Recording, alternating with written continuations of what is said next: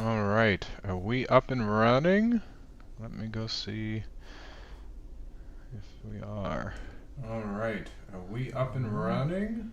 Let me go see if we are. Let's just double check that we're up and running indeed.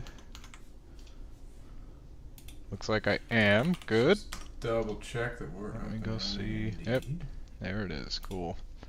So, looks like I am. That is good. Looks like we're up and running. Yep. So, cool. Let's talk about what it is we're up to today. Looks like we're up and running. I'm going to be. Let's see, sorry. Up to today. Nobody's watching yet, but today. Just make sure I got all the stuff organized. Today I'm going to be playing the first part of Elden Ring. I've got, I think, close to 200 hours on PS5, but I haven't beaten it on Steam before. And I really want to do a full playthrough following the Fextra Life, like full walkthrough that they have. So I touch absolutely everything. I've already beaten it once. That was pretty much it, but I got over 100 hours into that playthrough. But I really want to do it again before the DLC comes out in February. That was pretty much it, but I got so I'm going to be playing that, and we're going to be watching a video called Starfield, an in-depth analysis and review of everything wrong and everything right. I've got over 200 hours in Starfield, so I should have lots to say on that one. So, got over 200 hours in Starfield. Happy to be along for the ride. I am happy to have you. On that one. So let me just get a couple of things sorted here real quick. I am happy to have you.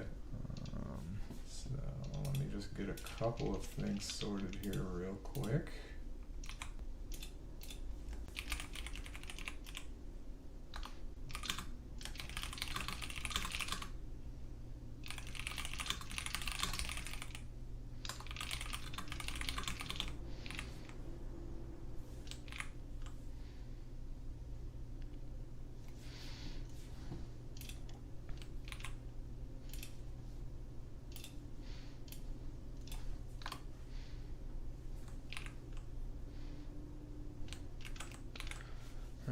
Just posting it in a couple of places here.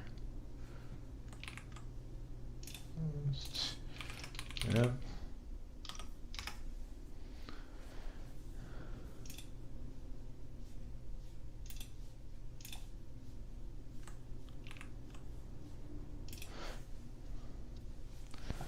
Alright, let's get this thing cracking then. I think first I'm just going to create a character without watching the video, just so I can get through that real quick and concentrate on it afterwards. Sorry, I still don't have my... It's too many windows that need to be open at once. I still don't have everything organized correctly because I'm terrible at everything. But, alright, should be somewhat organized now. Although, my screen is black. Okay, there we go. So we're going to start with a samurai. Type A. I think I have... No, not a base template. Isn't there a way to... edit the detailed... Oh, load favorite. There we go. Okay, I have a favorite that I believe I used for the samurai. It was this guy, so I'm just going to keep it. You can change your thing later, so that's cool. The voice is wrong. Mature voice.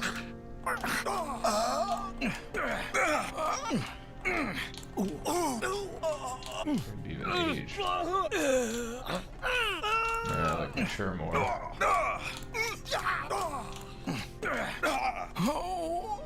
just do that one. Cool with me.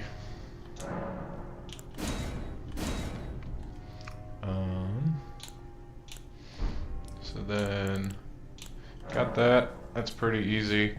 I want I can't remember what I wanted to name him. What's I normally translate like a term from German, or to German, I mean. So let's see, what's dexterity in German? Geschicht. Gewandtheit? What if we do like samurai? I'm guessing that doesn't have a translation.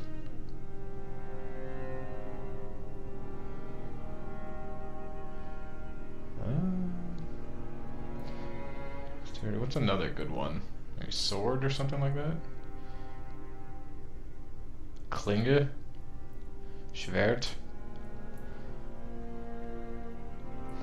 This katana? I'm guessing no one else is just Japanese, so I wouldn't have one. Yeah. Dexterity. What if we say like something like skill instead? Kunst? Art, skill, artistry. And it's not quite craft. Fertigkeit, skill, accomplishment, skillfulness. Just wondering if we could do maybe agility, because I want a little bit less abilitate. I think I'll just do like a sword one.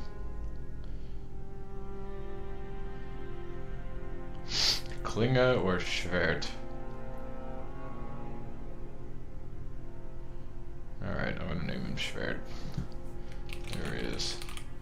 Schwert. Finish.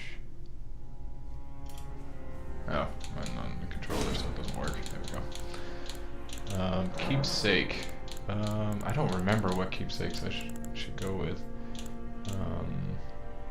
None of these are all that exciting. I might just go with the golden seed just because it's kind of helpful in the beginning. Let's do it.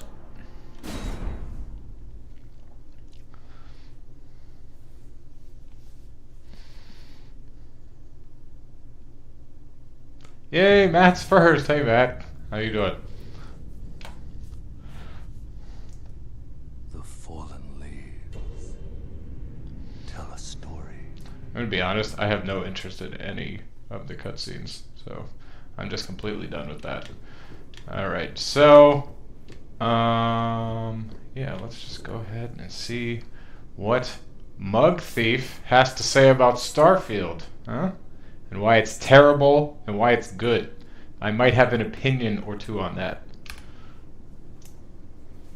I don't know why it didn't pause or unpause. I pressed the pause Starfield is a game.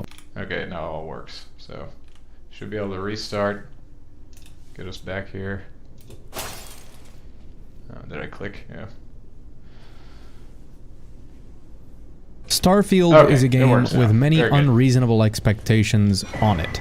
Many of them created by its own marketing team. But I want to set those expectations aside, because even free of those expectations, this game does many things very wrong. This doesn't mean I don't like the game, but it makes many mistakes, big and small, that make it, in my opinion, worse than other games by the studio. I've made this video to examine those flaws, because I would like the game to be better. And the only meaningful points of comparison I will use in the video are those previous games by the studio.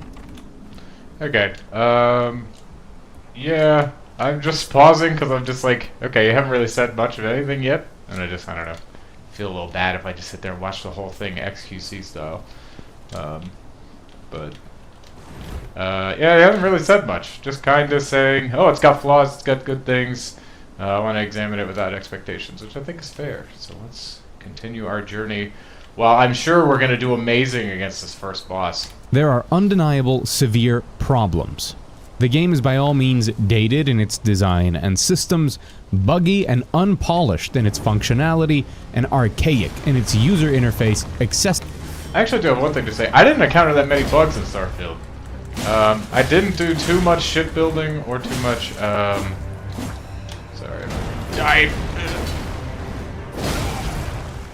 didn't do too much shipbuilding or too much outpost. Oh shit, I totally forgot I don't have an Estus. Oh, so I'm gonna die. There I go. But I didn't do too much shipbuilding or too much outpost building. But I don't know, I didn't run into that many bugs. The dumbest thing that kept happening to me was every time I entered like a shop, which was a lot, my characters, like my companion, would just sprint forward and ram their face into the wall. So I feel like this is less buggy than most Bethesda games. Maybe I'm completely wrong. But it feels like that at the beginning of it. I could be entirely incorrect about that though.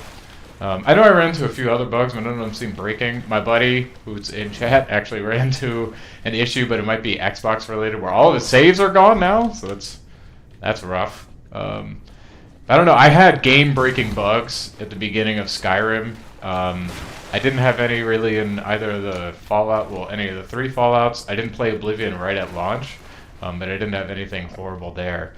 I do have all the achievements in Oblivion and in Skyrim, so I've played a lot of those games.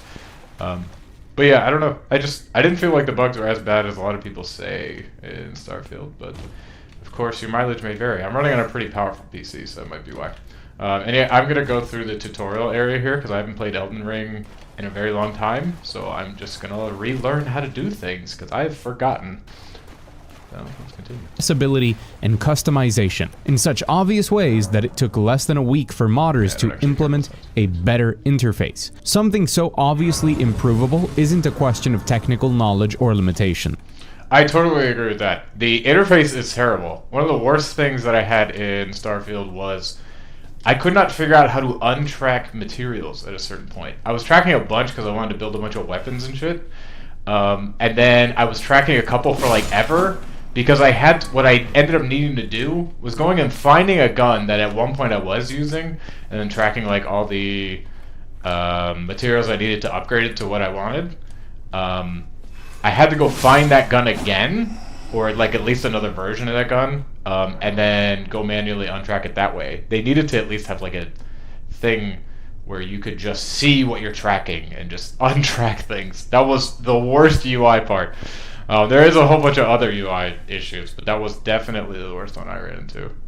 Skyrim, you could lock yourself out of many stories playing out, ran into pretty minor stuff in Starfield.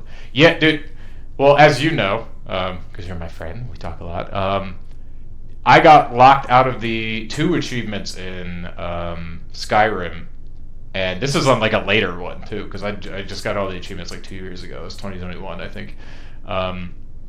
I got locked out of crafting Stalrim because one of the dudes just is gone. I couldn't find his body anywhere that anyone suggested. He was just gone, which is a pretty common bug. So I had to re-go through all that to get the achievement for crafting Stalrim, and then the other main one, I couldn't capture one fort because I played the main questline first and then gave somebody a fort, and so I couldn't capture it anymore. So that achievement I got locked out of too. You can fix that with like just saving a bunch. I normally don't save too much because I try not to save scum. I did just end up replaying both of those. I don't remember if it was on the same character or different ones, but I just started new characters to get both of those. So yeah. I just run into way more issues in Skyrim. Not so much in Oblivion, but definitely Skyrim than I did in Starfield. It's a lack of understanding its players and terrible decision-making during its design and planning. A design that goes against some of the most important parts of what I associate with Bethesda games, but one that was necessary for the core conceit of the game to exist, that being the ability to explore an entire galaxy. I've seen I will say, he's talking about the ability to explore an entire galaxy, and I'm sure we'll talk about this a little bit later.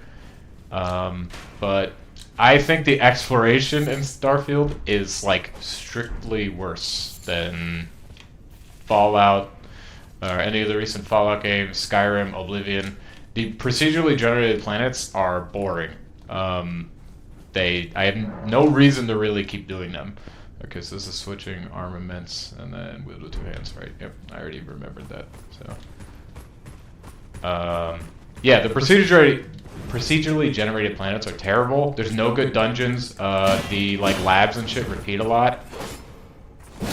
So it's just the exploration is terrible. And I went to not every planet but every system because like I have all the achievements in Starfield except for the one to get to 100 because I just don't feel like grinding. And I'm sure there's ways to cheese it, but I'm just like, I'll do it in DLC. I'll have a reason to keep leveling my character whenever DLC comes out. But yeah, the exploration is just, I don't know, it's awful. Like, there's so many cool things to find in Skyrim that is one of the reasons why it's like my favorite game of all time. Even though it's got plenty of flaws too. Yeah, it's just the exploration is disappointing. I also wish the crafting was better. I wish you could make guns. That would be really cool. Maybe like do some kind of system like Borderlands, but you could actually make it. Like I thought the enchanting in Skyrim was better than the modding in Starfield, because I don't know, I guess it felt a little bit more personal and you could make some wild stuff. Maybe I'm crazy. Maybe that one's not so true. And also, I'm a bit mixed on just having rarity, like Diablo-style rarity of items. Sorry, I'm talking so much I'm barely playing a video game.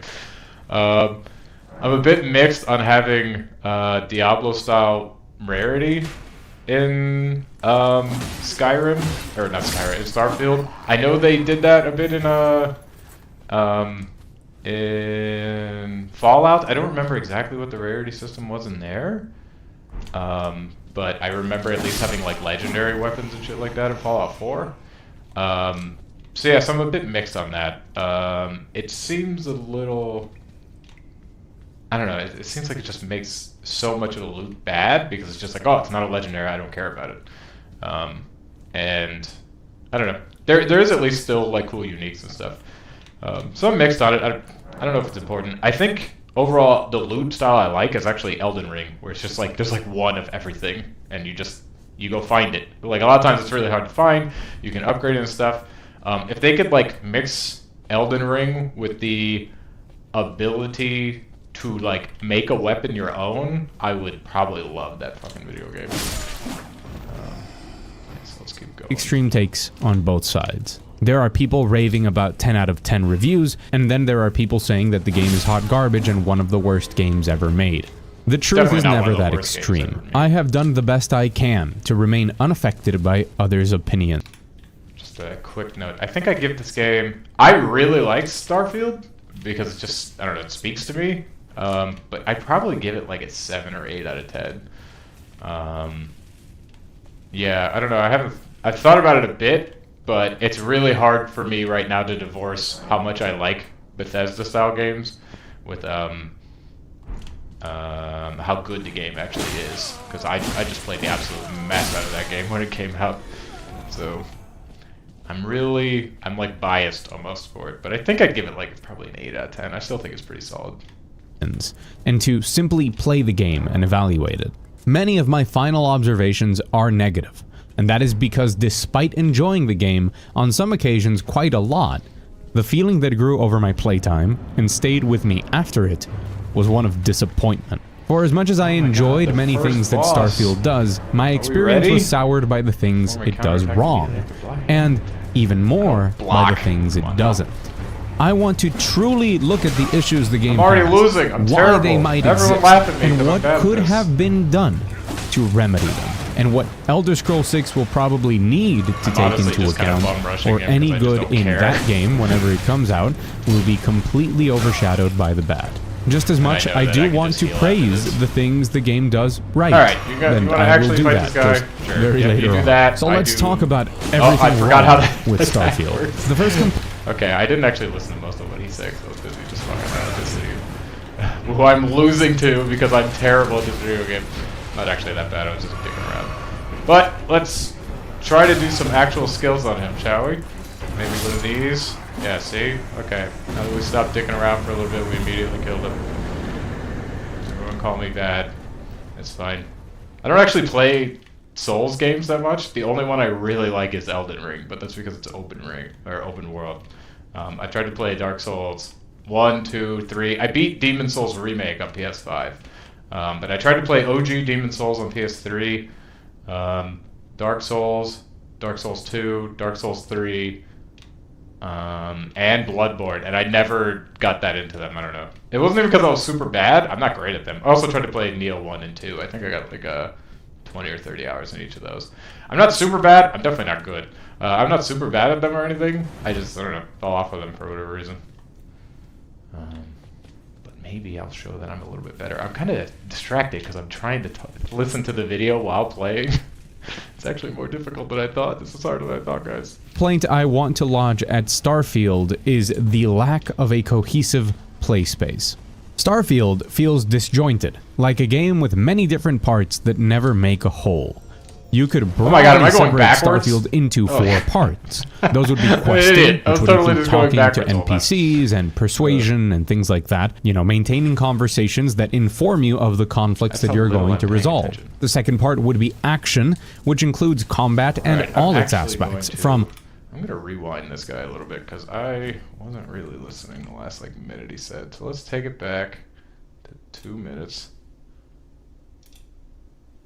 Now let's continue from there.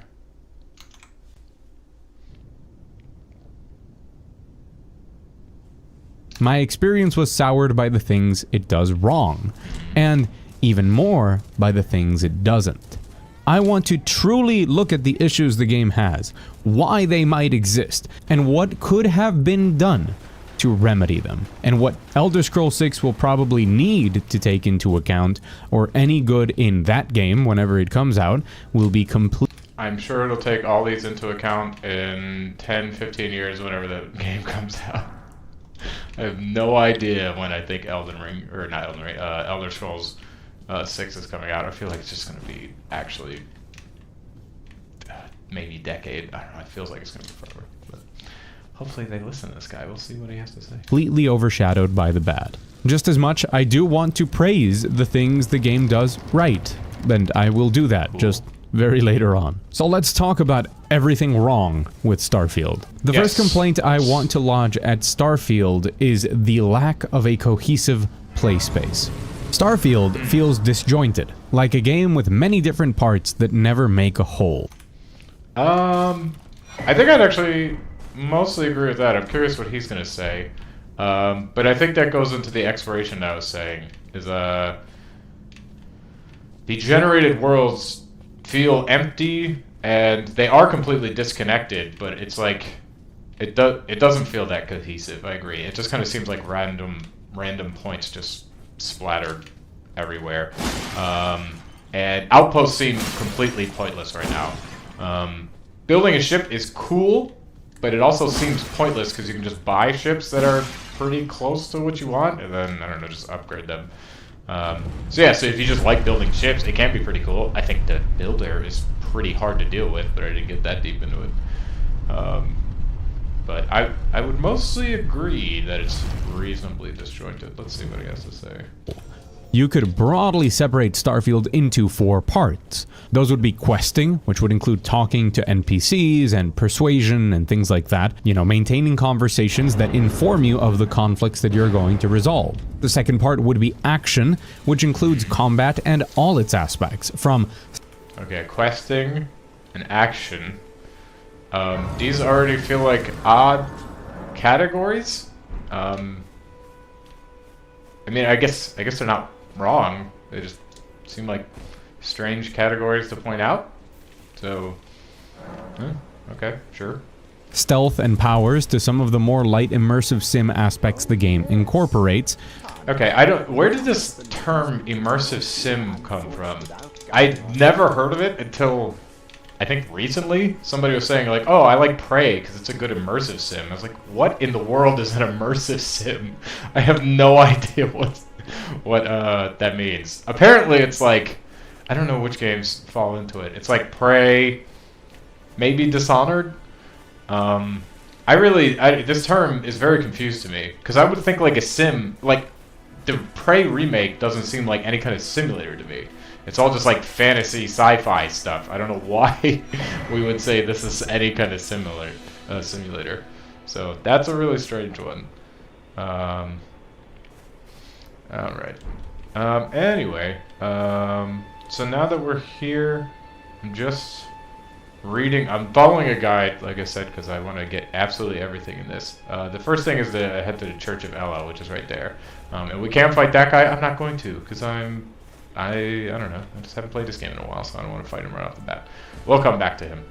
But first thing, we want to head over to the church. Which is like but mainly the running around and shooting things. Then we have the space portion, with piloting your ship, entering combat, and jumping from planet to planet. And finally, the building aspect, centered around customizing your outposts and your ship. Okay, so there is one more building aspect. Maybe he'll mention it, but it didn't sound like he was going to. And that's the guns. It's not a huge one. You don't build a gun from scratch or anything. But you do at least mod them and stuff. So I would say that. The space aspect... the first two seem like they're just in any game. And then the last two feel like they're not Starfield specific, but they're at least more specific to Starfield. And they overlap so much. So they seem like weird categories that aren't distinct in any meaningful way. I guess they're not wrong, they're just odd. So, I don't know. Alright, we need to go over to him and then... let's see, Merchant Kale, Nomadic Merchant in the game, yeah, it'll be extremely, yeah, that's fine. Buy a crafting kit, a torch and a telescope. You're a tarnished. I can see it. And I can also that you're not, then why not? Yeah, I got it, purchasing. Okay, so we're gonna buy, yeah, I know how shops work. We're gonna buy oh yeah, the crafting kit. And then a torch. A telescope? Well, I can't afford that. Where's the torch? Oh, it's right there. I can afford a torch. I can't afford the telescope, so I'll just go farm things real quick. I guess I can't fast travel back here, so I can just come back here whenever I have. How much was it? 500? What is it? It was 500, yeah, okay. Goodbye. So I'll just fast travel back here after I get to the next site of Grace or something. Let's go discover. To me, Starfield fails at making these parts flow into one another, and in a more concrete sense, fails to entice the player with gameplay loops that remain consistently exciting. Okay, so this is... He said they fail to make them flow into each other. I don't think I agree with that, because I don't even think these categories are distinct the way they are. It's like... If you say the questing doesn't flow into the space, so it's just like, well, you have to travel through the space in order to get the quests. So does that actually make any sense? I don't know, it seems like a bit of an odd one. Yeah, that's probably fine. Blast. I think I gotta charge it right there. I gotta go to 2. There you go. Nice. Maybe I'll do 1. There you go. Yeah, so that seems like an odd statement. And obviously, space and shipbuilding are quite intertwined, but the other ones of crafting aren't so much. Like, the outposts actually don't care about space much. You can go to different planets, but you can just fast travel to them at some point, so you don't even need to interact with space after you've already been to them. So I would agree with them somewhat there, but I still just... These categories aren't distinct, so saying they don't flow together is very strange to me. Alright, so we're saying to go into there, crafting kit, telescope. Head over to the gate from ruins. Okay, there we are. Throughout your spacefaring adventures. The biggest disconnect is that in Starfield's predecessors, the questing and action existed together within exploration, and now that has been replaced by that new space portion. Menus upon menus, fast travel after fast travel. In previous Bethesda titles, the experience of running around... There is a lot of I tried to avoid fast travel. If I had to go somewhere else, I tried not to fast travel there if I didn't have to. But it is true that it is just a lot of fast traveling if that's what you want to go for. Is this better? It's better defense. The weight is higher, but I don't care. I'm doing fine. Better poise. I don't know, it's so negligible. I'll just go for it. Who cares? Whatever. Yay, my character looks a little different now. Isn't that fun? Found and encountering a scenario felt very organic. I say it felt because a lot is done to hint at interesting locations and events, but they use the fact that they know exactly where you will start to map out those interactions and open the world up in a spider-web-like way. Exploring... Wasn't that a beautiful stealth kill, guys? It was just so good. I'm just so incredibly good. I don't do stealth in any game. I'm like the only guy who like refused to play Skyrim as a stealth archer. I did it, I think, once. I got pretty bored. I played a stealth, like daggers person, where I made myself invisible and then just hit him with daggers. That was kind of fun, but I was not a stealth archer ever in Skyrim. At least not seriously. I might have been like up to level 20 or something maybe. Exploring the world would lead you to new towns and have you run into characters that would point you in different directions. The questing and combat felt much more intertwined in general. The biggest impact is felt due to not having a set. Do I think the questing and combat felt more intertwined in other Bethesda games than it does in Starfield? Maybe? I'm not entirely sure. I don't know, it seems like a bit of an odd statement. I'm not 100% sure what he means, but let's continue, I guess. Open world. In previous games by BGS, if I ever felt uninterested in a questline or felt like there was nothing cool for me to do, I knew that by just running in a direction where I didn't have any markers on my map, it would inevitably lead me to discovering exciting new locations and quests. This is effectively impossible to do in Starfield. You must rely on hoping that your That is true. I wouldn't say it's impossible in Starfield. You have to do it kinda in cities, and other than that, you don't really do it. I didn't actually engage with side quests that much. I mostly just did the main guild ones, I guess, or factions, or I don't remember what they're even called in Starfield. I just did the main, like, Crimson Fleet, Raijin, the main quest line, obviously. The other people, I can't remember. The security people, and then I don't even remember what the last one is. I did the main ones. active quest lines guide you to new locations that will themselves guide you to more. If that chain is ever broken and you don't feel like pursuing anything in your quest. Oh my god, she's actually already showing up here? I'm skipping this, I can't run any of this. Hey girl! Yeah, 2 fingers, let's go. Sorry if you care about the story, I really don't. There's nothing to the story in this. It's really pointless. There might be more lore if you like read everything. I'm not going to spend time doing that, and I don't know, I just don't care about the story in this game. I feel like most people don't even know what it is. Alright, so we need to... hey, there's a map. Well, we need to add our steed to our favorites. From the pouch menu, you can equip 6 items to your pouches. Yeah, cool. Turn menu, you can browse it and carry it. Yeah. How do you favorite? I don't remember how to do like anything. So just select it and then. Nope. I've completely forgotten how to favorite something. I feel real dumb. Oh, I think it's equipment. Yeah, here we go. And then we add the. That's it. I didn't remember. Look at that. Aren't I smart? And then you just. Yay, my spectral steed. Alright, what are we supposed to do again for the, pick up the western knife, you can skills it. The ash of war stomped from the underground chest. Okay, so we're gonna go through here and kill everybody pretty much. Quest log. The experience that awaits is just terrible. Navigating the star map and slowly jumping from system to system, checking to see if any planet has the 3-dot marker, which indicates that it has some content to explore, is not fun. It's not engaging, and most importantly, it is a massive step down from setting that custom marker in Fallout.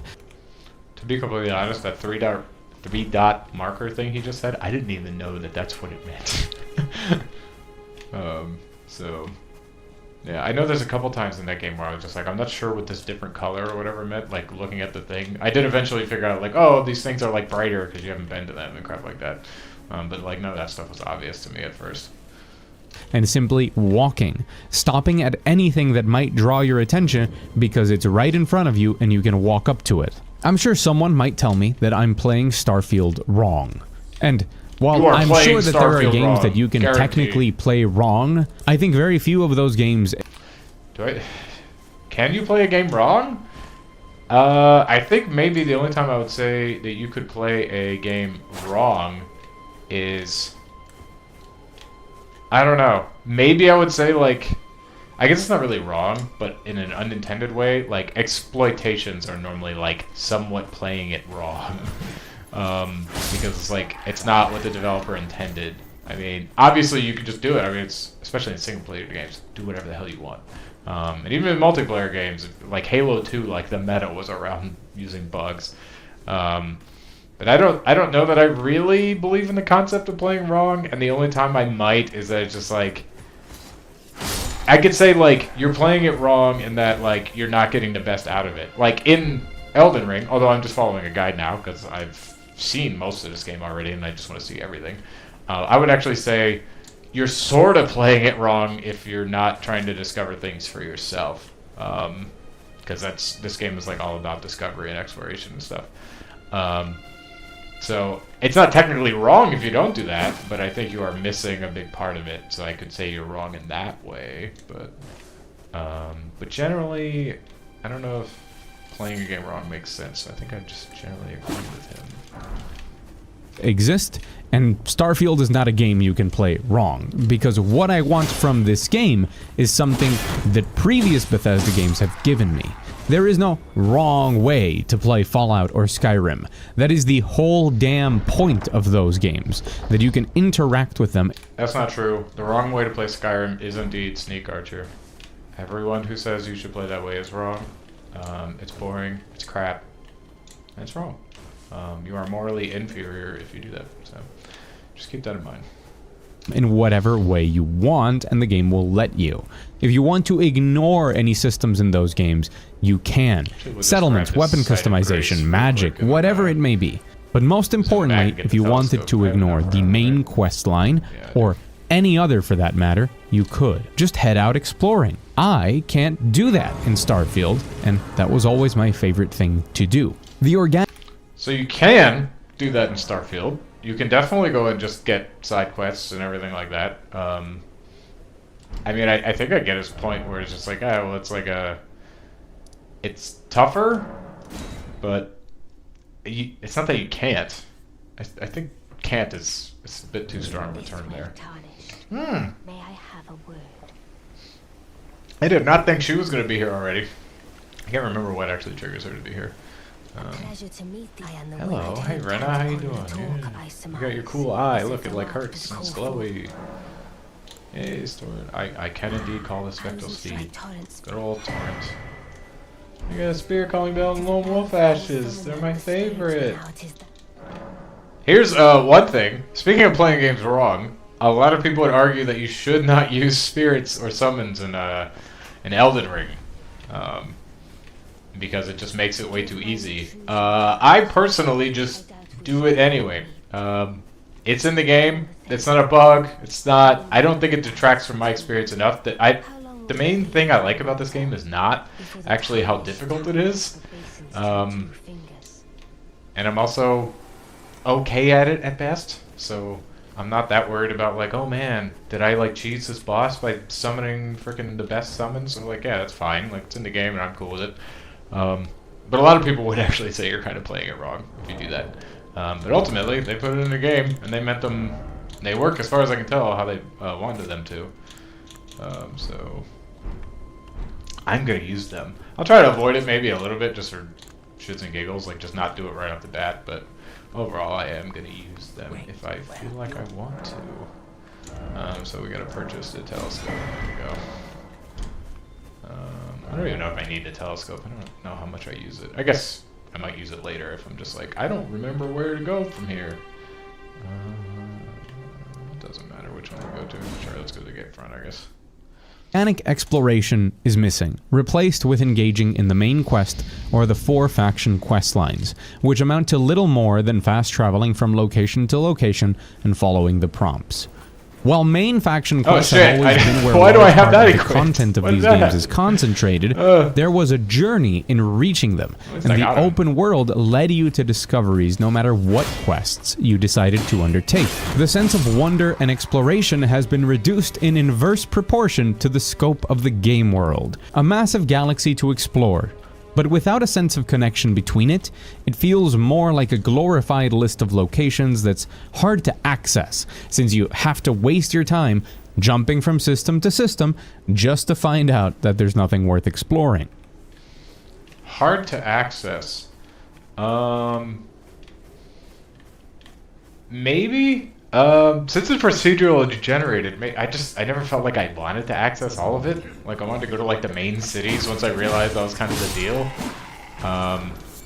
So I guess if you really want to access everything, it's tedious. It was tedious even to just get the achievement to go to all the systems, because a lot of them are kind of hidden behind each other on the map, and you got to turn it the right way and stuff. But hard to access is a bit of a strange one. I don't entirely disagree. Maybe I just didn't care about it personally when I played it. A lot of this has to do with how the game changes a very important part of the previous ones, the progression and pacing of the game, and how it relates to the big locations in them. In Starfield, New Atlantis, Aquila, Neon, the Key, and Sidonia, which are all a mere warp away. There is no slowly trekking across the... Well, you could warp to all of them in Skyrim and Oblivion. Funny thing, the first time I played Oblivion, I didn't know that you could fast travel. In Skyrim, you could straight up get a carriage. I don't remember if this was in Oblivion or Fallout for that matter, but in Skyrim, you could straight up pay a carriage to visit it, and then you can now just fast travel there. So you don't have to do any effort at all to get there. So if he's comparing that to Skyrim, then I would say he's actually mostly wrong, in that it's pretty close to the same as Skyrim. So I don't know what that's about exactly. There's a corpse. Oh, I got a tree and beast surcoat. Wonder if that's better. I'm not near anybody, so I can do this. Tree and beast surcoat. It looks pretty much just better than the resistances, but I'll go for it. Why not? I'm like a knightly kind of guy. Maybe I should make my low roll light. I don't remember if that's like... I am trying to dodge more. That's kind of why I wanted to play this. I played a strength build on my first one, then I was walking around with a shield at first. But yeah, I don't know. Maybe I should be going for light rolls. I'm not sure. Right now I'll just stick with medium. I'll be fine. The land, interacting with what you encounter and getting lost in the world. Also, I'm going to avoid using my bow. I just like the melee combat more. So I might use it if I don't know, if something's just annoying me or something. I feel like cheesing something, but generally speaking, I'm going to avoid using it. There is no progression from small town to big cities. The experience of roaming the land and solving smaller problems on your way to reaching these big cities has a huge effect on pacing. Your adventure is no longer punctuated by these memorable moments of reaching these notable locations. Instead, all of them are introduced to you very quickly, making them feel like quest hubs instead of chapters in your story. In Skyrim, setting out to reach a major city always felt like the start of an adventure, where I would make... it's been a while since I played Starfield. Well, obviously it's been like 10 years since I played Skyrim from scratch. I don't think I agree that a new city felt like a new adventure. Like I said, you could just immediately blip to them pretty early in the game, and it's not really hidden from you. The carriage is... Like, when you're walking up to Whiterun, carriage is normally one of the first things you kind of come across. You talk to a good amount of people, at least. I understand maybe you just didn't talk to them, but... I don't know, maybe I didn't get that feeling? It doesn't feel like... Oh, shit, I'm actually dying. Oh, God. Spam roll, because I'm bad.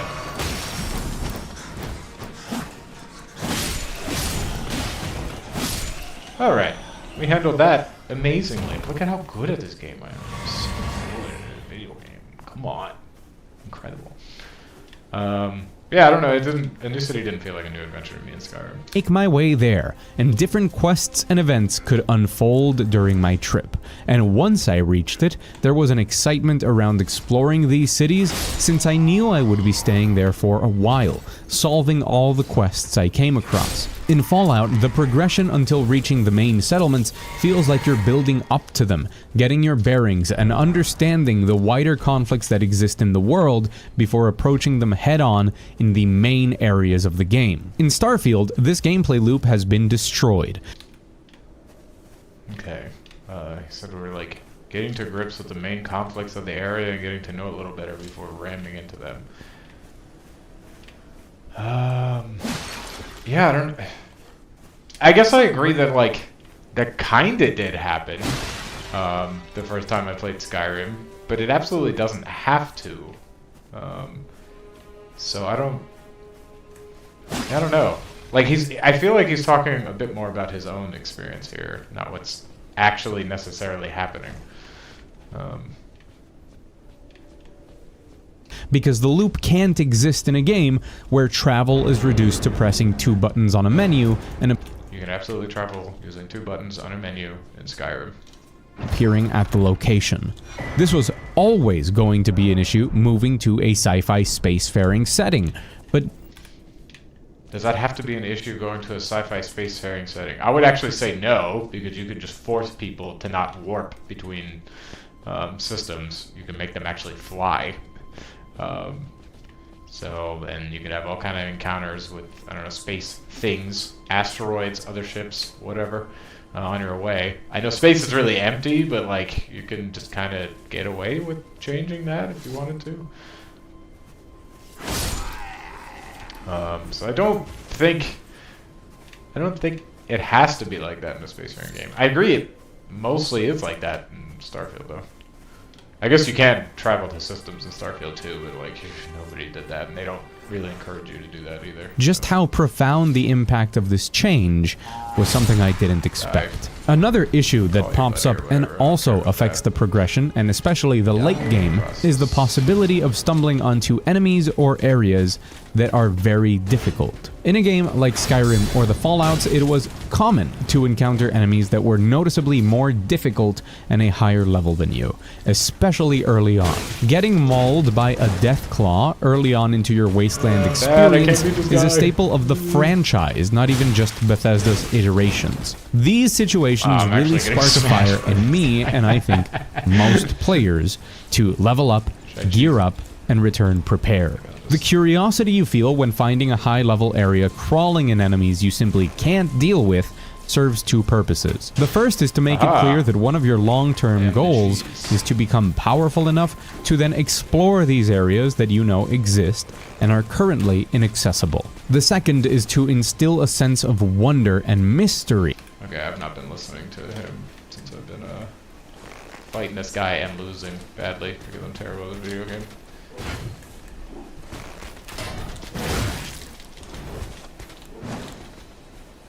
Alright, let's actually just...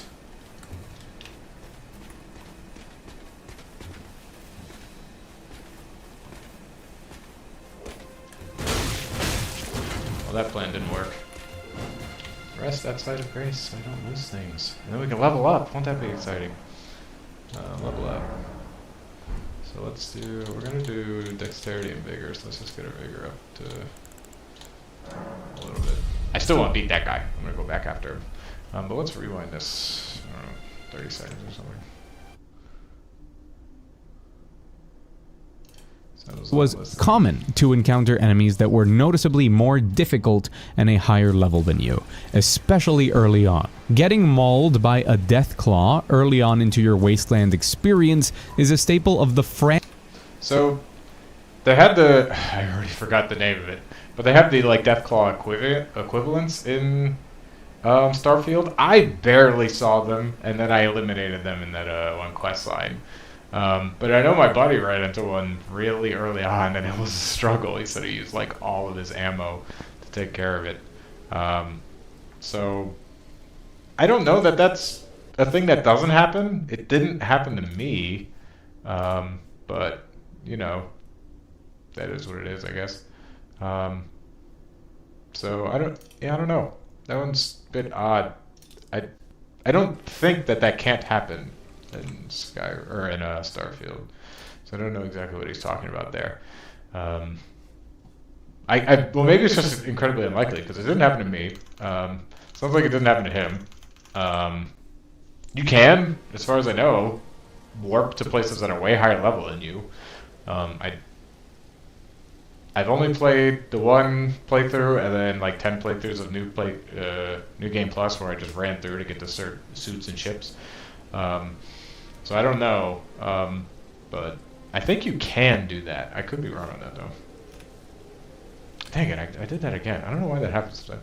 When I just lose focus on something, and then it And doesn't Chai have, is like, not my focus of media or whatever, so my play pause button doesn't work.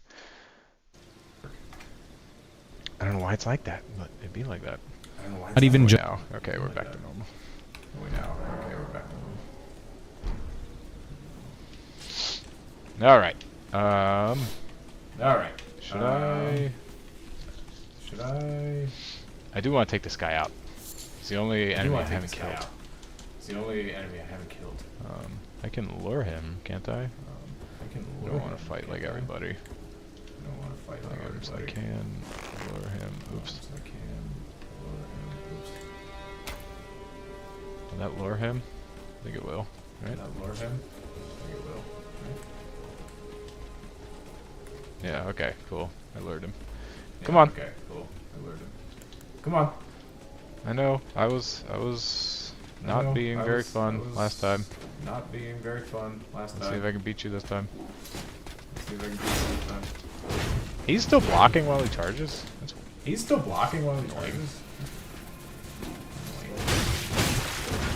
Okay, I'm just not fast enough for most of these things. He's countering me. I'm not countering him. I'm not using the mechanics of the game.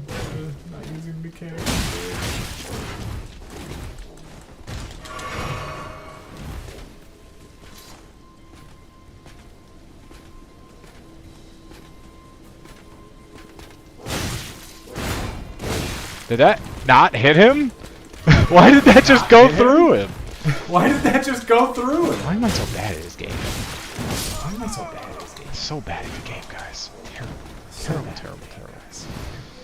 just Bethesda's iterations. These situations really spark a fire in me, and I think most players, to level up, gear up, and return prepared. The curiosity you feel when finding a high-level area crawling in enemies you simply can't deal with serves two purposes. The first is to make it clear that one of your long-term goals is to become powerful enough to then explore these areas that you know exist and are currently inaccessible. The second is to instill a sense of wonder and mystery that persists throughout your playthrough and grows each time you find another area like it. I don't know if a difficult area is wonder and mystery?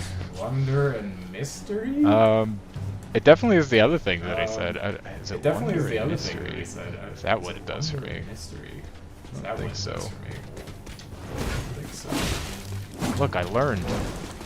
Dodge past him as he's doing that charge. Okay, I unlearned, but it's fine.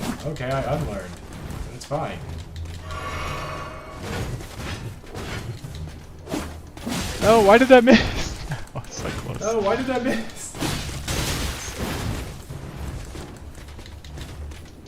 have healing and you don't. That means I'm better than you.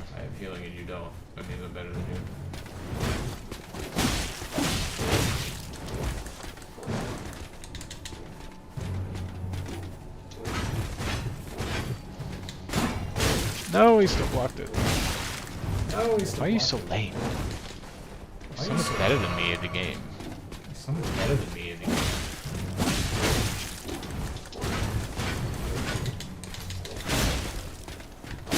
Hey, we got him! I am so incredibly good at this video game. Look at how good I am. That was like how bad I am. Everyone ignore that. Everyone pretend like I beat him on my first try and it was very easy and I'm a god and you should never make fun of me for my skills because they're clearly very high. Look, I got all the Godric stuff. You see? I'm all Godricked out. I'm a knight. I'm the best. Where are we supposed to go after this? We got the War Stomp, visit 3 sites of Grace, and rest in speak with Melina and unlock Heart. I did that. Double Church of Elia meet Rena, and we got that too. Southeast from the Giver Room past the telescope. You hear a shout belonging to Bach to see. Okay, I remember Bach. I know where he is. So let's rest because I'm dying because I'm really good at video game. And then let's go find Bach. What could be waiting for me in that location? Quests, loot. Maybe there's a whole new town waiting on the other side. A cool, unique dungeon, or a mystical sword, or a vault to explore. Then I miss the unique dungeons. They seem to be just kind of out in Starfield, which is mostly lame. At least I don't remember many. Yeah, you and me there. Is it this one? God, I'm so scared. Is it this one? God, I found the secret. Found the secret. Yep. Yeah, you're some kind of weird thing, weird dog person. Isn't that exciting? I'm like a knight with a samurai sword. That means I'm like a knight with a samurai sword. I think you just keep talking to him. Is that right? I think you just keep talking to him. Is that right? Small tree. So hit a small tree and begin a quest line. Yeah, he gives me a mushroom. Yeah, he gives me a mushroom. Right. Right. Okay. Got it. This goes to take you to a coastal cave, which also unlocks. Defeat the demi-humans in a coastal cave, then go back to the block at the entrance and return to Sewing Needle. Okay, so they actually want me to go to the coastal cave. Southern portion of the western beach. New map has been found. So, southern portion of the western beach. So, yeah, that was here-ish? Yeah, that was here I think.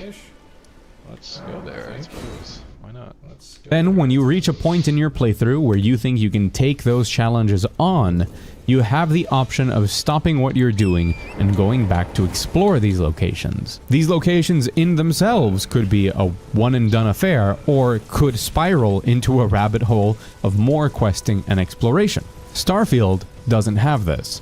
By the time I encountered something that was truly difficult, it was so late into my playthrough, and I had to go so far out of my way, slowly jumping from system to system to the very edge of the game world, that its effect was diminished. So, I do find it interesting. He reread his script a couple times and I caught this. He says Starfield doesn't have this. They said by the time I found something like this, it was so late in my playthrough that it doesn't matter. Like, well, doesn't that mean that it has it? I mean, I get it, but like, this is like, I don't know, this is edited content, so I would hope that you would notice it. Not that it's okay if you make mistakes, I understand. It's okay if you make mistakes, I understand. I don't know, just seems like a little thing. He contradicted himself, seems like within seconds. So, I feel like maybe he could have got that one. It's okay, buddy. I mostly agree with you still. It is significantly less than it was in other games, I agree. Almost to the point of not existing. This isn't something that would really be affected by difficulty selection either, since higher difficulties reward you with better loot, making a pseudo-scaling system that I don't much care for. Loot that, due to its randomized nature, sure might keep you looting, but also impacts the sense of progression, since, as happened to me, you can just consistently get really powerful weapons that trivialize combat. Yeah, so one of the things, I did a lasers build almost entirely. I don't remember if you have anything. I don't actually need to be at you yet, they didn't tell me to visit you. I guess should I be buying the recipe books from people? I normally like to do that before. The guy didn't tell me to. I've done that before though, so it wouldn't be unreasonable to do it. Oh, here's the cave. Okay, just go in there. Oh, here's the cave. Okay, just go in there. But yeah. What was I saying? Oh yeah, I did a laser build. It turns out, I watched a video that was lasers are like some of the best stuff you can do because of the burning damage when you upgrade it really high is really good. And then I think you can get a burning, I don't remember which thing, but there's like an add-on that you can get, or a mod that you can do. I don't remember if it was like a muzzle or whatever it's called. I don't remember what the part was called. But I believe there's a burning thing in there too. So I just walked around with like the gun you get from both the guns you get from the two guys, so the emissary and the hunter. I walked around with both of their guns because I only had rifle stuff and laser stuff and particle beam stuff most of the time. So you can mod the particle beam weapon to shoot like a shotgun, but it's still a rifle. So that's fun. So I basically had a shotgun, and then I had the Orion style kind of like rifle that shot lasers. And I didn't swap those out ever. I got them at like 25 or whatever because I mainlined the campaign at first. And I did not feel the need to swap those out again. So it is kind of true that you can get some weapons that are busted. You can also reload a few times to get like better rolls on gear if you really want to. I never did that. I did get actually sort of screwed out of one because early in the game I found a legendary backpack and then I died to like poison damage or something. I was like mining and I just died because I didn't notice I was dying. So you can just reload. So when I reloaded that legendary wasn't there. So you can just do that too. So there's definitely ways to purposefully get broken stuff, and then you accidentally get broken stuff sometimes too. So I kind of agree with them there. Upping the difficulty does increase the challenge a bit though. So if you really just roll through shit, up the difficulty. I mean, there's a max, and you still have lots of ways to deal with it later. But I don't know. Feels like it could solve some of it at least. And most of the value of armor pieces come from their traits, which add convenience features like carry capacity or auto healing. And in general, the game is just very easy for many reasons, including AI, which I'll touch on later. And as a final note, the AI isn't good. They don't really do much to evade you or anything. And they also, what little you do stealth, there's plenty of times they should see you. And they don't. I didn't do anything in stealth, and I was doing stealth for some of those people, the frickin' Ryujin Industries. Although I gave up on stealth as like one of the last ones. So what little you do of stealth, they're really, the AI is really bad at handling it. I probably should have leveled up there. Probably had enough. Well, I definitely had enough of the consumable runs. I've not been thinking about the things I should be doing. It's okay, the boss up here isn't that hard, so leveling up shouldn't be necessary. We'll find out.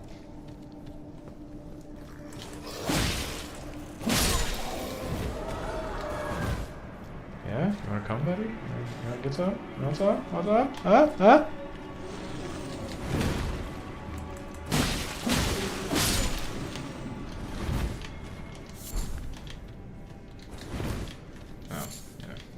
What's the wrong button? Oh, I got my string. Everybody loves string. Alright, there's a boss up here, so I'm gonna concentrate on the boss and not play the video while I fight the boss. And I am gonna summon this little thing here. Yeah, come on, Istvan. We're going to easy mode today, boys. Easy mode.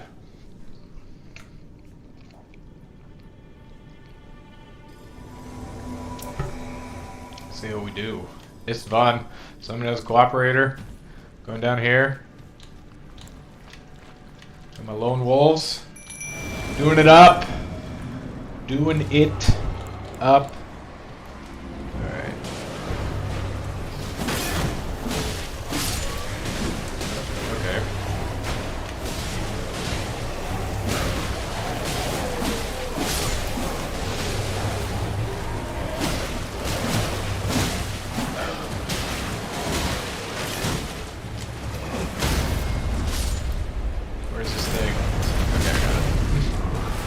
Alright, we're awful stumping these because all the cheap stuff that you can do in this fight. But, you know, it's okay. They put it in the game, so we're still not playing it wrong. They made me this powerful. It's their fault. Blame the developers if I'm awful stomping this guy this hard. Okay. I guess that's fine. It's okay, he's still dead. Very dead. Oh my god! The first real boss in the game. And we struggled incredibly hard because we played like totally not like scrubs. Didn't summon anything because that's very noobish. No summons were used. Would never touch a summoning sign. Would never use the spectral spirits or whatever the hell they're called. Those are just not things that we do here. So that was a really hard boss for us. Let's face the boss of Mugthief. See how we're doing. But I think the randomized loot here is even worse than it was in Fallout 4. Not being able to gently tease and guide the player when navigating the open world, knowing where they start and where they might head, and designing a world around interesting locations in all possible directions, and using those different tools like enemies to gate certain things and create mystery, makes Starfield feel less like you're writing your own story and more like you're navigating menus in order to select the next mission. This problem really... This has nothing to do with what he's talking about, but I did just kind of think, I was like, honestly, one of the worst parts of Starfield is the companions. They're all, like, terrible. You can do fine with some of the, like, non-kind of story ones, but they're lesser, like, they have lower stats. But the fact that they all get so mad at you if you do anything bad, and I had several of them get mad at me even though I didn't think I did anything bad, they just started getting angry. Apparently I might have killed someone on accident or something. I had that multiple times. Maybe that's a bug. Maybe I did face that bug a lot. I don't know. But the companions are generally pretty terrible in Starfield, which is disappointing. Alright, where does this put us? I don't remember. Oh yeah, we're at that dragon island. The dragon head thing or whatever. Is this where it kind of tells me? Yeah, Church of Dragon Communion. Okay. So, yeah, let's just continue that. We can go back to that site of grace once we're done here and give Homeboy his sewing stuff. Really started to rear its head once I had finished 3 of the faction quests, since I really didn't have anything on my plate except the main quest and the other remaining faction quest, which I didn't feel like doing at that time. I now felt like my options had become to engage with the content the game had put in front of me, to wander big cities hoping for some quest to pop up, or to slowly explore the galaxy in search for more things to do. What I craved for was that last option, something that's... Alright, so I will respond to what he said, but I want to see... I have 380 and I need 1,000 runes, so I probably have enough. Oh no, I only have 2. How many does this give you? Small number of runes. I don't remember, I think it's 200? Yeah, okay, so I didn't have enough. It doesn't matter. I'm not going to die anytime soon, I doubt it. And even if I do, I'm sure I'll go get them back. Yeah, so what he was saying, I've actually slightly forgotten what he was saying. Oh, he's talking about, like, either do the thing in front of him or walk around trying to find some things, walk around the major cities. I don't know that doing the thing in front of you... it seems like he's discounting that maybe a bit too much. Maybe I'm just being contrarian here. But I often am just fine with that. That's not in and of itself a bad thing. That's more of a personal preference, it seems like. I don't know if he's saying it's objectively bad, but it's like... I don't know. He's doing a lot of comparing to the other games too, so...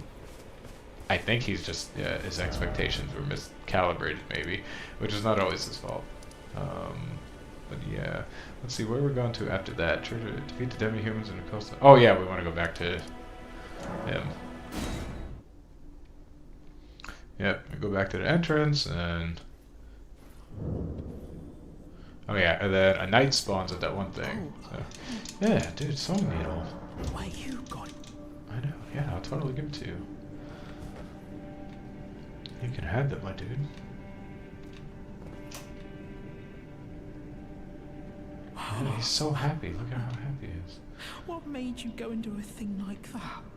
That's awesome, dude. Was a seamstress. I love you, man. Sewing You're like a kit dog. was You're a all I demi-human, had like to a dog remember her monkey by. person. I always wanted to be just like sweet old mum.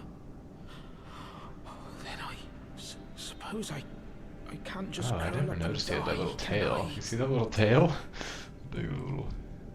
Thank Maybe anything else you need to say? I always want. Then I suppose. Yeah, you're repeating yourself.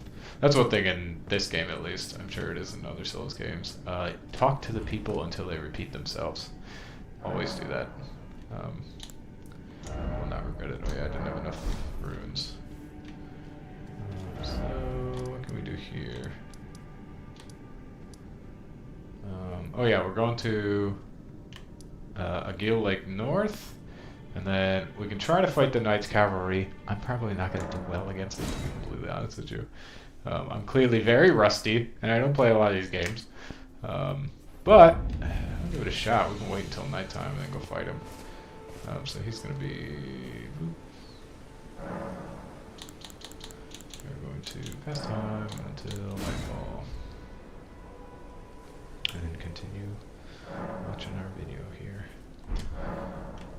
Skyrim and Fallout had trained me to crave, but Yep, there is no like I comparing said, that exploration and what those games offer to the previously mentioned system we have in Starfield. The early game went well enough for me.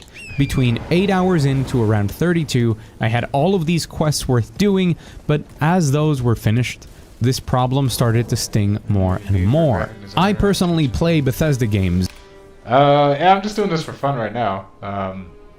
So I don't know, maybe at some point, but right now I'm honestly it's just whoever joins. But I'll keep that in mind. VGrubZZ. I'll see if I find you if I start needing thumbnails. Honestly, I might just make one thumbnail and just upload it over and over again because I don't know what it's gonna look like every time. But I'll let you know if things start popping off and I want to start making something of this. I doubt it though. I'm only doing this for shits and giggles. I don't expect anything to pop off, but it's a nice bonus if it does. I did not mean to do that. Oops. Do these guys... I think if you kill these guys, they'll give you a thing. So hopefully that'll do that, because I'm going to fight that Knight Cavalry dude, and it's not going to be good. Stop running. Here's your buddy. They do! Yay! I remember video game. Alright, so here's the Knights Cavalry guy. I do want to take out these guys so I don't have to mess with them anymore while I'm fighting him.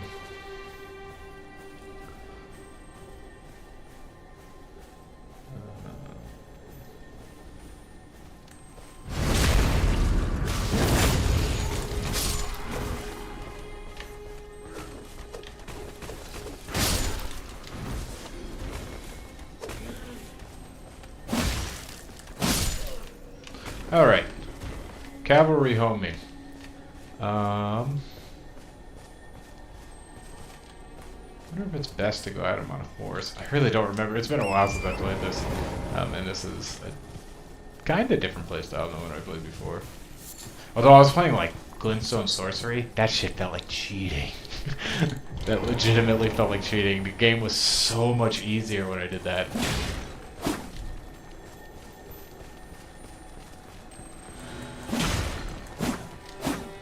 So bad at this. That's going away. Oh, no, it's not. Got him!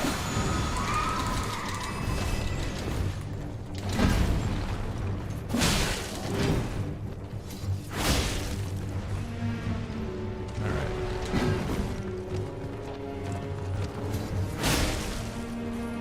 Actually not doing too bad so far.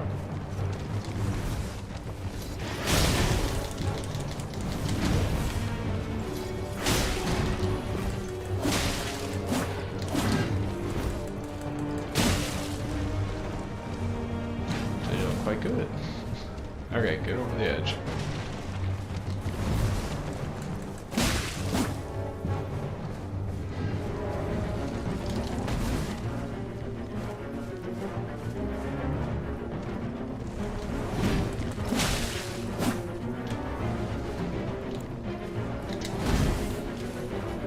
Oh! Yep. Right after I drank, started fucking winding up. I knew that wasn't gonna be good. Alright, we can do it now. Alright, we stick it in there. Oh shit, I didn't realize that was attack. It's my own stupidness.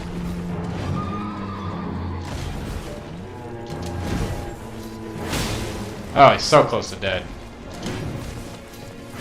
Nope. Missed! Fuck! Fuck! Alright, we can drink. Oh! Of course.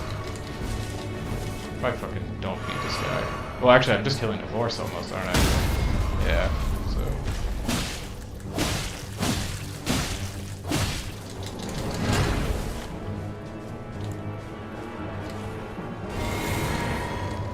Damn it!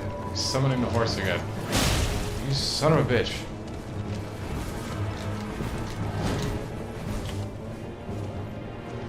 Should I cheese him? Just...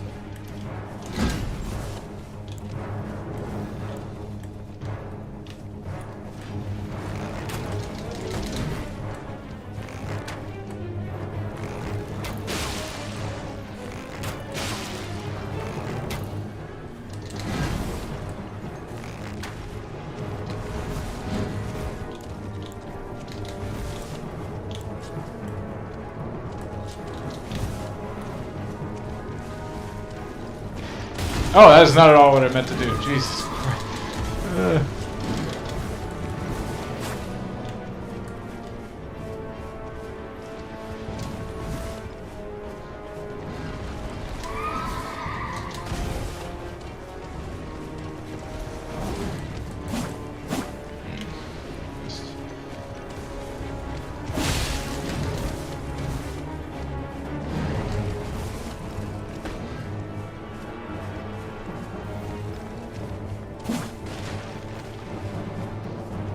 Not doing so good anymore. I was doing okay at first, and yeah, there we go. Yay, fun stuff. I hate that he summons a horse again. Maybe I'll try a horse combat. Let's see. Instead of Grace visited. I really don't want to fight this guy while I'm trying to listen to the video, so I'm still gonna pause. Let's see. Past time. Actually, is not only to tell my own story and see all of the different possible outcomes and interact with all of the different factions and NPCs, but for the wonderful discovery, for stumbling upon something truly surprising, something memorable, being a location and the story that it contains within, or different quest lines and how surprising or fun they can be. I would agree that things in Starfield seem significantly less memorable than things in Skyrim and Fallout. I think it's mostly just because the generated worlds are just mostly boring. I couldn't remember the name of a single world other than... Actually, right now I can't remember the names of the worlds that the main planet or the main cities are on. Yeah, the procedural generation does really kill that a lot. Like there's no like Black Reach style thing in Starfield. At least I didn't find it. So I would generally agree with him there. Once that possibility of encountering these wonderful things dries out and is substituted with procedurally generated identical mine number 5, or repeat this same Radiant quest where you go and shoot down a ship, these games lose a... My buddy did tell me about a quest where he learned that the trees somewhere are alive and they're like in pain or something. I didn't know about that one. So that was interesting. He said that was one of the more interesting quests that he found. Oh, I have enough runes to level up. Maybe I should do that. But... Uh-oh. Really didn't mean to do that, so... Okay. Let's just run back up there then, shall we? Maybe I should just... Yeah, I probably should just level up. I have enough runes now to level up at least once. A lot of their appeal for me. If I just wanted to repeat basic quests of take down bandits, I would do it in a game that plays better than this one. And that feeling of discovery is one of the most important parts that's missing in Starfield. There is nothing equivalent to finding a vault in Fallout. These dungeons that feel so special with their own story to tell. There really isn't anything to stumble upon. As I mentioned before, you're introduced to the 5 big cities that are the most impressive things in the game right off the bat. So everything you do after that leads you to places that are less impressive. I would agree. Yeah, the main cities are the best thing to find in the game, and you don't really find them, which is disappointing. So I would, yeah, generally agree. The like powers things that you do, little temples and shit that you go to. I wonder if actually I should, I'm gonna do that. I'm gonna respec into just health, and then I'm not gonna use my little counter move against him, or at least I'll use it like a couple times, because it doesn't actually seem like it's actually that good of a thing. No, not add charge. Do allocate fast charges. Since I'm bad and I need to heal a lot.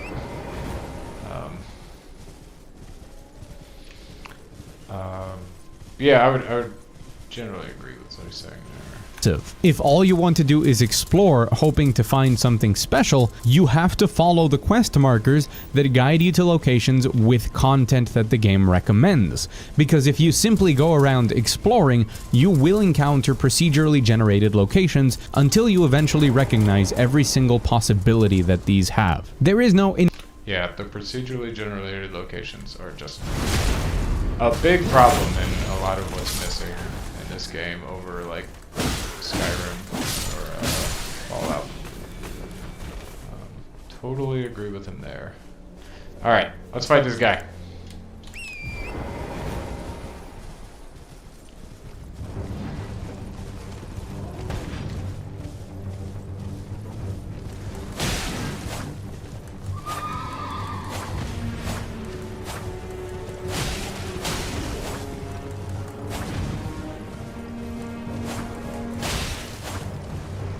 Only 1,000 times easier. Why did I not do this to begin with?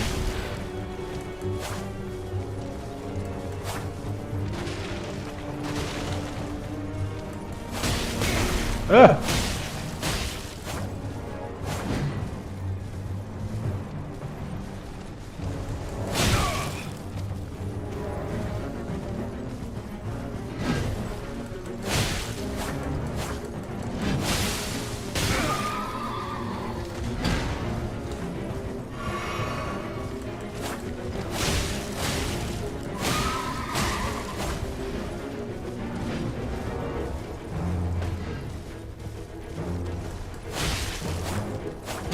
No, don't do this again. Okay. I'll save myself.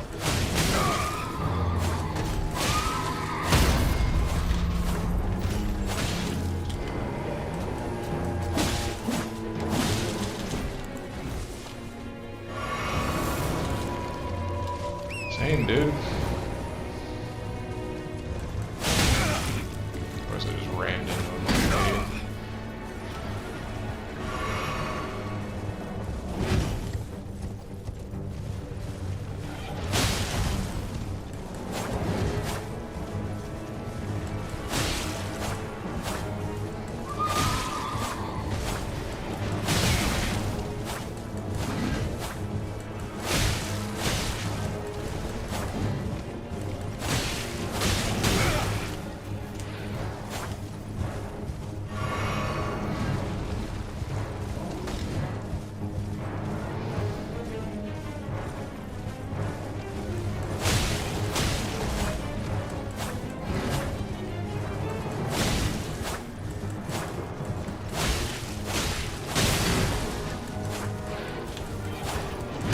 Why were none of those hitting him? That seemed really strange to me.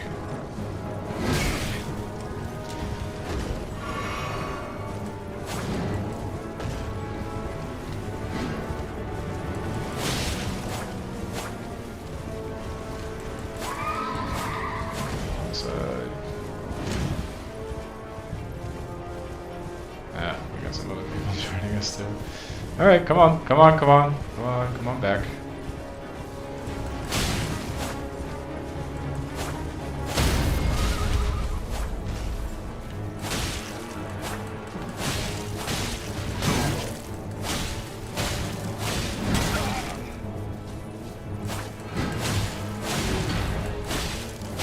Hey, we got him! I'm a god! And I'm clearly not even close to a god.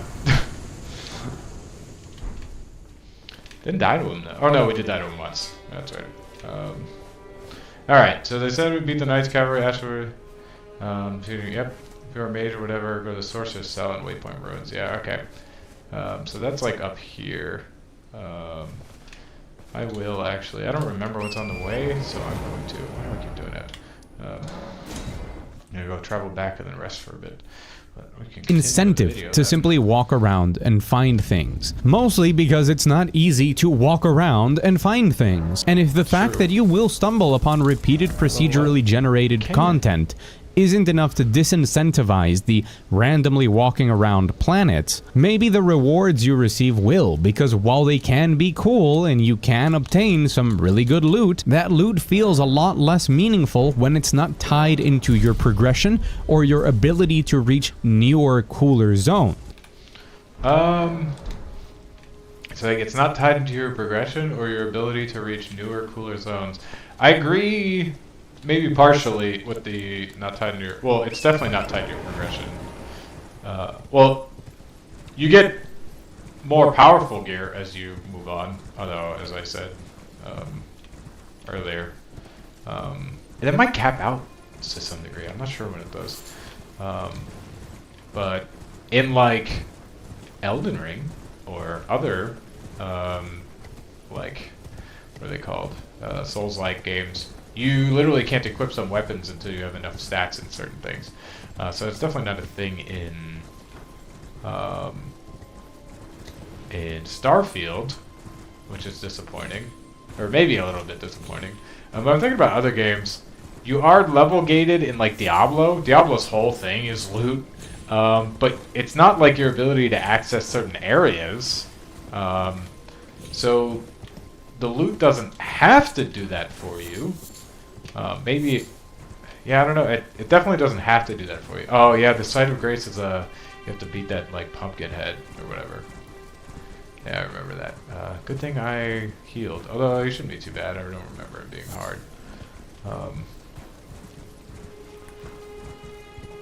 So yeah, so you definitely don't have to do a lot of this stuff. Can I just run? I don't remember where. Oh, is that it? Maybe it was it. I don't care about any of these plants. Yeah, this is it. Is there a way to... I don't remember how to get off your horse without just... Is that the only way? Yeah, I don't remember. Anyway, yeah, so like, the idea of loot being tied to your progression and to your ability to navigate or like explore and stuff like that, I don't agree that it has to be that.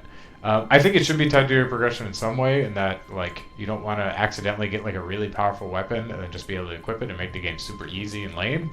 But I don't agree that it has to be tied to your exploration. Maybe he's just saying there's actually no good part of it and that it does neither of these. So maybe I could agree with them there. Yeah. So it just seemed a little bit of an odd statement. Let's fight this mad pumpkin head, huh? Oh, I forgot to reallocate my things. That's a big deal. Yeah, you see, I'm just fucking... I am just not giving a shit, just like face pulling this guy. Just running up to him and beating him, because nothing else matters. He will die to us. See? Oh my god, summons aren't even good in this game, guys. It's not even good. Who thinks summons are too good in this game? They're not good at all, turns out.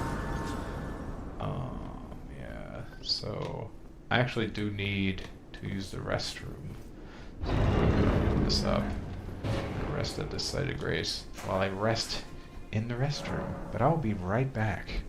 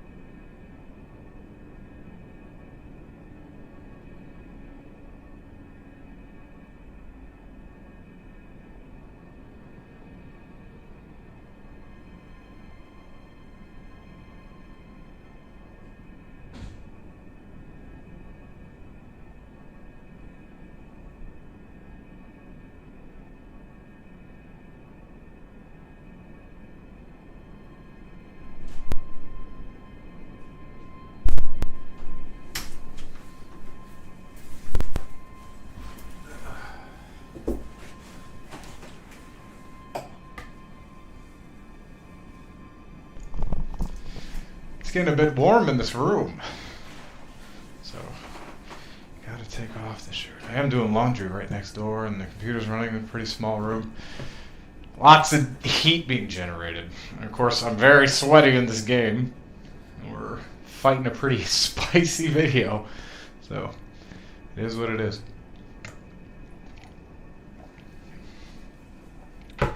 Alright, let's continue our adventure in 2 ways. I don't remember what he was talking about before I left, but I'm sure it was related to Starfield. Of that, I'm pretty sure. And don't worry, because if you're going to stick to the main quest lines, I encountered the same identical abandoned mine back to back in main story quest lines. The identical abandoned mine, I grabbed 2 artifacts right off the bat. I grabbed one mine, died, lost my legendary thing, went back, grabbed another one. The next one was in the exact same mine. Not the exact same like location, but once you actually get in there, it's the same thing. I don't remember if it's the exact same on the outside, it might have been. But it was definitely the same on the inside. Really? Not every day. What is it now? Maybe I should just tell? Yeah, sure. I want to learn sorcery. I don't plan on it, but I'm just going to talk to her. Very well, but I refuse to anticipate. I talk to everybody, a whole bunch in this game. Always do that.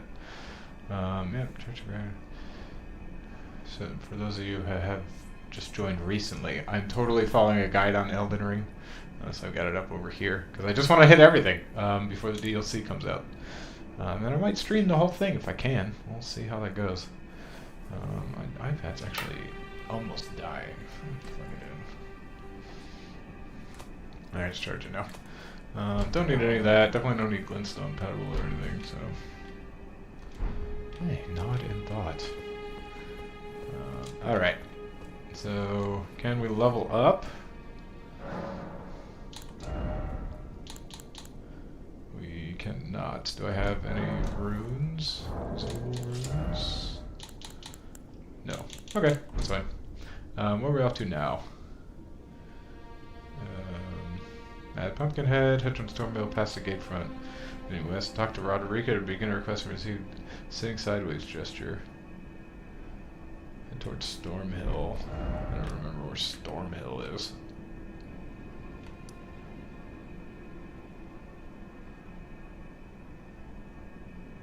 Oh, past the gate, yeah, gate front, talk to, yes, okay, I know exactly, this. Yeah, Stormgate, gate front, right, got it. Okay, they want me to go, it's like up here, or something like that. I remember this. We're gonna go talk to somebody who's gonna give me a jellyfish.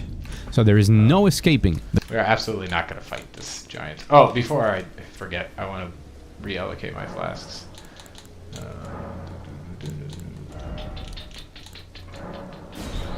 I've had this In Flames song stuck in my head forever. I don't know if any of you guys listen to metal, but In Flames song called End the Transmission. I've had it stuck in my head like all day. I've just been singing it. So forgive me if I just break out into Screamo song randomly. Let's just run past here. Because while I'm running, I probably won't be paying attention. Oh my god, you have a giant fucking ogre coming at me. That's crazy. How did you do it? It's so many things. I'll grab these. Why not? Because it's not hard. I'll grab this too. Why not? Don't care about you.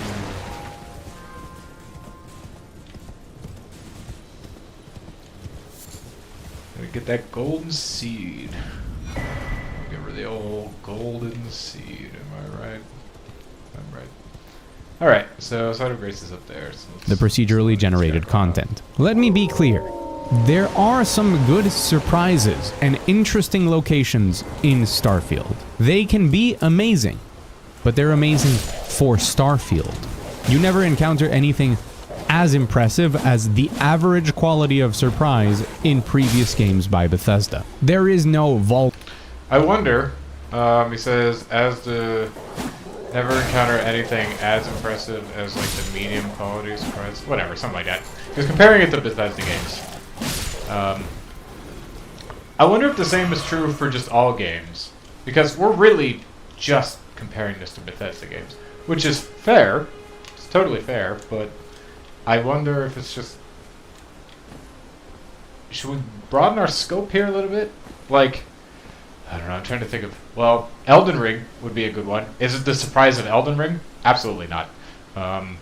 There are lots of cool surprises in Elden Ring. It's actually the open world and like the not handholdiness and the discovery of this is why I really liked it. I'm hoping that, well, I'm already past the discovery phase and that I've seen most things in Elden Ring, and now I'm just making sure I've seen all of it on this playthrough. So I'm not really discovering anymore. But the discovery in Elden Ring is great. I even did look up a decent amount of stuff on my first playthrough just because, I don't know, I wanted to make sure I got a lot of the stuff at least that I wasn't getting naturally through my own playthrough. But the discovery aspect is way better in this. One of the best games for discovery is Breath of the Wild and Tears of the Kingdom. These are all really heavy hitters though. These are all 90 plus on Metacritic or OpenCritic. So is that like... I can talk to Melina. But is that what we're looking for? It should be. Bethesda's a AAA game studio. What about, what's like a more middling open world game that came out recently? I haven't played much of The Witcher. A lot of people really like that game. Cyberpunk, I played probably 20 hours. Well, actually, I played like 20 hours of The Witcher, but I didn't see much of it. Or Witcher 3. Cyberpunk, again, I played like 20, 30 hours of. I didn't see anything surprising or discover. I didn't feel like I discovered anything in Cyberpunk. There was some like set pieces that were surprising, but they weren't surprising discoveries. So I would say Starfield probably has better than that, at least. Maybe it's like on par. Not really sure. I'm trying to think of like a middling open world game, like Assassin's Creed or something like that. I played a good bit of Assassin's Creed Odyssey and whichever one had Vikings. I don't remember what it's called. I played probably 30, 40 hours of each of them. Apparently in open world games, if I don't absolutely love it, I'm going to play for 30 hours and just drop it. That's what I did with a bunch of them. How does it compare to those? Probably about equal. It's tough to quantify it, but yeah, I'd say it's probably close to equal. I'm not really sure. Yeah, so I wish this video was a little bit less Bethesda-centric. Yes, I will use data charge. I don't really feel like I need the 2. I need health more than I need that. Maybe I'll change it later. We can talk to Melina, so I guess we will. I don't remember what she does now. This tiny golden orb is light, but now you can see the rays. Yes, the air tree. The earth tree. Can I talk to you again? Sure, I'll just keep talking to you. I don't actually care what you're saying, but I'll keep talking to you. Alright, all done. Thank you. Yes, so let's go here, grab this from this guy. Stone sword key. I got a few of those now, which is good. Nope, wrong thing. Vault 34, or whatever your favorite vault might be. Generally, if Starfield has something cool to show you, like the Red Mile or Paradiso in the Lost Colony ship. I don't think the Red Mile is cool. Paradiso is fun. The ship outside of Paradiso is really fun. The people who are stuck there who are like from the past, basically. What is that aura? There's a couple of changes to this game. Like I noticed like the talk to Melina, I don't think that little dot next to it or the allocate charges and stuff, I don't think that stuff was there when I played. I played like on launch and then just maybe a few months later, but there's a couple of small changes that I noticed. I remember they added, I think it was NPCs after launch, like this wasn't here at first, and they added that. I'm gonna need that marker. So it's cool to see a few little updates to this game. Now, yeah, we're just gonna keep talking to you.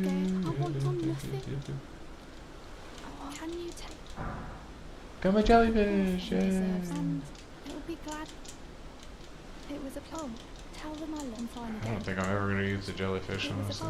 Tell them I love and finally getting the hang of it. I've seen an interesting build with that jellyfish shield. Let me look real quick. What do we got? Yeah, guess I can equip the jellyfish if I really need it. It costs less FP, and the wolves have been just shredding things, so I'm just gonna keep the wolves for now. Those will be my buddies. There they are, little wolvies. Might need more tears, cerulean tears for boss fights. That's actually a good point. I'll allocate it real quick. I'm not fighting a boss anytime. Well, actually, no, I might be fighting that bird. It's like a crow thing that comes up soon. So let's allocate. There. I played the beginning of this game a few times. Probably got 20 hours in on a few characters. So once I'm out of like Limgrave, I'm gonna be like, I don't remember what happens at all, because I haven't played this game in 2 years. So it'll be fun to get back to those points. Where was this thing that we want to go to? The Warmaster Shack. See Roderigo's credit and make sure you complete Stormvale Castle.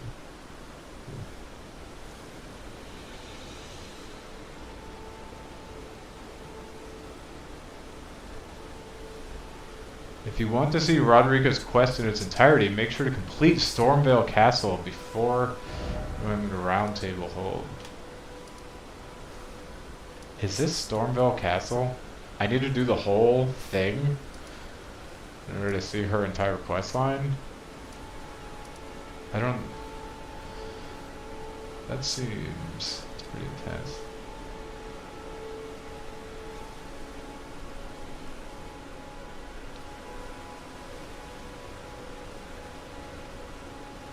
I don't think I want to do that. Yeah, this is all just how to complete that. Yeah, I'm not planning on doing that. I'm going to keep following the rest of this. On the road east from Stormhill Shack, and you'll come to Warmaster Shack. Yep. I remember. It will find a not-so-subtle way to guide you there. There are some great quests that, as far as I know, have no indicators to help you find them, but not many. Within the very design of Starfield, Bethesda has lost one of the things that made their games so special. And the fact that they didn't find a suitable substitute shows how the obsession with making a space game led to these sacrifices, or a fundamental misunderstanding of what... I still disagree that a space game specifically lets these sacrifices. I don't think that's correct at all. I think you could totally make actually traveling through space super interesting. I played a little bit of No Man's Sky. I couldn't tell you if it did it, but I just don't agree. I think the fact that it's a space game is not the reason. I think that's why they were able to get away with it, sort of. But I don't think that's the reason that like the exploration is kind of bad in this, or at least that's not the only reason. It doesn't have to be that way because it's a space game. What their own games are good at. While it's possible to argue that previous Bethesda games also had these separations, the truth is that those transitions were much more tolerable thanks to that cohesive overworld. The moment the overworld becomes a fast travel list, much of the joy of jumping into a Bethesda game disappears. The first moment that the vault doors open, or that you exit the caves in Oblivion or Skyrim, have been exchanged for getting your ship, which functions as a mobile... That is... Is that mostly true? It's like, okay, so you open the doors to... I can't remember the first planet that you're on in Starfield. You open the doors to that, and it was a pretty cool moment, but it is not like coming out of the sewers in Oblivion. The sewers in Oblivion was like a great moment. You can immediately head to the arena and start just wrecking people. So yeah, the sewers in Oblivion is a big okay, now I'm out here doing stuff moment. I don't know that... I guess leaving the castle after Alduin wrecks everything in Skyrim is also pretty cool, but I don't know if it holds a candle to Sewers of Oblivion. So I think I mostly agree with them here. It's mostly because that planet is really boring. It's cool to get outside and then you see your ship and then you start walking around the planet. I didn't know it was procedurally generated at the time. Me and my buddy were actually telling each other, hey, go to this cave, go to that cave. And we, I was not aware that the caves were going to be really lame at first, so I was excited to go explore caves and then get all the do all the investigating and scanning on that planet, which ended up being pointless mostly. So it was a good moment. I don't think it repeats. Definitely not as good as Oblivion, because like getting to the arena again, if you even on replays, is still really awesome. So yeah, I mostly agree. It was better than I think he might be giving it credit for, but it's not amazing. I agree. Home base and has some cool ideas in customization, but that ultimately represents the boring list of locations that has taken away my beloved sense of adventure. These are just some of the biggest problems apparent in the very design of Starfield.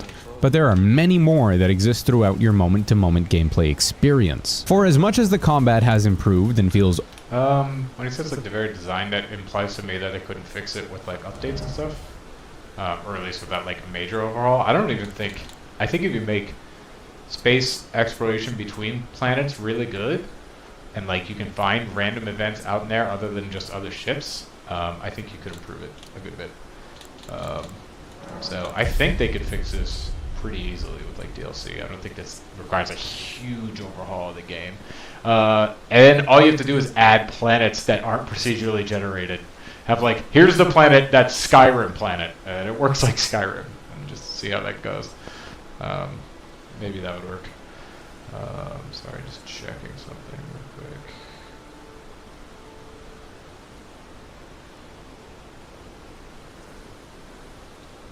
Alright, let's get back to it. Overall satisfying, at least the act of shooting guns, the AI leaves so much to be desired. And in my opinion, combat is only as fun as the enemies you take down. I would have put more effort in... Where are we going? Oh yeah, well, yeah, note that this boss may be extremely challenging. Yeah, beating him awards a bomb penalty.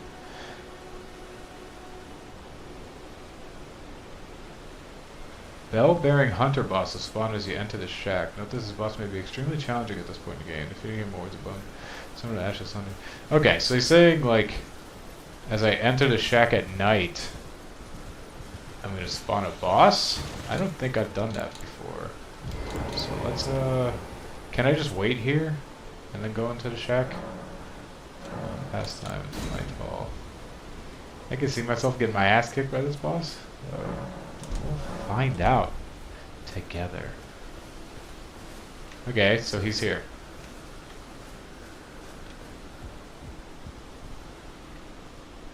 There you are.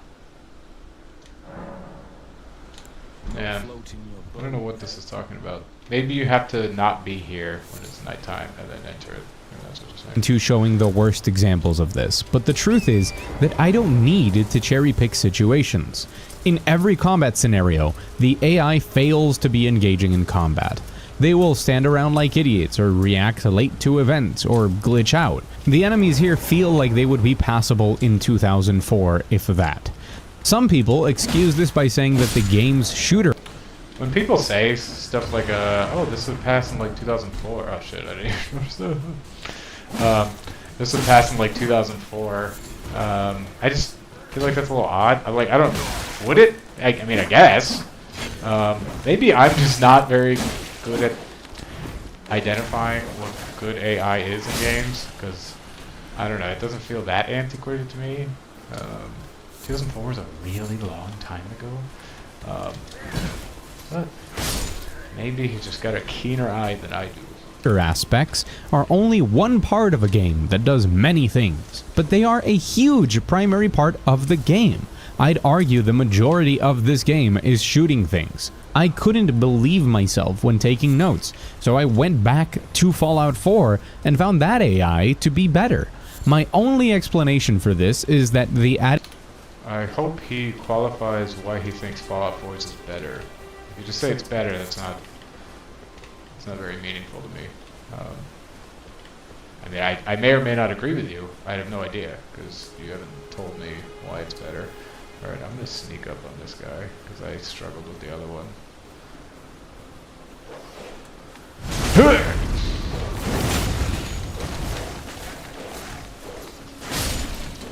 Alright, those guys. Oh my god, that sucks! That was really shit that I got stuck on that. I can get stuck on it again. Okay, these dogs at least die with one hit of my bat, so that's good.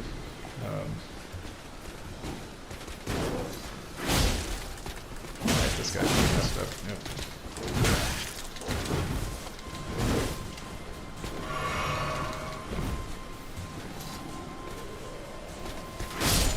Yep, alright. Done! You're not nearly as hard as the first one. Maybe because I'm significantly higher level. You're not as hard. Anyway, yeah. I wish you would back up. Oh, it's better in Fallout 4. Why? Added verticality and complexity in the maps of Starfield has hamstrung the AI to behave in these super simple, super boring ways. I do want to mention that towards the end of the main story quest, you encounter a type of enemy that is uninhibited. They can teleport wherever they want and have cool different powers that they can... I think he's talking about this. Well, okay. He's talking about at the end of the game when you fight Starborn, not like... Because there's like, I don't know, you fight like 4 or something, and then the 2 main guys, well, one depending on how you did it, one or the other depending on how you did it, or both of them, if you decide to take them both on, the hunter and the emissary. So I guess he's talking about them. They are cooler, like they spawn, they do have weird powers and stuff. And they do, I don't know if they actually are smarter, but they did feel a little bit smarter. Felt like they were running from me or like charging at me a little bit better when they needed to. So maybe they did have a little bit better AI, but I don't remember precisely.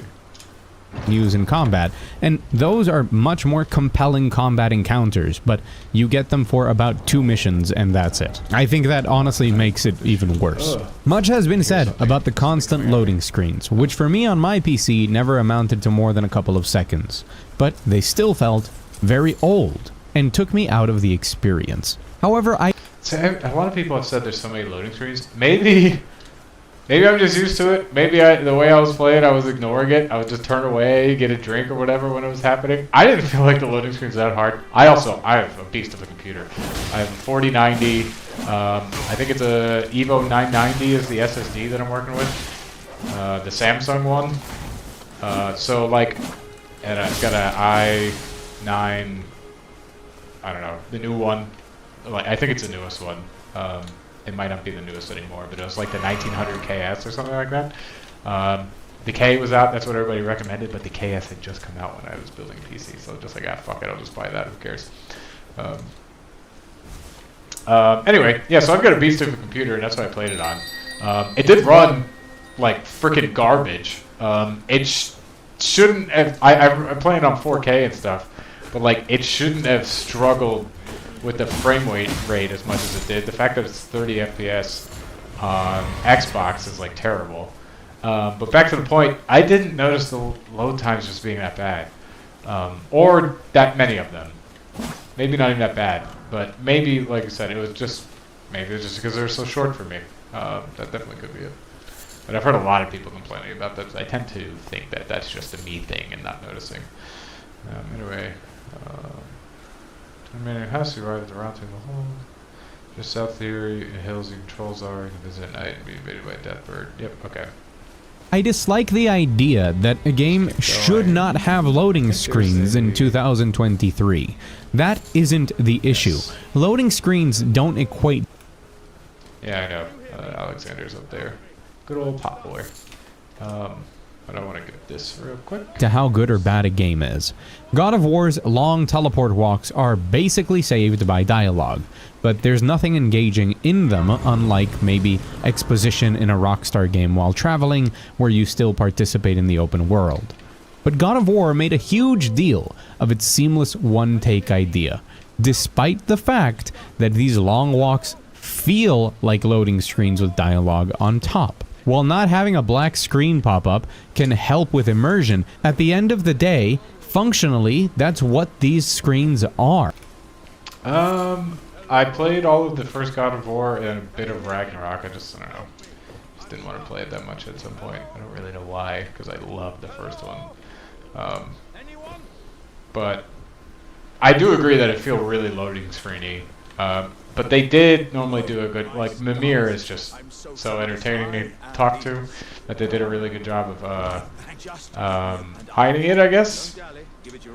But I totally agree that, like, loading screens are not, like, the end of the world. It's gonna be okay. Come on, Alexander. You can get out. Come on. Big old booty. There you are.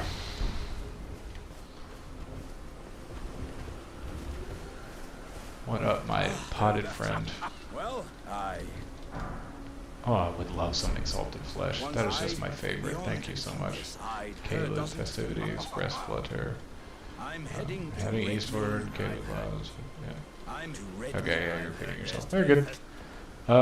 So we want to fight that bird. I think the way we do it is go back to the War Master's shack. Rest, make sure it's still nighttime, and then you can turn off. Is he still not here? Oh, he's not here. So this is when I'm supposed to fight, summon the boss. What am I doing? There it is. All right. Can I summon a friend? Oh, I can't find a friend. Okay, cool. Oh! All right. Yeah, this is not gonna, yeah. Okay, I'll try to take him on later. I had like no chance of beating that guy. I'm not that good. I'm sorry.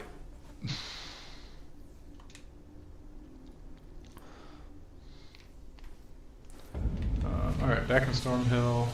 You're here. Let's go get my runes. They're not souls, they're runes. Can I level up? No. I only need like 300 though, so I'll have to top 2 of those if I have them. Which I do.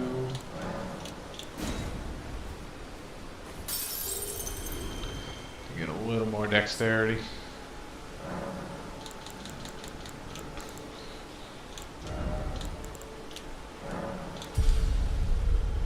And if you substituted those long walks in God of War for a black screen with audio, the game would be just as amazing. Not more and not less. I disagree with that. I think a black screen is like incredibly boring. So I guess the game would be mostly as good, but it seems odd to me to be like, hey, if they took this thing that they crafted, and it's like walking and you can actually see the characters moving and sometimes see their expressions and stuff, and they just made it nothing, it would be as good. It's like, how, even if it's not a huge downgrade, it's at least something of a downgrade, right? Shit, I do not remember where that bird is. Did I go past it? Oh, it's also not nighttime, is it? Yeah, shit, I got it. That's part of it. Yeah, I don't agree with that. That seems like a weird assessment. I don't think that this is where the issue lies. I think the issue with Starfield is that there are considerably more loading screens than even in old Bethesda titles. The very way the game works with its planet hopping, ship entering, building mode, dungeon delving, fast traveling nature leads to there being many moments where you can encounter 4 or 5 loading screens back to back without anything important in each of them. These things would only happen in very specific, complex locations in previous games, such as the DC Mall, or the College of Winterhold in Skyrim, or the New Vegas Strip in New Vegas. Yeah, the bird, I'm pretty sure, yes, it spawns like right here, like 90% sure of this. Can I summon my friends? I can. I feel like they instantly, oh, they already went away. Where's the death bird or whatever? You trying to fight me? What the hell is this? Get here. All want to go? Fine. Okay. My thin beast bones. Make my arrows or whatever they make. The bird is... Leave me alone. God, stupid rams. Do I have to go up here? There it is. Okay. Hello, death bird. I cannot see friends.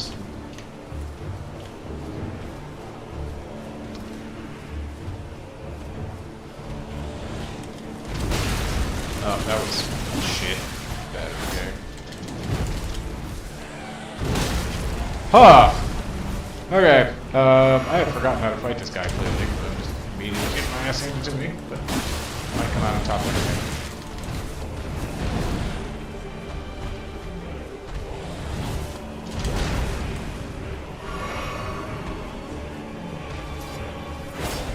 Damn it.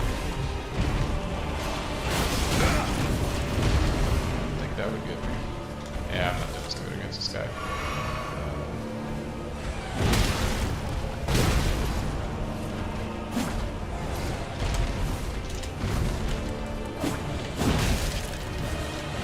Okay, yeah, I'm just absolutely getting destroyed by this guy.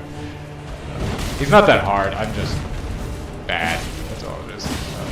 I could easily figure this out. Yeah, I kind of wanted to die there. I could easily figure this guy out and do it. It's not a hard boss. I've beaten him multiple times before, so it's not like I'm worried about it. Should be able to get him. I think we'll be able to get him just on the next one. So let's fast time, ball.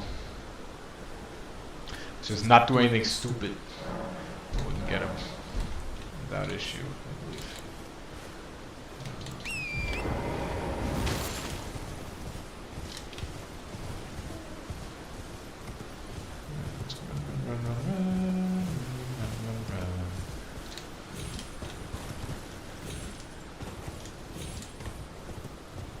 Oh my god, my rooms.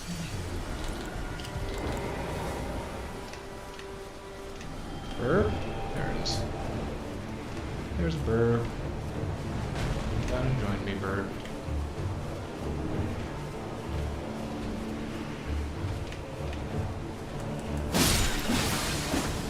Seen a video on Reddit. Oh my god! That's so stupid. Seen a video, I think it was on Reddit, of, wow! I'm actually about to lose!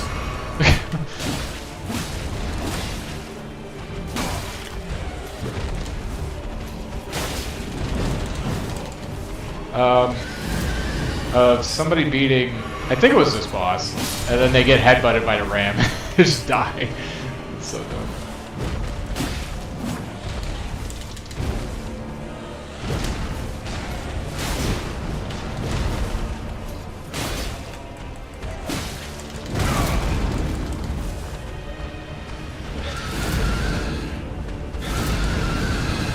Oh shit, okay.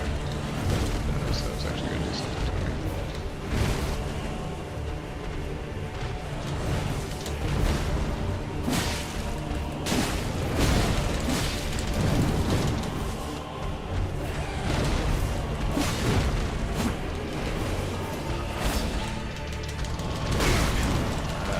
Yeah, I just screwed myself there. Oh, I can summon my friends now? Fuck it, let's do it. I don't know how, but who cares? Might as well, alright?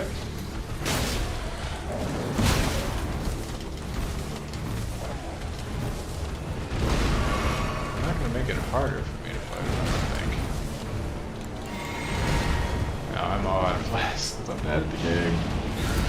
Kill him, guys! Kill him!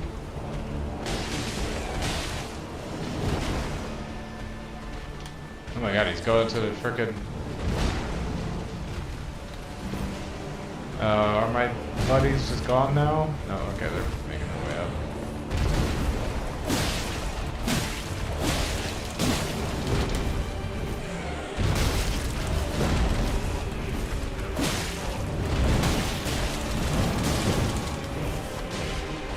I think we'll do it this time here.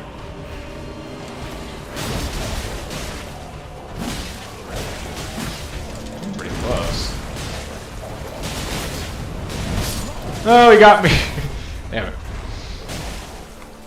I can get him now. He's not that hard. Well, he's really not hard at all. I should be able to get him no problem. I'm just being bad. You ever just be bad? That's what I'm doing. I'm just being bad.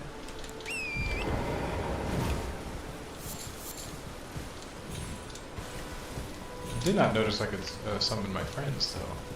Which I do, because I don't care. I am not a lead. Oh my god, I forgot. I hate that. I forgot to make it nighttime. Let's make it nighttime. Rest aside of grace. Last time till nightfall.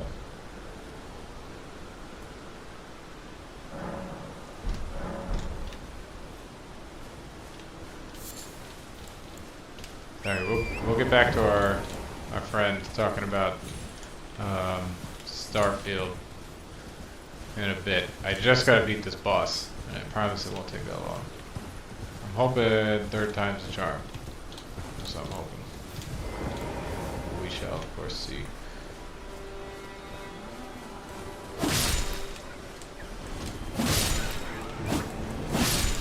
Okay, that bird's here.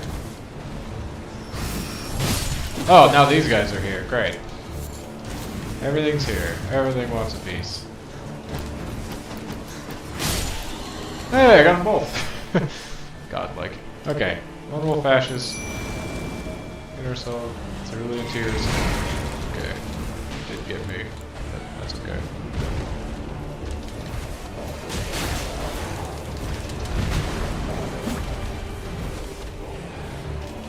Why did it lost track of it. That was so annoying. Oh my god, I drank twice! Oh, that's actually gonna screw me because I'm bad enough at the game to need all my flasks. Oh no.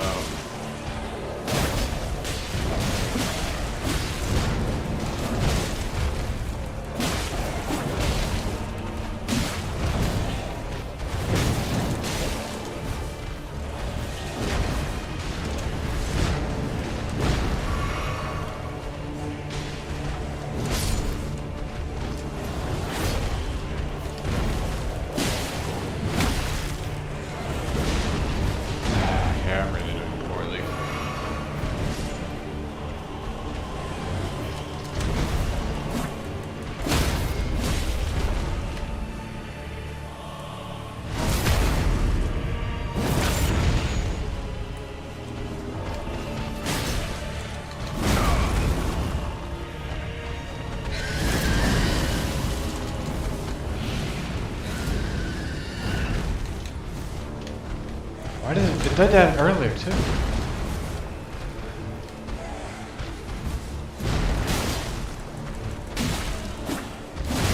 Bleed, you fuck. Bleed, damn you. Bleed.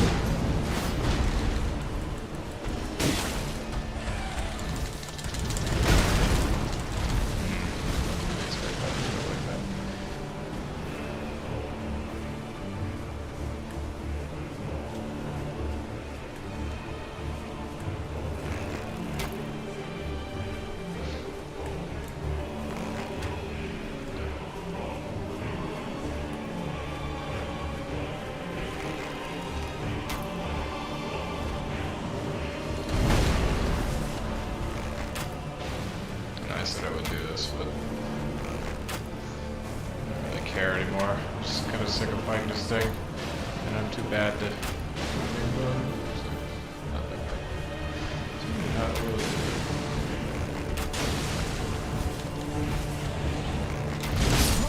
No, I still lost. I'm an idiot.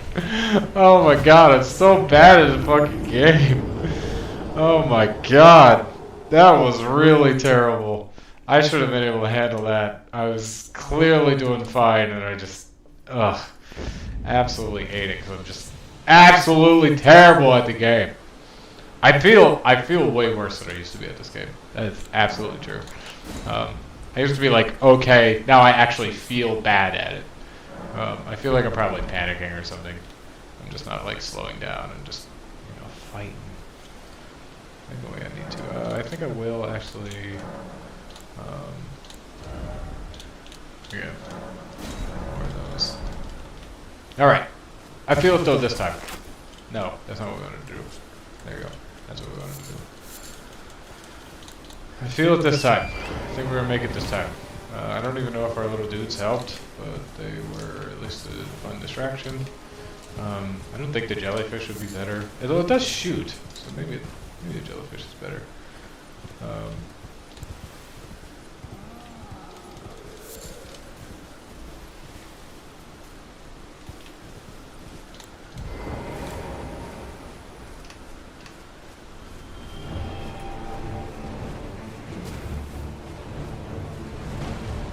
don't know why in some spots you can, some of them, some you can't. Go away.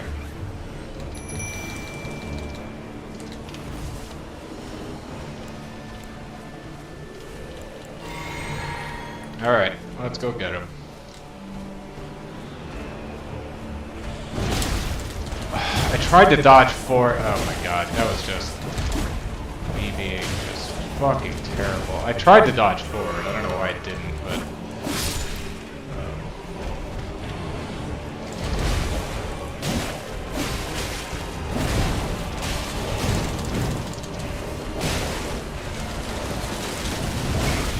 Yeah, I'm like panic rolling a lot, so that's probably most of my badness.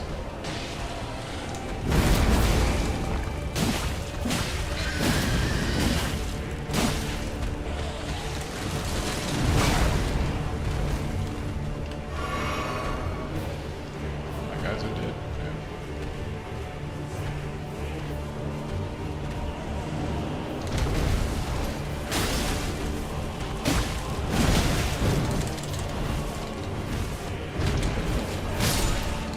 Cool. Take care of that for me. Appreciate it.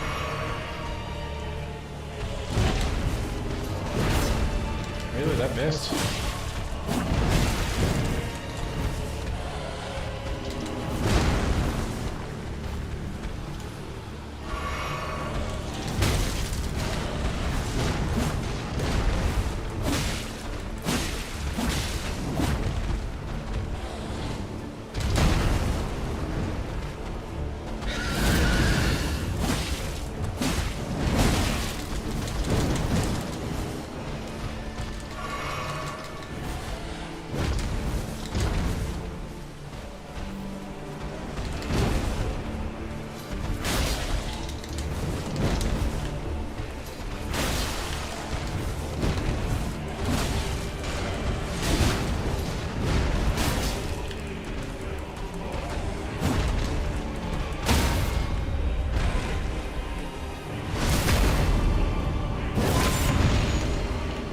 Alright, you know what? Since I've got him so low, I just don't want to risk it anymore. Oh my god! Are you kidding me?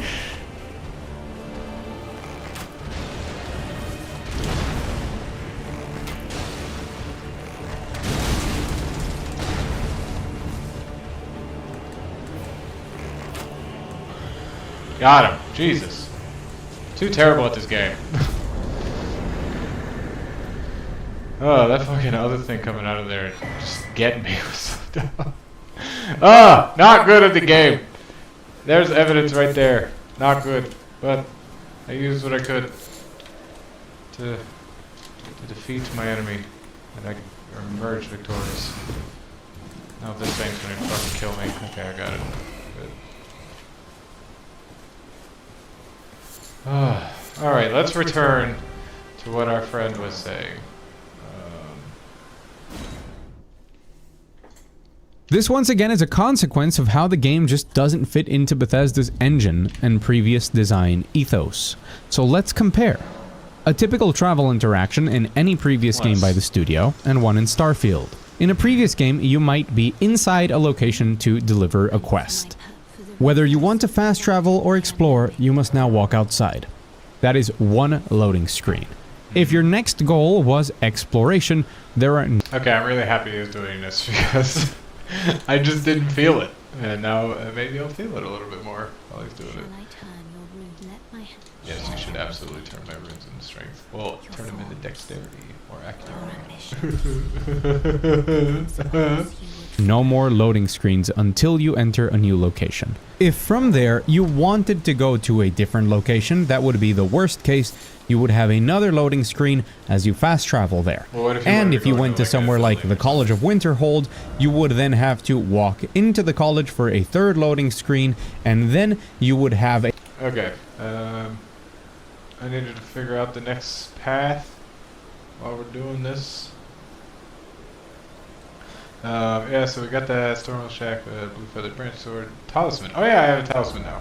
I don't think I had one before, so... is that here? Yes.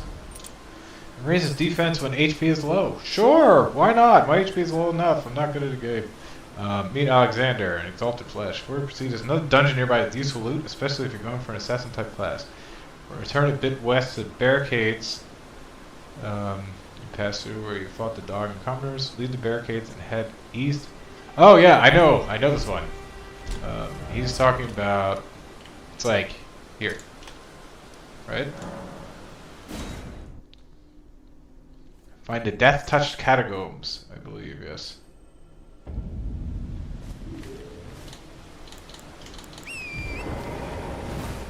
Pretty sure. A fourth loading screen if you were going to a separate part within the College of Winterhold. This is not only rare, but in the case of Starfield, you don't have that first option of, well, now you're outside, go explore things. You are now back at square one. Now on screen, I'm going to place you two examples for Starfield. They both start at a very common location for the Crimson Fleet questline, which made me very angry.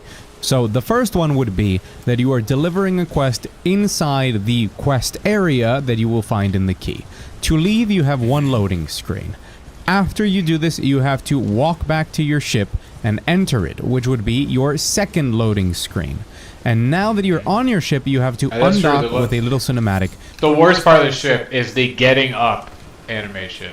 And sitting down. Both awful. I don't know why they decided they needed to take that long.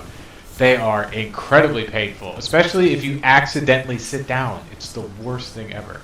Okay, there's the actual entrance. I don't know why I missed it the first time. I'm just special. Yeah, the getting up animation on the ship is just absurd. I do not know why it's like that. It's so painful. Yeah, it's especially like if you're rushing through New Game Plus. Well, it's not especially, but if you're rushing through New Game Plus, you have this when you try to do the armillary in one of the standard, like the Starborn ships, it's right by the chair. So a lot of times I would click like, oh, activate the armillary, and I'd just go sit down. And it was really stupid. And when you're trying to finish New Game Plus as fast as you can, to just grind out those items, the ship and the suit that you get, it's really annoying. It is what it is, though. Yeah, so the death-touched catacombs, that's what we're doing. Which would be your third loading screen, no matter what. After this is done, I'm going to show you two different options, one for going to a planet and one for actually going to another space station. But for the space station one, you would actually then jump to the space and you could count waiting for your grav drive to rev up, especially when you are not in combat, as another loading screen. And then after you jump, you have to fly to that new space station and choose to dock, which would be another loading screen. That would be your fifth loading screen. And then once you are docked, you have to choose to get out of your ship and board that vessel, which is now your sixth loading screen. And if you needed to access another okay, why is it set 6 loading screen and the loading counter is both 4? I haven't been looking at it, but I don't know, that's a little strange. Location on that ship, that would be your 7th loading screen. And it's not much better if you're landing on planets. I really want to emphasize how much this hurts the questing experience if you are going from objective to objective. If you're just going from one place to another to speak to somebody, you're going to encounter all of these loading screens and all of the meaningless fluff between them all of the time. And you could say that it's immersive, that you are doing all of this to travel through space, but there is nothing to do during that immersive period that's also broken up by To be fair, I mean, I agree that this is annoying, but if you're saying it's immersive, You're saying there's nothing to do between that immersive, or in those immersive sections. Just because there's nothing to do doesn't mean it's not immersive. That's a huge nitpick, though. Constant loading screens. I do want to take a brief moment and ask that if you are enjoying this video so far, please consider subscribing and hitting the like button. Am I enjoying this video so far? It's alright. I don't hate it, you know? I think I mostly agree with what he's saying. Yeah, I mean, it's alright. It's a good vessel for me to get my opinions on Starfield out. This makes it so that this video reaches more people and that all of my future videos are sent directly to you, especially if you hit the notification bell as well. Thank you for watching so far, and let's continue. When it comes to other things that somehow never improve... By the way, for the 2 of you or whatever that are here, link to the video is in the description, so you can find it there, if you like it. I'm sure all of you will do that, because this is just the best one we've ever watched. The UI in Starfield is archaic, cumbersome, and terribly explained. The fact that we need videos with titles like 15 secret amazing things... how many loading screens did we get to? I don't remember. I didn't look at the final count, but I don't know, I just don't remember what he said. God damn it, the skeletons are getting back up. No, I didn't get there in time! Concentrating too much on his video instead of my video game. That's the sacrifice that I make for him.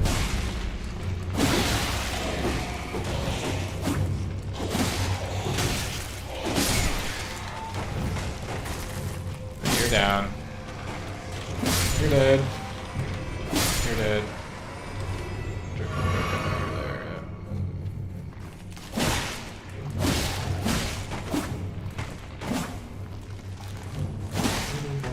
Really, bro? Okay. Got him.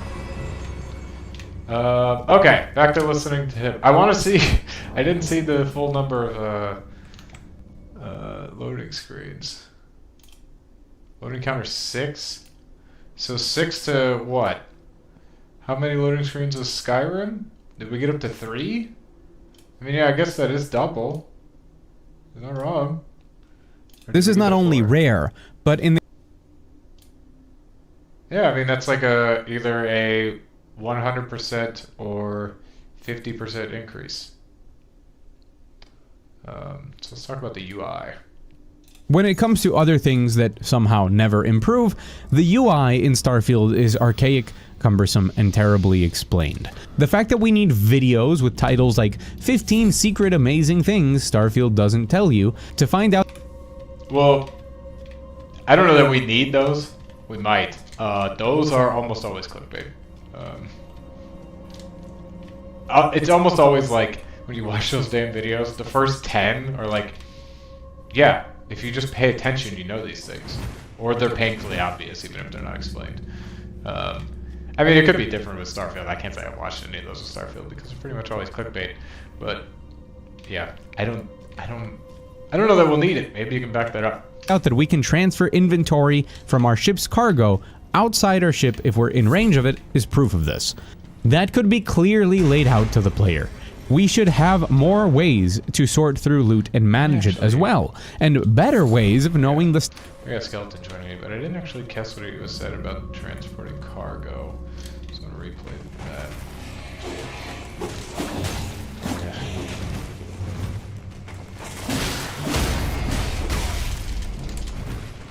My skeleton bones. Okay, so...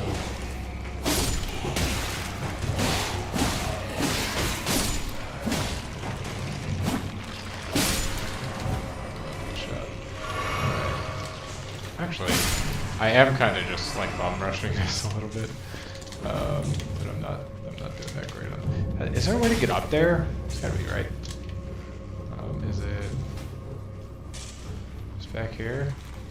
That's the problem with playing this game while you're trying to listen to a video, is it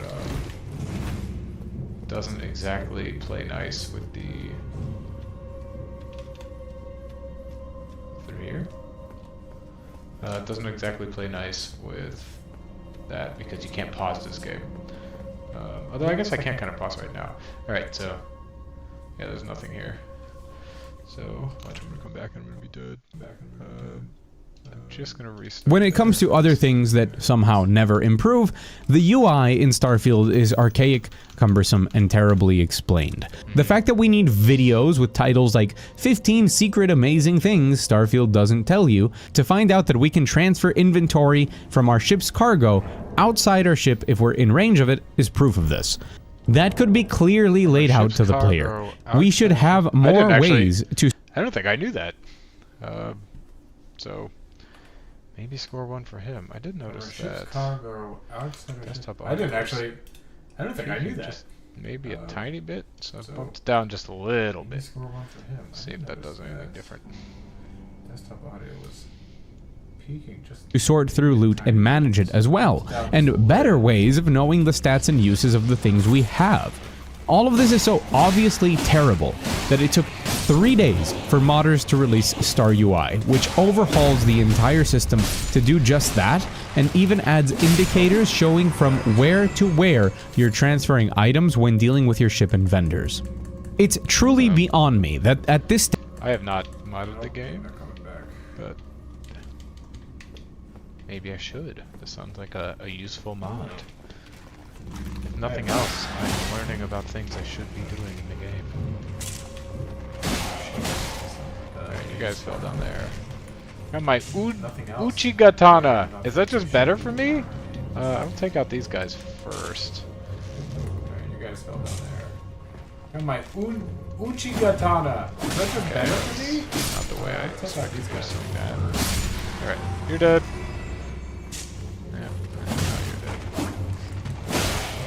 What did I get hurt by? Oh, he's punching me! I didn't even know he could punch me. Oh, well, there you go. Okay. What did I get hurt by? All right. Oh, he's punching So me. back to that. I didn't know he could punch stage, me. Bethesda releases a game like this with such gaping holes in its functionality that are solved by modders in no time at all. So They either expect modders to fix it or are truly that dumb. The biggest offense is that many people on Xbox or who don't want to get into modding have to live with an inferior system. Yeah, I mean, I agree with him there. This is pretty common in games, though. I'm not saying it's an excuse that it's not that it invalidates criticism, but it's very common in games for there to be mods that just make the UI way better. I'm not saying it's an excuse. One of the first ones I can think of is WoW. Like, WoW is such an old game, and all there is, like, if you play unmodded WoW or I don't remember what they're called. I don't think they're just called mods, but they're called something. To get like damage boosts and or not damage leaderboards and shit like that in WoW to improve the UI. You were just wrong if you didn't do that. It was shocking when people actually didn't do that. Damage boosts. Oh, yeah. So I got the sword that I'm using. Let's go. It's shocking when people actually do that. So, not an upgrade. So I got unfortunately. I feel like I'm not gonna upgrade it for a while, actually, but we'll see. Let's go. Good sword. So, not an upgrade, unfortunately. I feel like I try to drink one of these big things of water every day. Gotta stay healthy. You know, I'm clearly the picture of health. Drink one of these big things. The most healthy person who ever healthed. Gotta stay healthy. So definitely listen to me. Clearly the picture of health. Alright, so... The most healthy cheese person mode. who ever healthed. Probably don't even need it, but we're gonna do it. So definitely listen to me. Hello, Black. Alright, so... These are my growling friends. You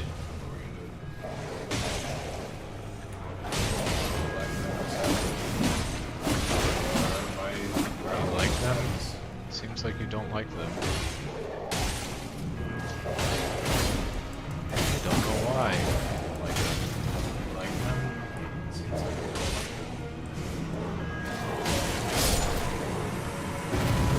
Look how good I am. incredibly good at the game. Assassin's Crimson Dagger. Is that something better for me? Oh, look at that. I got some straight swords. Look how good I am. Incredibly good at the game. Assassin's Oh, is that a... Oh, it is. Okay. Critical hits restore HP. That should be good, right? What is I'm trying to remember what Oh, is that a... Oh, it is. Okay. Critical hits restore critical HP. hits is based off of. That should be good, right? Let's see. Help. What is I'm trying to remember what dexterity. What critical hits is based off of. What increases your crit chance? Explain. Nope. What dexterity. What increases your crit chance? Attack rate reduces casting time, makes it harder to be knocked over. Yeah. I don't remember what increases your crit chance. Or it's critical. I'm an idiot. Critical hits is like sneaking up on people. This is how little I play these damn games. Or it's critical. Yeah, so I don't need that. Critical hits is like trying to get everything. On people. This is how little I play. So, got ourselves a death root though. Yeah, so I don't need that. We could just but fucking root resin. everything. Death root resin.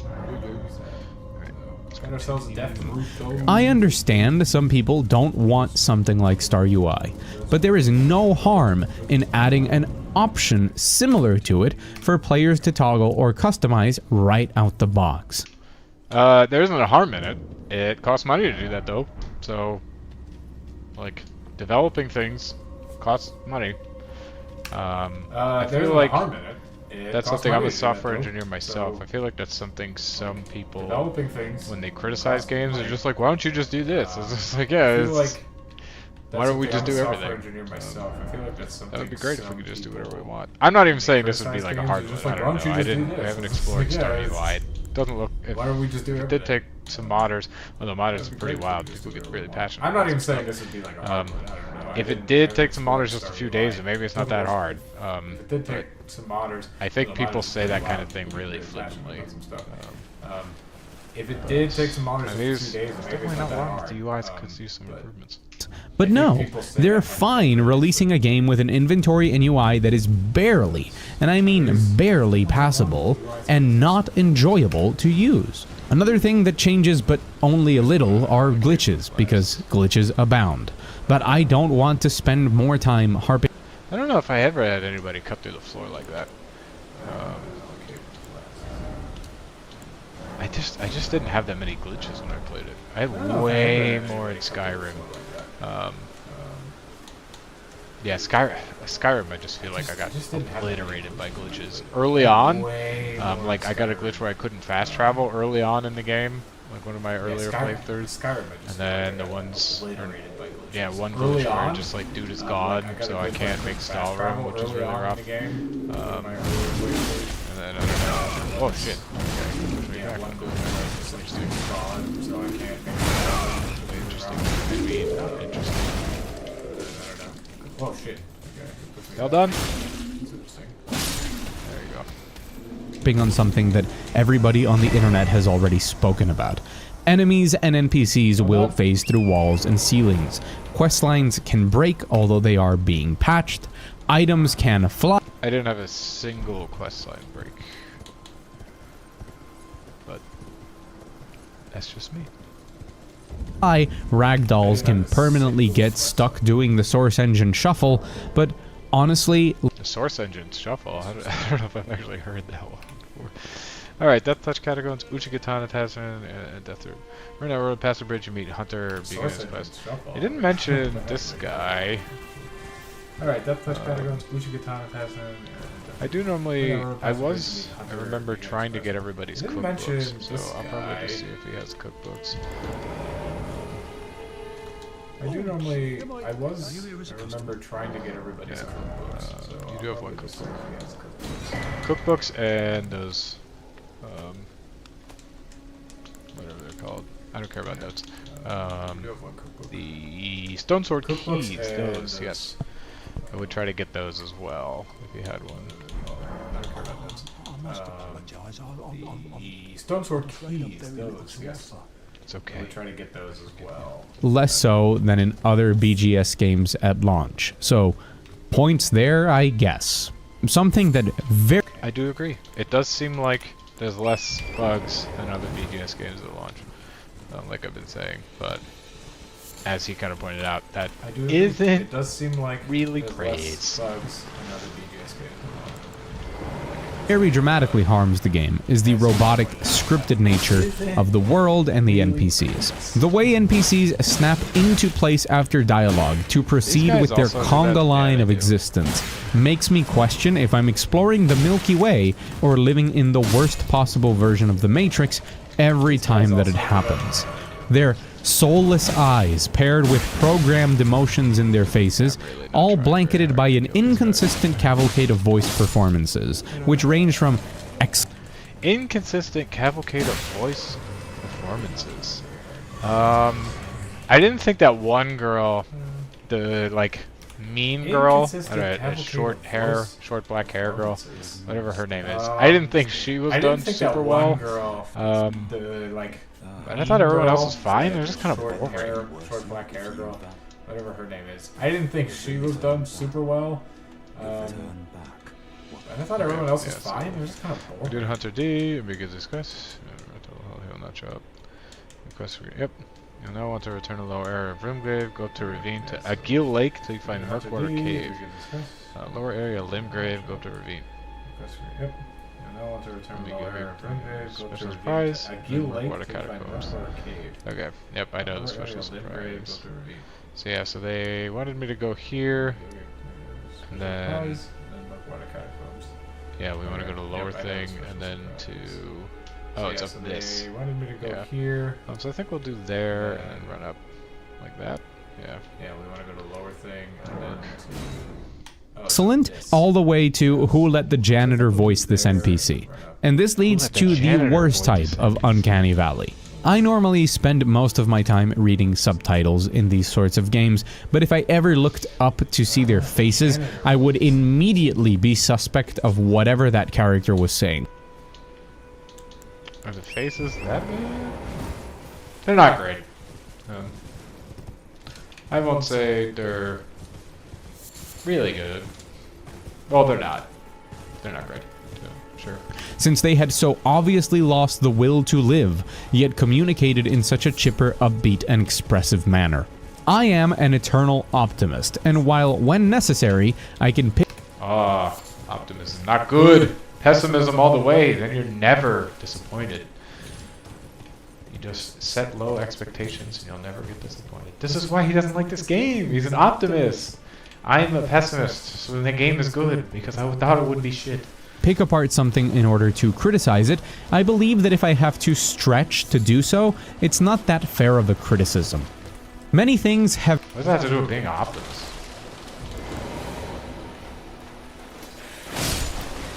No, I don't know. Fucking get him in one hit. Hello, buddy. Oh, I didn't think he had that far. Oh my god. Twice! Fool me twice. Shame on... Oh my god, I'm being a gigantic bad idiot right now.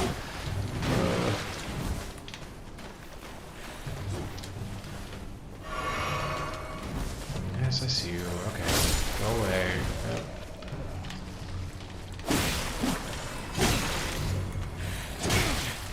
Why am I so bad again? One of them stabbed me, kind of, well, not kind of, out of a range I thought he could, and then the rest of them have just been like giving me serious headaches. I don't know why I'm so bad at fighting these guys right now. Alright, got a bunch of our things back, that's good.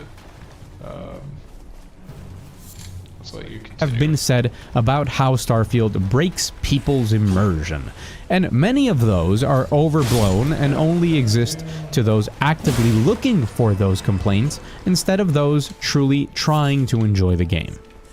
But this is an area where they are not overblown. Having Andrea explain in detail to me the horrors of her past and how she questions her beliefs while she slowly glides away from me, facing a wall and going out of focus, ruins my experience. And yeah, I mean, bugs ruin experiences. This is true. I didn't experience... Well, actually, I guess I did experience people moving a good bit. There was a couple of times where people were just come in from like the side or something like that who I wasn't even talking to, or just weird stuff like that would happen, yeah. And would ruin anyone's. Sure, it made me laugh a whole lot, but I'm sure I would have enjoyed this more if that hadn't happened. I genuinely ended up in the final confrontation with the main antagonist of the game, and the camera glitched out so that I could view this conversation from the perspective of inside their head. And don't worry, it's not a spoiler, I blurred out the name, but like, this is real. This happened. It's ridiculous. I already spoke. It'd be totally fine to have a spoiler in this. This is supposed to be an in-depth analysis. Anyone watching this should have already... I shouldn't expect spoilers, I would think. On how easy the game is, and that impacts more things than looking forward to gaining power throughout your adventure. The difficulty affects the process of leveling up as well. The new ability tree focuses on leveling up several ranks in each tier of each tree, and then unlocking the next tier. This allows you to progress further down, requiring a certain amount of total investment in the tree before being allowed to continue. Some things that you might expect to be available right out of the box are not actually available because now they are skills. Things like stealth, pickpocketing, your new booster pack, lockpicking, or the ability to target specific parts of a ship in combat are all locked behind skills. On one hand, I think this is interesting because it adds a wrinkle to role-playing, but on the other hand, these are some really essential parts of the game that are disproportionately useful compared to others, especially when dealing with main objectives and quests. Unless you mod out encumbrance, you'll probably also invest...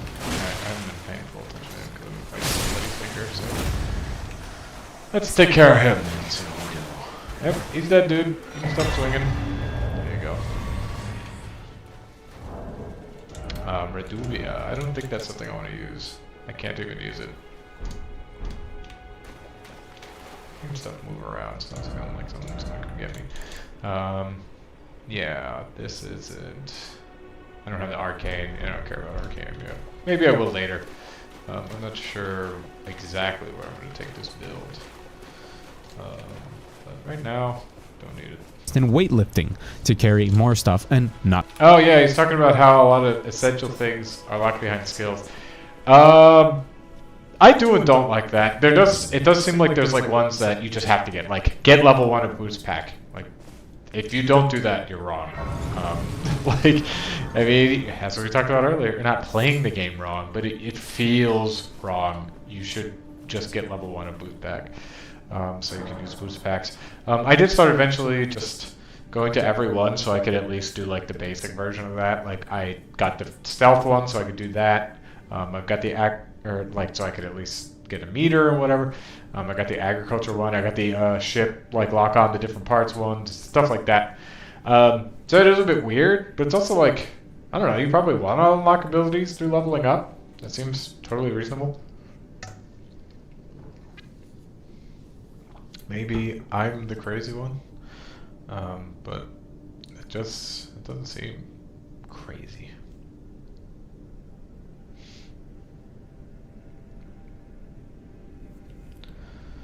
All right, let us continue into the caves. Maybe we'll find out. Be encumbered. You'll probably invest in those skills I just mentioned before, and if you're like me, you'll invest in research to mod your weapons and suits and do stuff with outposts. If you like the shipbuilding, you'll put points into piloting so that you can get a C-class license and have a nicer ship. Even if you consider some of these things core parts of the game that are locked behind these skills, there's still plenty of space for expression and specialization, but a lot of important things are locked out if you don't invest at least 6 to 7 levels.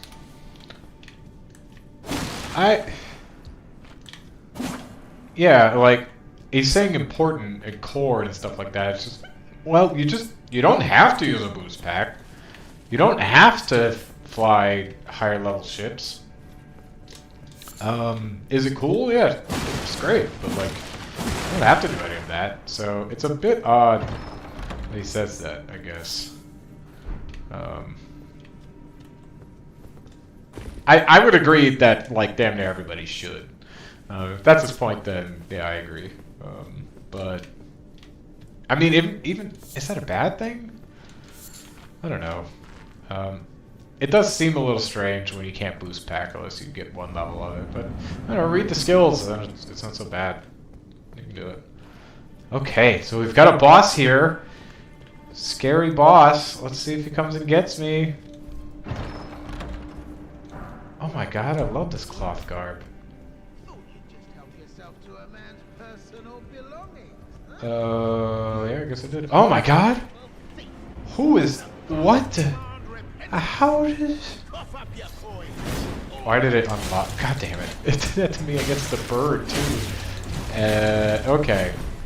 That actually wrecked me. I mean, I'm still gonna beat him. I'm certain of it, but... Okay, I'm less certain of it now because I keep doing stupid things just keep happening to me, which is strange, but...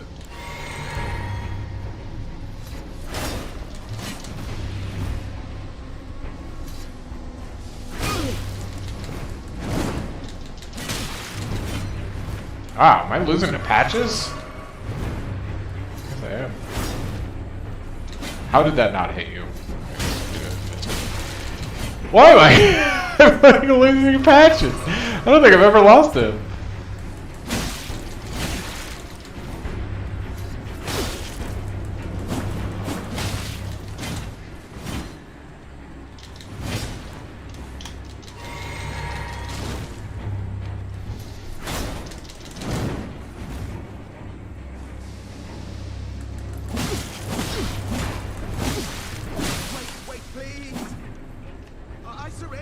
The save.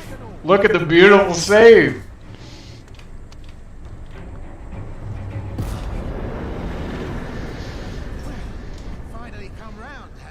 I'm so good at this game. Look at the alarming amount of skill that I have. It's incredible.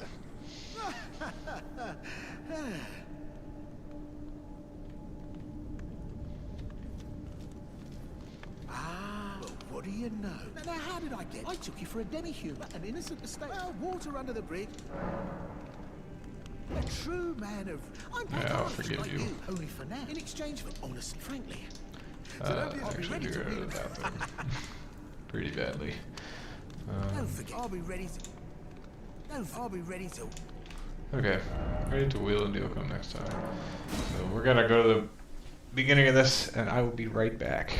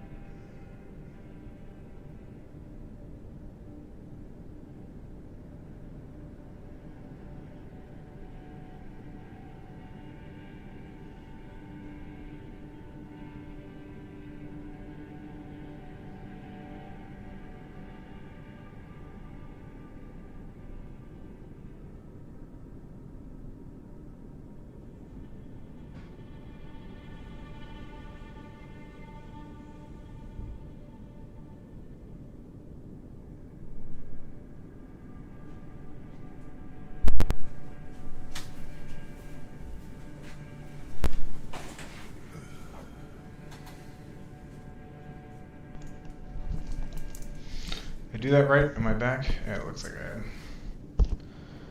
I'm back, baby. Alright, so let's go... I think we can go back to patches and discover some stuff, can't we? This is where that difficulty comes in, because your combat skill tree is useful, but towards the end of my time with the game, where I had saved up about 12 points from analysis paralysis, I tested different trees out, and maxed out my scoped rifle damage following the combat tree all the way down. It was fun to one-shot everything, but it also made combat trivial. Things... Yeah, I mean, I agree. This happens in Skyrim too, for what it's worth. the combat becomes a bit trivial later on. Like I was blasting through stuff. I'm actually gonna turn. I'm looking at my audio. It looks like the mic is a little bit peaky, so I'll just get it down to there. Hopefully that sounds pretty good. But I agree that the combat does become a bit more trivial toward the end, especially when you start getting powers that are like abusable, and I don't know, it's just pretty trivial to work through. You can just up the difficulty though to assuage some of that. Died in 3 shots before, and now they die in 1. So why am I investing in this? This is not an issue exclusive to Starfield. A lot of this balancing is just as bad in Bethesda's other games. But true. Just like I said, we're just, me and this guy, we understand each other. It's a heart-to-heart that we're having here.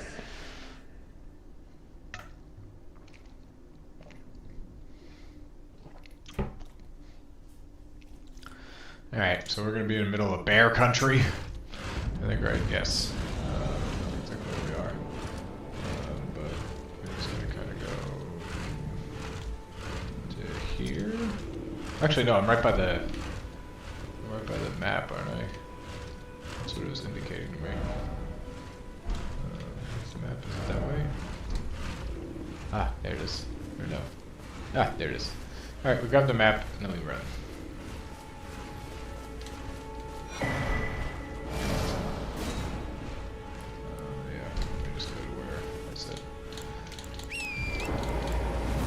But it should be fixed by now, and make them feel important and like things that define your playstyle, and not something that makes you overpowered.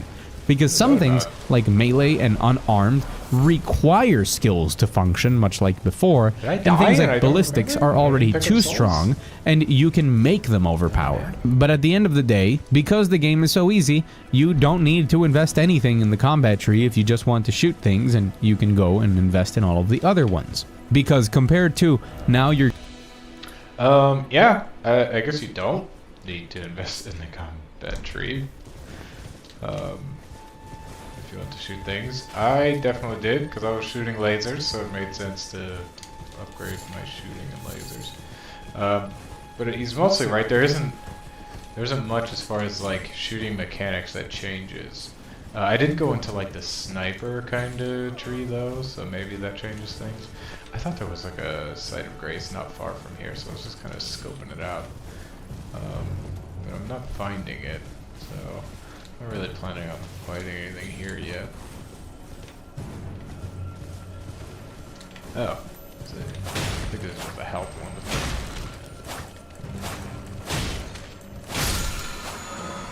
Teardrop scares both crypt and defeat them in front. Yeah, that's what I thought.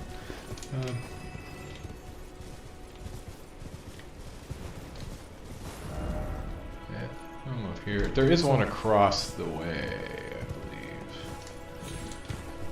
Since I'm near here, I want to get an, what's it called if I can. Yeah, where is the nearest one? There's one not far from this here chasm. Ah, there we go. Look at that. When you write, you write.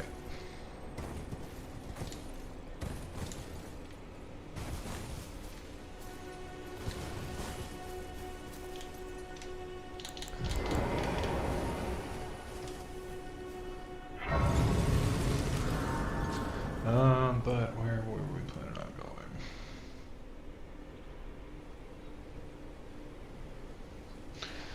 We want to return to the tower. Lower area of Limgrave, go there. Yeah. Alright. So, East Limgrave. Level 10 to 20. What level am I?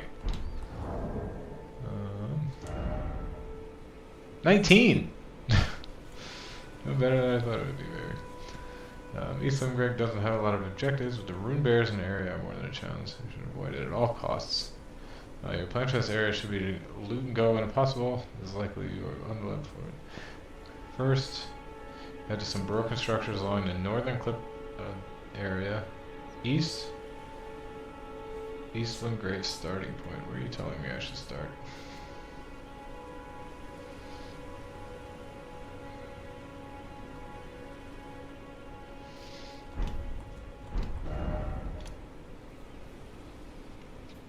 Where the hell is that?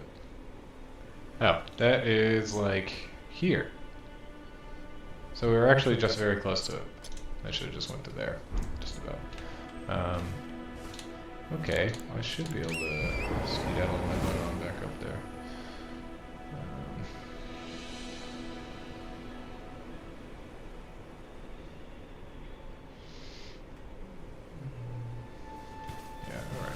Your guns do more damage, the other skills unlock huge portions of the game. Like going deeper into shipbuilding and customization, or going deep into research will unlock many options for your outposts. I regret going down the weapon and suit mods route because I kept finding weapons and armor that were so strong I didn't feel the need to engage with the system and mod out my weapons.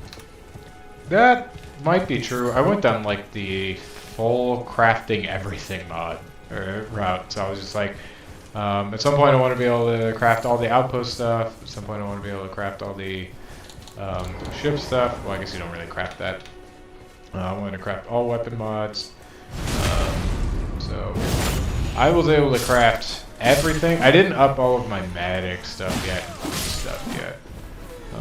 what is going on with that? Should I go like here? Oh, I haven't actually rested at a site of grace yet. Yeah, I didn't actually rest at that one. That's annoying and dumb. But I want to figure out what the hell's going on with that. Why do I have the runes still on my map? I don't remember dying. I don't know if it counts as dying when you just do that dumb shit. I think it does. We'll figure that out. Is there? I just don't remember.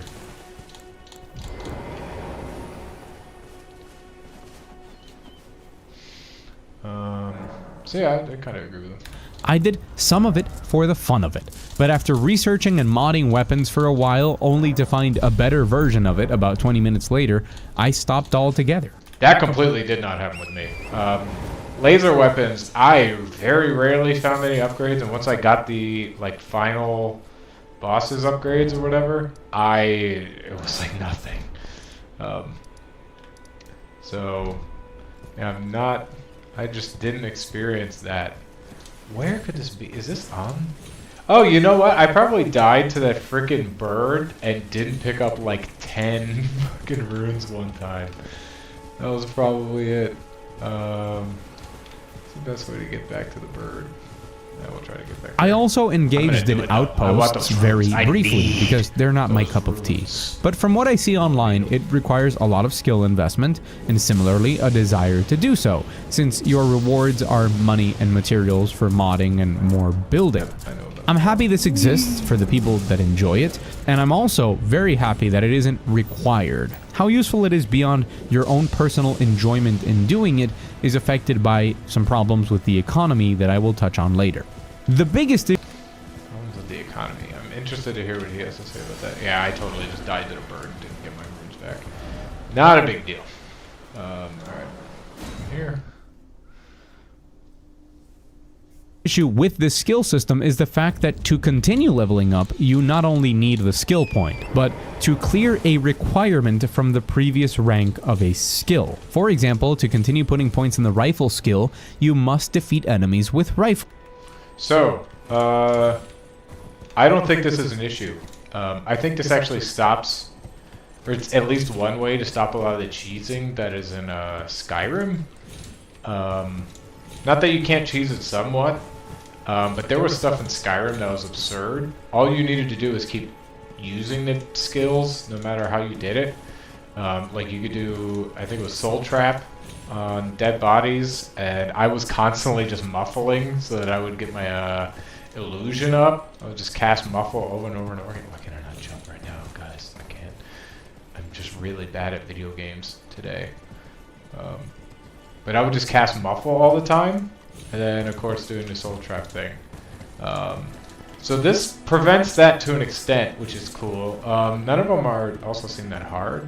But I'm curious as to why it's an issue. It seems to make sense to me. It's just like, hey, a lot of them come naturally. But it seems to make sense to me. It's just like, hey, in order to do this, you gotta make sure you're actually using it right. So I don't know. It's not a problem to me. I have no issue with this system in concept. It's actually fun to chase numbers and make bars go up. We all know that. But its balancing doesn't seem well tuned. Killing 200 enemies with rifles is a much easier proposal than destroying 30 enemy ships or Well, if you go do the training at... can't remember the name of that place. Those one guys, I really just don't remember the name of them. They're like police kind of guys. Not the Freestar Rangers, the other guys. If you go do the training with them, they have like a little competition like shooting thing, and it's not hard to get a bunch of shooting. There it is, that's what I was looking for. It's not hard to get a bunch of destroyed ships. It's also not too bad. You do kind of gotta, that's one you would probably want to work on earlier if you want to like get it quote unquote legit. It's a little bit harder to get that one naturally, I guess, if you do it later. Picking 30 times. As in, 200 enemies with rifles might be one quest. And you might destroy less than 30 enemy ships during 3 main quest lines. If I'm prioritizing a skill, limiting some of them like this is just annoying. In theory, it should happen organically as you play. But if I apply... Alright. So Eastland Grid doesn't have a lot. Yep. First you have broken structures on Northern Cliff. So the star would be at the artist shack grace. Follow the road north from the... This isn't the artist shack, is it? No. Mistwood outskirts.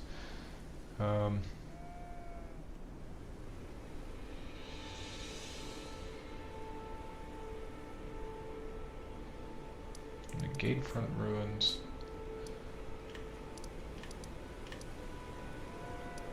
Yeah, okay, so we're just...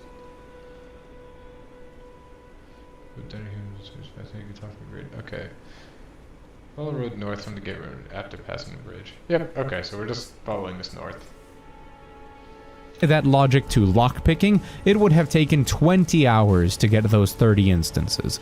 I had to actively seek them out to make it faster. And all the while, if I don't do it and level it up, I'm locked out of lockpicking in higher tiers. And something like lockpicking is not only very time consuming, but also... I actually am glad that you're locked out in lockpicking specifically, because I didn't feel the need to up my lockpicking much in Skyrim, because I could just do the lockpicking most of the time, or I had so many lockpicks that I could brute force it with the auto try.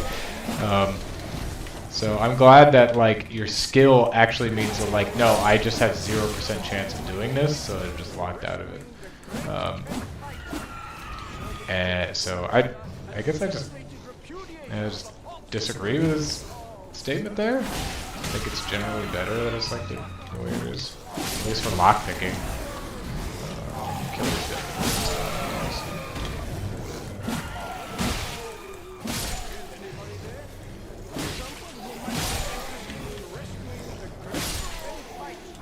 Yes, the great Canathite.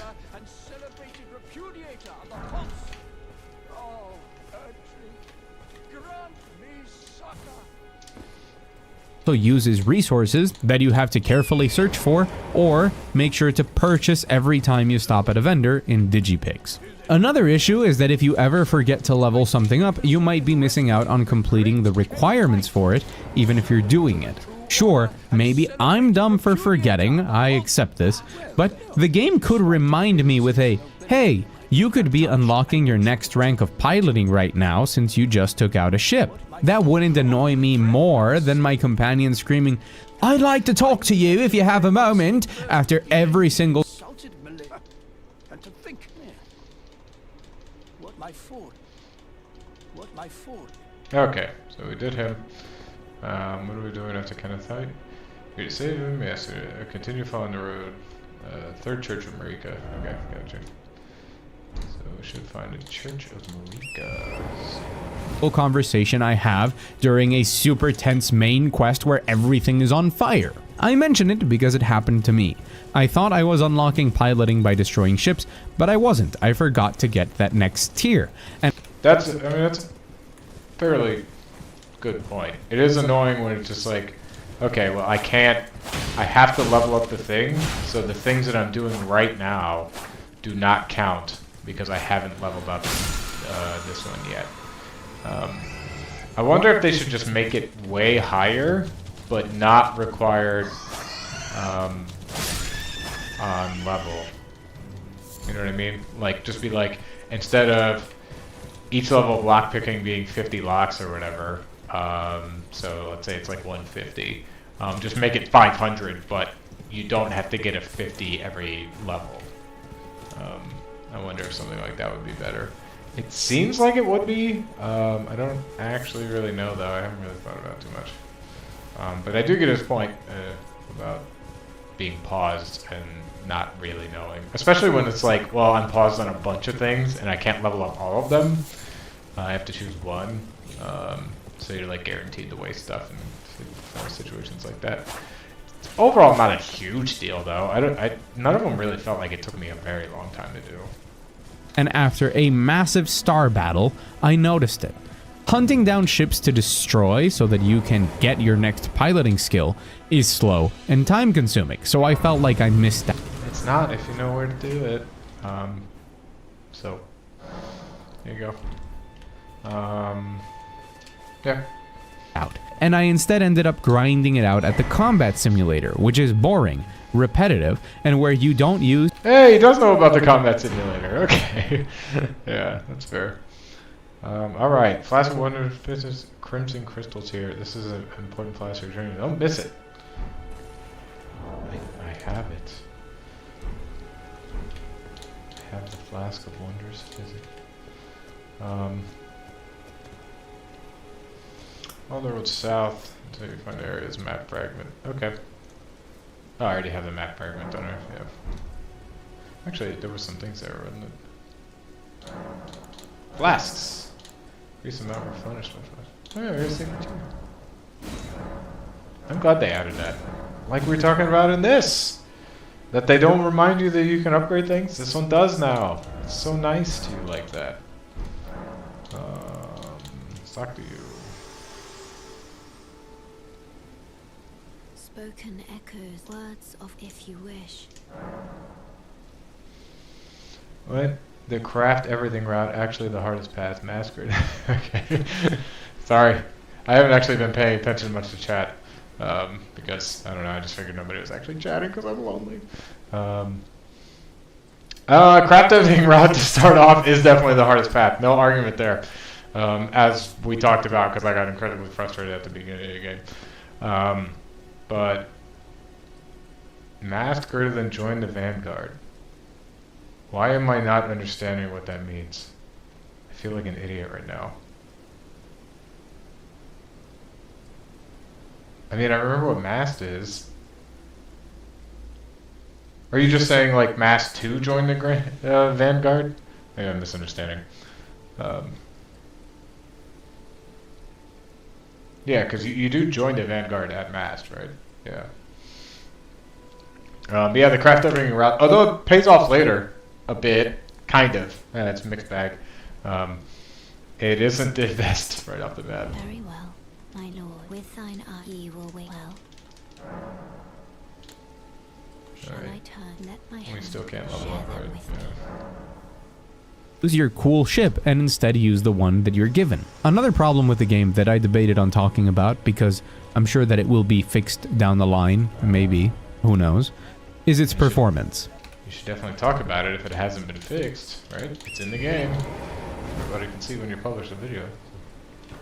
Starfield's performance is abysmal. I ran the game on an i9 Generally, yes. I got an i9 and a 4090, and it ran sub 60 many times. I will say it doesn't stutter. I didn't notice any huge stutters, but the fact that it's struggling to get 60, Like, I didn't notice it just like, oh, and this time it's just like, oh, it's just skipping frames all over the damn place. It seemed like it was reasonably consistent, like 55 to 60 for me, playing at 4K. Yeah, that's what folks. Yep, that's what I thought, Matt. Yeah, I got you. He did mention that though, so he did know that. Yeah, you just do the simulator and you can get the destroyed chips. What was I saying? Oh yeah, I had a solid like 55 to 60, although I kind of stopped checking after a certain point. But yeah, it is pretty poorly optimized. It should run much better. When I'm playing like Spider-Man at a pretty rock solid 60 on my PS5, and what's it like?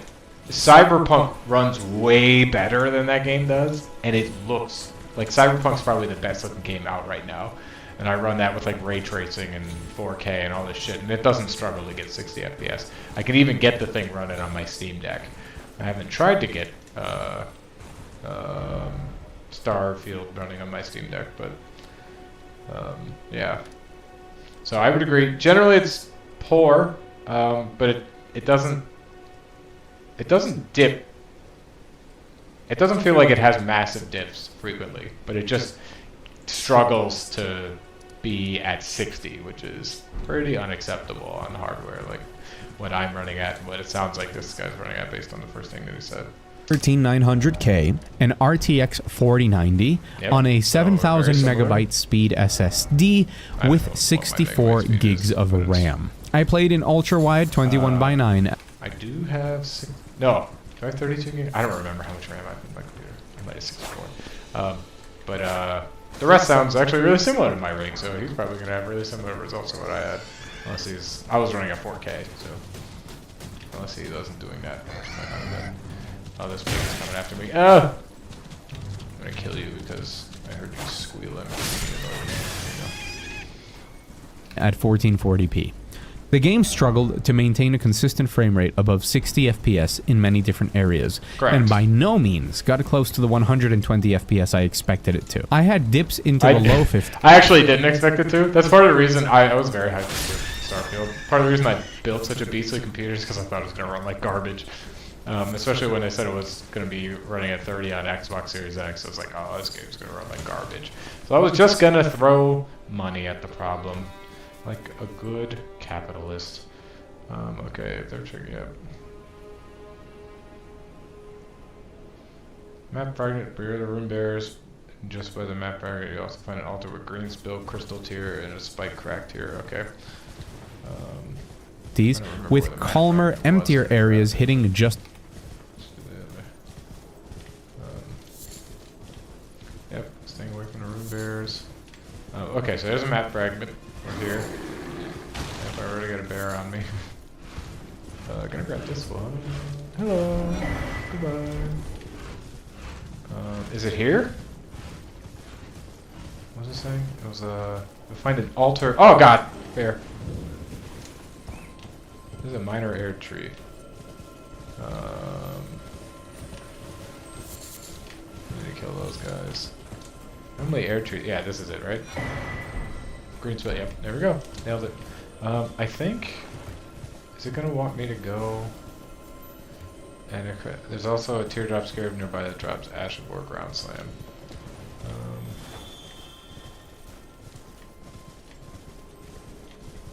Where would Ash of War Ground Slam be? It's not a teardrop scarab, is it? Required material, yeah. This is nothing anymore.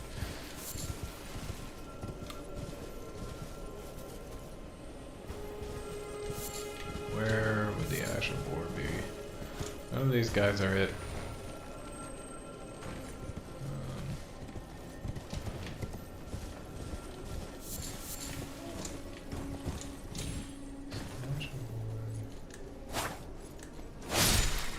Get wrecked, nerd. Alright.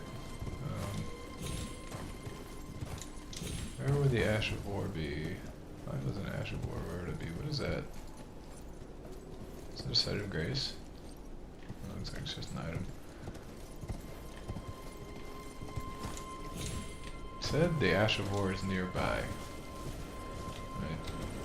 only see a couple of scarabs around here. None of them are teardrop ones.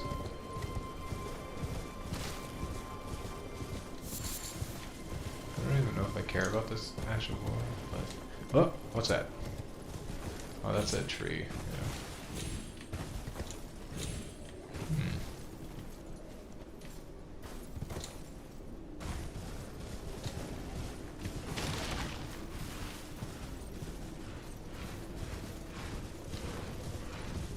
Grab this item. I know I'm being very excited. Oh, gold tinge. Below 90 FPS. A level of variance that nobody should be comfortable with, and all of this while using AMD. Yeah, I didn't feel like my variance was that high, but I didn't keep a strong eye on it, so maybe it was worse than I remember it being.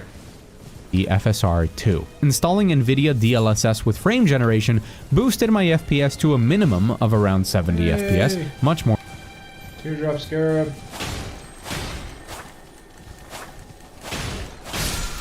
Got him. Alright, we got that. Okay. Once you have looted above, go inside the structure. Alright, the structure was over here. More tolerable, and upwards of 110 in some areas. But this required, once again, help from modders, because Bethesda will be implementing DLSS. I did not get no 110. Like, I wish I got that. I wasn't paying. Okay, this is a tree. Yeah, okay, got it. Like, I lost track of where I was.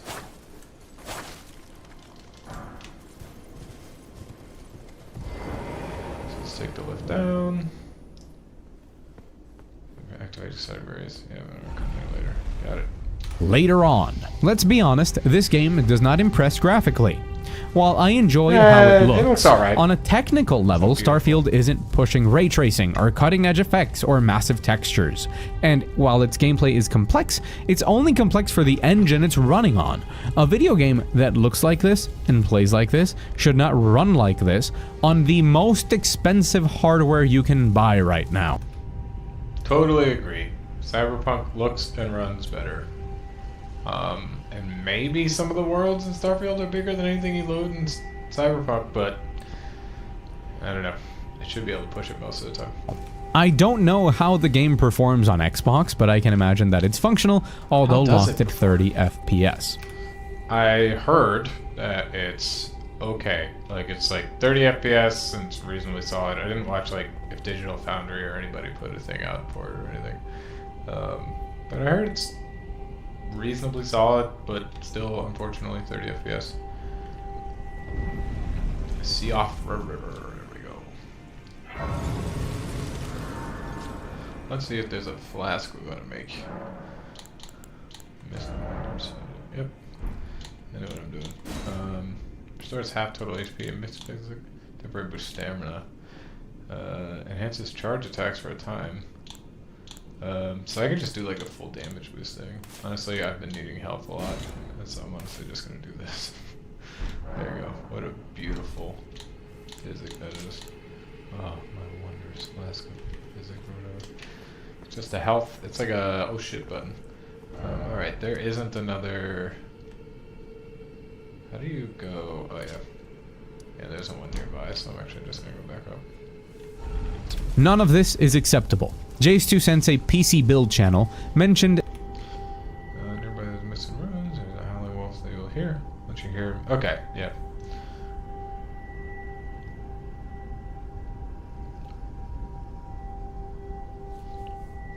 that it is the new Crisis, in reference to the video game titled Crisis, an age-old meme of benchmarking computers with that game.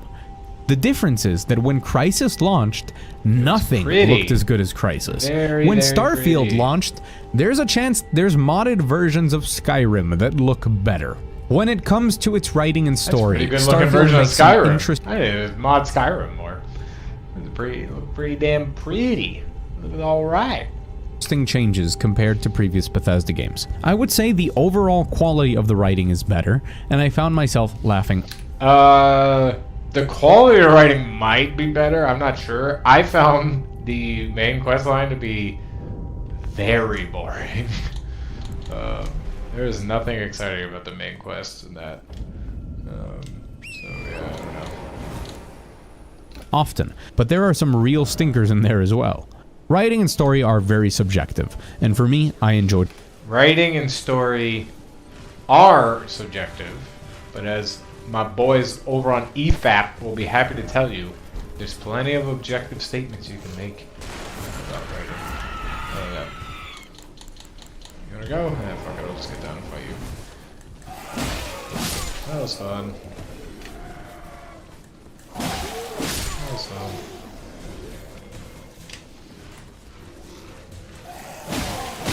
That was fun. That was fun. Trying to do something that didn't work. There you go. Alright. They're all died. They're all died. They're all dead. Dead they are.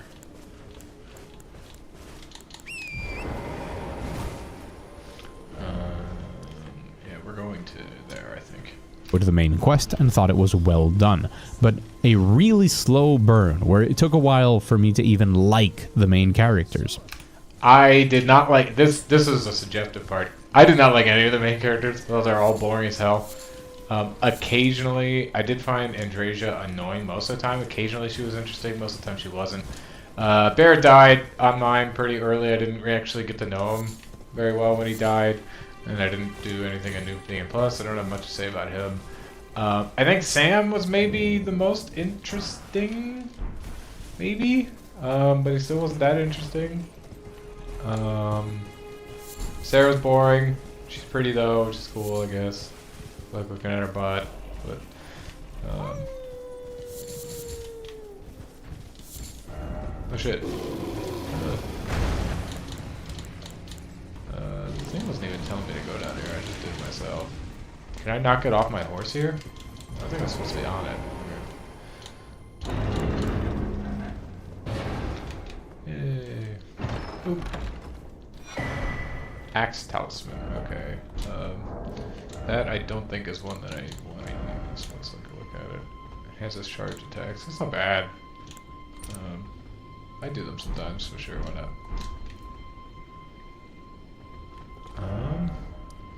We do wanna...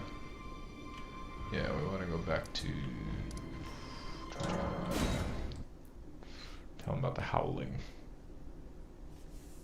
I also want to mention how much dialogue is in the game, which is a number I've seen floating around. I'm sure that that amount of dialogue is true, but it's also true that a lot of the dialogue in this game isn't from it having a insane amount of quests to do. A lot of it is considering many different options, which is very... Okay. Do you have cookbook things? Actually, you have 2 books. Or 3. Oh no. Goodbye. That's okay. We can solve that. Nice to do business. Indeed. We have crank out a 5. That was bigger than I thought. What is it? I'm gonna purchase your last cookbook. And goodbye. Nice to do business. We need to go back.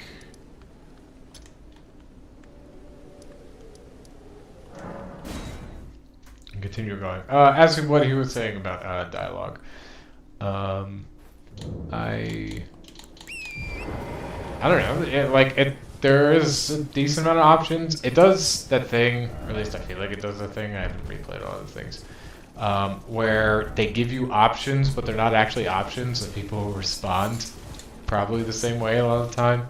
Lots of games do this. It's very obvious to me most of the time when it does this. I got that feeling a lot of time here. But, yeah. So yeah, there probably is pages and pages. I mean, I felt like I was talking to people a lot. I feel like there's a lot of content. I don't think it's just from choices, but especially because, like I said, I think a lot of the choices are false. But I don't know. Like, it's not an important metric to me, I guess. very good. It doesn't matter which of your 4 companions you have with you, they almost always have something to say in any of the main quest lines. They also have very long conversations about the decisions you make in each of those quest lines at different stages in them. And also there's a lot of dialogue that is just funny options, just funny non sequiturs that are there to add flavor. Some of it is great and some of it falls very flat. A lot of the quests in the game can also be I don't actually remember how to change my status. Okay. I don't remember how to do the nope. No, I don't remember how to do the different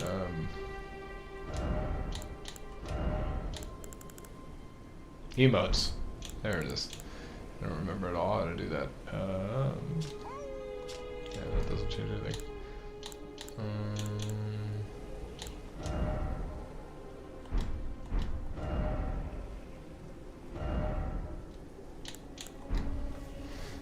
I am a little bit embarrassed, but yeah, I'm not that embarrassed. Emote. Nope. Emotes, Elden Ring. Gestures.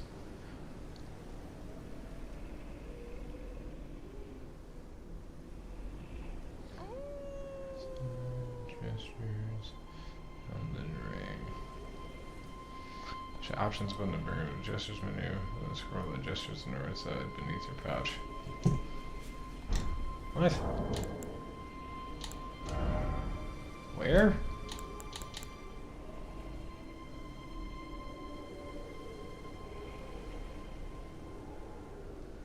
Oh, it's right there. I'm like a huge idiot. Well, how do I...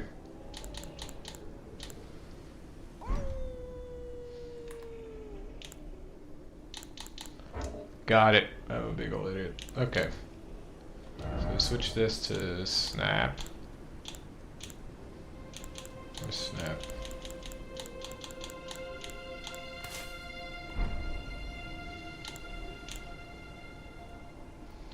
I don't remember how to actually do them though. You can switch.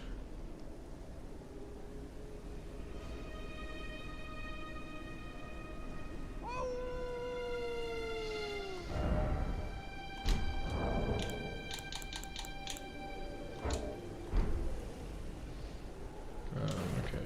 Damn it!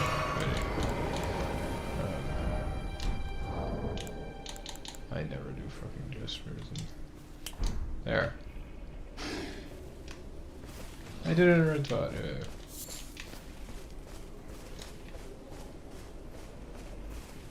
What up, son? Who goes there? Carly sent you.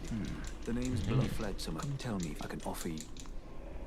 Darrowell is in need of a. Darrowell is in need of. Alright, consider yourself in the area, take a detour to meet the nomadic merchant of the area if you wish. Okay. Circumvented with money. This isn't new. This happens in many RPGs. Well, you can pay me, or if you don't have the money, do this favor for me. The problem is the economy of the game. Because money is not hard to come by. Even selling a couple of guns, looting here and there, or moving some contraband, which is not difficult at all. It's simply remembering that you have it and take. I totally save scummed contraband. Once I had any stash, I was just like, I don't care about this this part of the game, so I just completely save scummed it. Did not give a shit. Open for business. Right, okay, got it. So yeah, I totally save scummed it. Did not care. I also often forgot that I had to put contraband in the thing. So I would like just be like chilling, and then I go like, okay, I'm traveling to a thing, and they're like, you have a contraband, 0% chance. I'm like, what the hell? And I completely forgot to put it in my cargo. So that mechanic was kind of pointless. I didn't really like it. Let's see, do you have anything I want to buy? You do! You have 2 things I want to buy. Can I buy them both if I crank out all of my rooms? Let us find out. Doing okay so far. I'm thinking I'm not gonna make it. Oh, nice. Please. I'll take this one, and I won't take that one. I'm poor. I'm sorry. Okay, speed. Alright, so we gotta continue this way. So yeah, contraband's kind of a weird mechanic that I didn't really care for. But it wasn't worth a lot of money. Of course I had to do it if I had the chance. Taking a slight detour before heading to a major city, all provide you with a ton of credits. Without investing into commerce skills at all, by the way. Most quests that feature the option to... I did not invest in any speech or commerce or anything like that. And I was actually pretty good at speech. I don't know how that happened. The first time I got to the end guys, I tried to persuade them just for shits and giggles. And I totally won. And I had no points invested in speech. And that was the last... You basically skip, like, the last fight in the game if you do that. So speech was also not amazing, which was disappointing. So that meant I never invested anything in it. Yeah. To skip steps for money will ask for anywhere between 1,000 to 3,000 credits, with the highest I saw being 10,000. For context, without much effort, I had over 1 million credits in my playthrough. Why would I ever consider doing that? I don't know that I ever actually got up to 1 million. I think it was like 800-something thousand. Yeah, but money's not hard to get. You're not wrong. Those alternatives. To be fair, 1 million isn't that much because building ships is very expensive, and then buying ships is very expensive. I don't know if there's anything really related to outposts other than buying materials if you want to get them that way, which is a totally legit way to get them. That might be the only thing that outposts-wise would be expensive, but 1 million credits isn't that much. But if you're already kitted out, of course, you do it. I didn't get that many credits until I was probably 100 hours into the game. But I was spending money like crazy because I was buying a bunch of materials to craft things to keep my crafting stuff up. So that was the consequence of how I played it. Of course, if you want to explore the questline and other potential benefits, see if there's any content behind doing those favors and meeting other characters or whatever may happen, you will take it anyways. But when I did them early on, it amounted to little more than some extra combat or some running around for a fetch quest. It doesn't make sense to me that someone with 1 million credits wouldn't simply pay these small fees to expedite the process. It would make me feel stupid to go run errands for some bartender to save 2,000 credits with 1 million in my wallet. And this makes me think that the economy is... that's like, it's sort of Ludo narrative dissonance a little bit, where it's like, oh, I can't afford this thing, can you go do this quest to help me? And you're a fucking millionaire. It's a bit odd. Pretty common in games, though. I don't really blame them that much for doing it. It's understandable, but I guess it is valid. It's not very well adjusted or balanced. When we start pairing the lack of motivation or need for loot and money, especially as the game goes on, a very different issue appears. While some quests are just entertaining, and others are very compelling, many are simply boring. I recently did a video speaking on some of my favorite things present in Baldur's Gate 3, and one of the many things that I found very smart about it was how it makes you want to engage with its quests. Quick side note, I found Baldur's Gate actually boring, but that was almost entirely because of the combat. I just do not like the combat in that game. It's not even that it's bad. I just don't gel with it. Not my thing. So yeah, but I'm weird like that. Like, I definitely enjoyed Starfield way more than Baldur's Gate. I didn't get that far into Baldur's Gate, like 10, 15 hours or something. But I could tell that Baldur's Gate was a high quality game. There's lots of cool choices and lots of ways to attack it and stuff. The characters seem pretty good. I didn't really like any of them yet, but they seemed like they were solid. They all had interesting stuff going on.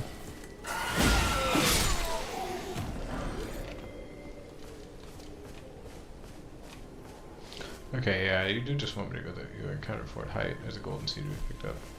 Yeah, okay, yep, that's what I thought. Baldur's Gate 3, many of your side quests present you with situations that either directly affect your companions or affect the main questline. You're shown early on that these side quests have tangible impact on different characters, and their outcomes will be felt in a meaningful way later down the line. This meant that for me, engaging in quests in Baldur's Gate 3 was always a reward in itself. I wanted to resolve these conflicts because the game wrote them in a way that from the very start, they made them important to my character. This rarely happens in Starfield. That's true.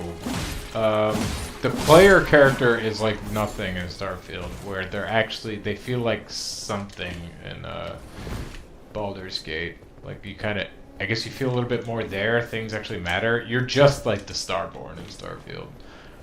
If you play Starfield for the story or the characters, you're probably gonna have a bad time.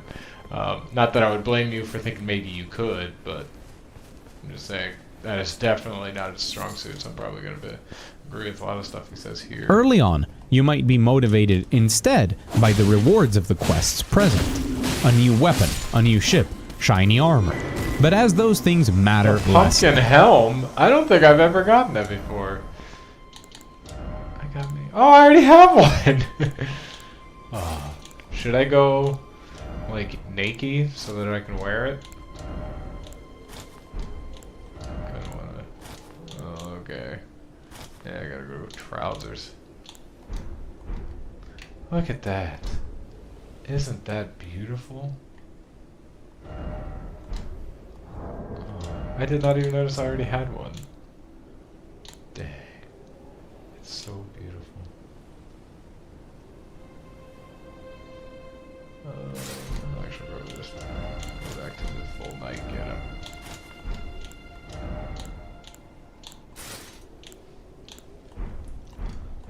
Alright. Let's continue. Unless you lose any incentive to participate in some of these quests. The exception is the Crimson Fleet questline, which is... Everyone says the Crimson Fleet one is the best one. I didn't think it was that great. I found most of the people on the Crimson Fleet to be annoying. I absolutely sided with the Sistef or whatever it was called. Because it was kind of annoying. Yeah, I actually kind of knew that was going to happen, but I just fucking ate it. Still a rat down here? Go away. Leave me alone. I don't want rats. But yeah, I think the Crimson Fleet questline is a bit overrated. It is good that it's finally something where you're not just a goody two-shoes, or at least you don't have to be. This UC Def or SysDef or whatever they were called, those people are gonna get real mad at you if you step out of line with that shit. But whatever. Like that one guy, I can't remember, Commander Ikande or something like that. He gets real mad if you like. There's one part where I was trying to sneak through, then people started shooting at me, and I was just like, okay, well I'm gonna shoot back, and then I was only shooting at like the people who were shooting at me, and then my companion, I think it was Sam at the time, was just lighting people up. There was like those people just running around not actually shooting anybody, and he's just lighting them up. So that was weird. And Ikane was like, why did you run through and murder everybody? I'm just like, they shot at me! Like, what do you want? I don't know. And also, yeah, my companions got mad at me for doing bad things multiple times where I didn't feel like I did anything. I guess maybe I murdered somebody on accident who I wasn't supposed to murder. Sometimes that's a bit confusing because it's just like, well, I can murder some people, clearly. Sorry, I'm gonna concentrate on this.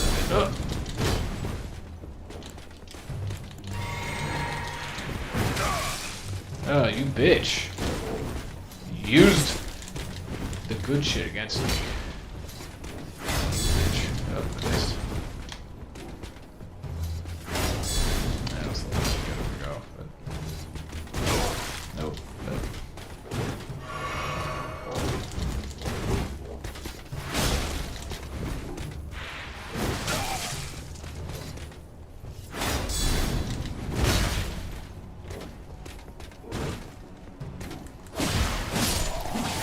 Got him.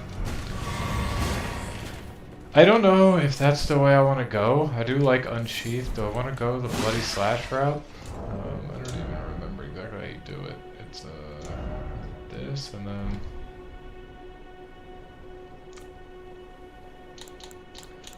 Oh my god, I truly don't remember how you decide which thing you have on it. Oh, I think you gotta do that. You gotta do that Side of Grace. Yeah. So I don't know if I want to do the Bloody Slash. Maybe. I don't know where I want to take this. I haven't really used it before, so I'll probably equip it and just try it out a little bit. At Fort Height. Once this is done, head to some water. That's the third. We face a Tibia Mariner boss. Okay, yeah. So we did that. Kenneth Height is there.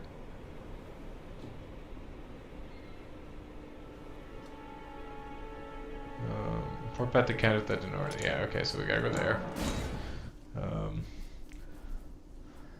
then Cleverly introduced by holding a crime over your character's head, and then you're forced to work for the government. Nothing else tries to really hook you into a questline like that one does, although for the sake of the player's freedom, you're never forced to continue it. Ashes of War, yep. Okay, so we're gonna Ashes of War up this. We're gonna try the Blood Ujigatana. Don't have a lot of arcane though. So we probably, yeah, since that's just all worse, we do a standard Blood Uchigatana. It's a little weird, but you know, it's fine.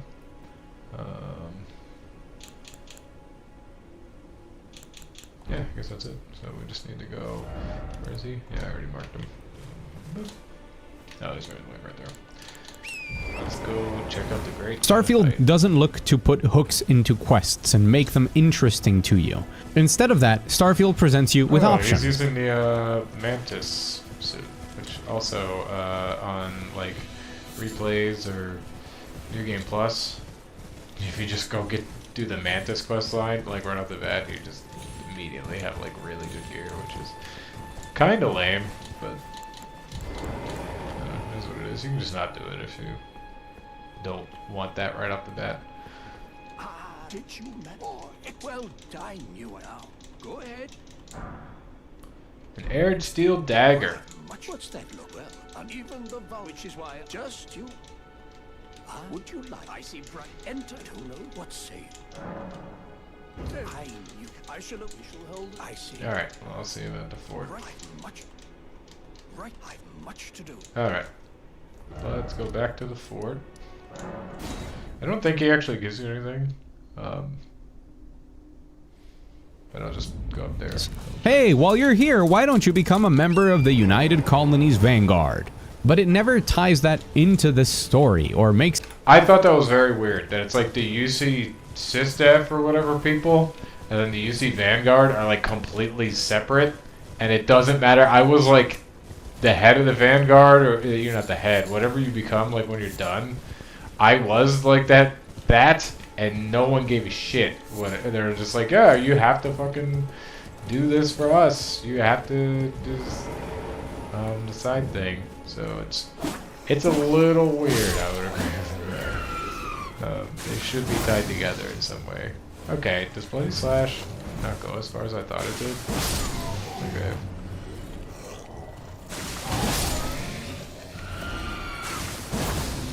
Yeah, it doesn't go that far, but...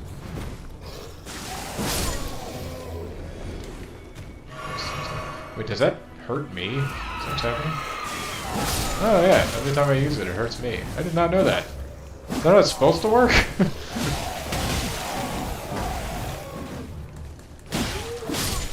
I can't do things that hurt me. I'm not good at the game.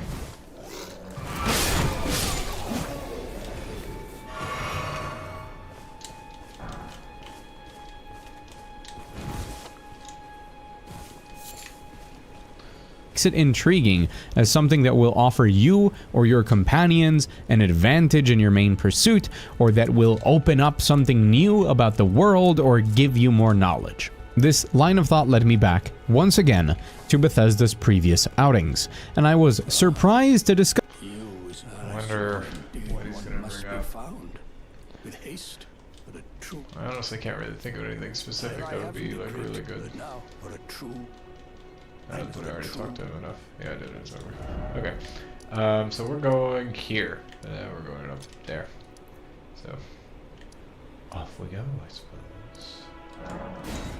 Discover that this isn't the case in all of their games. Okay. Skyrim very much falls under this sandbox exploration approach, where you have a main quest that is relatively vague, and much of the side activities have absolutely nothing to do with it. You engage in them because you can, and you want to explore them without any other motivation than that. But Fallout 3 and 4, and even more so in New Vegas, but that's an Obsidian game, so I try not to talk about it, do a good job of making a lot of the quests tie into the central conflict. Yeah, I guess. I don't know, it's been so long since I played them, but I don't actually remember this. Oh shit. I didn't even know this little dude was gonna be here. What did I get? Ash of War Sacred Blade! Okay, sure. Wasn't aware that I was gonna get that. That's cool. We'll launch ourselves up here. Bunch of wolves. I don't actually care about any of y'all.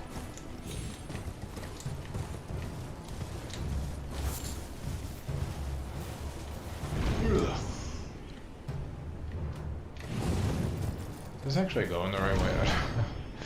I'm not actually 100% sure. Where was my goal? Oh yeah, it's down here. Okay, yeah, I'm going the right way.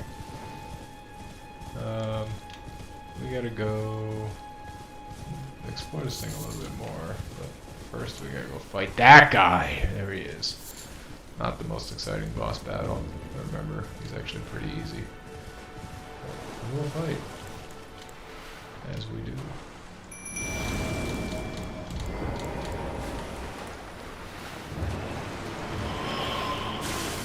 Okay, cool. There he is. Come on, doggos. Forward. He's raising the dead.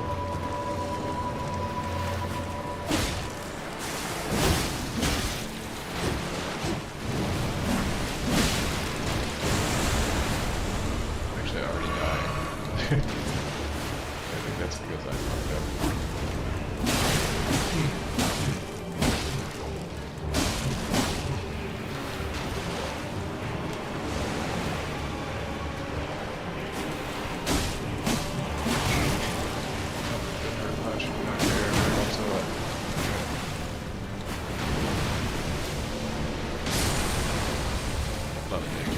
Guys, what a stupid idiot. Is the other thing?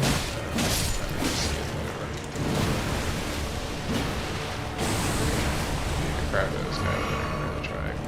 No, go away. Thank you. Oh, die here, so.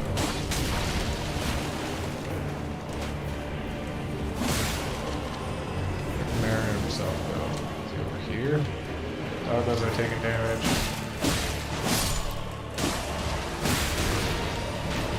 Just got hit. I'm an idiot. Where's the mirror? No. Okay. Okay. There he is. You cannot hide from me. For you Marin the tibias.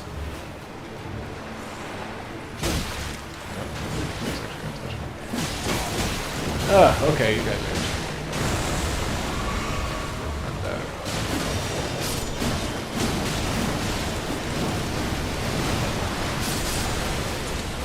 Yes. Kill your own guys. See if I'm here.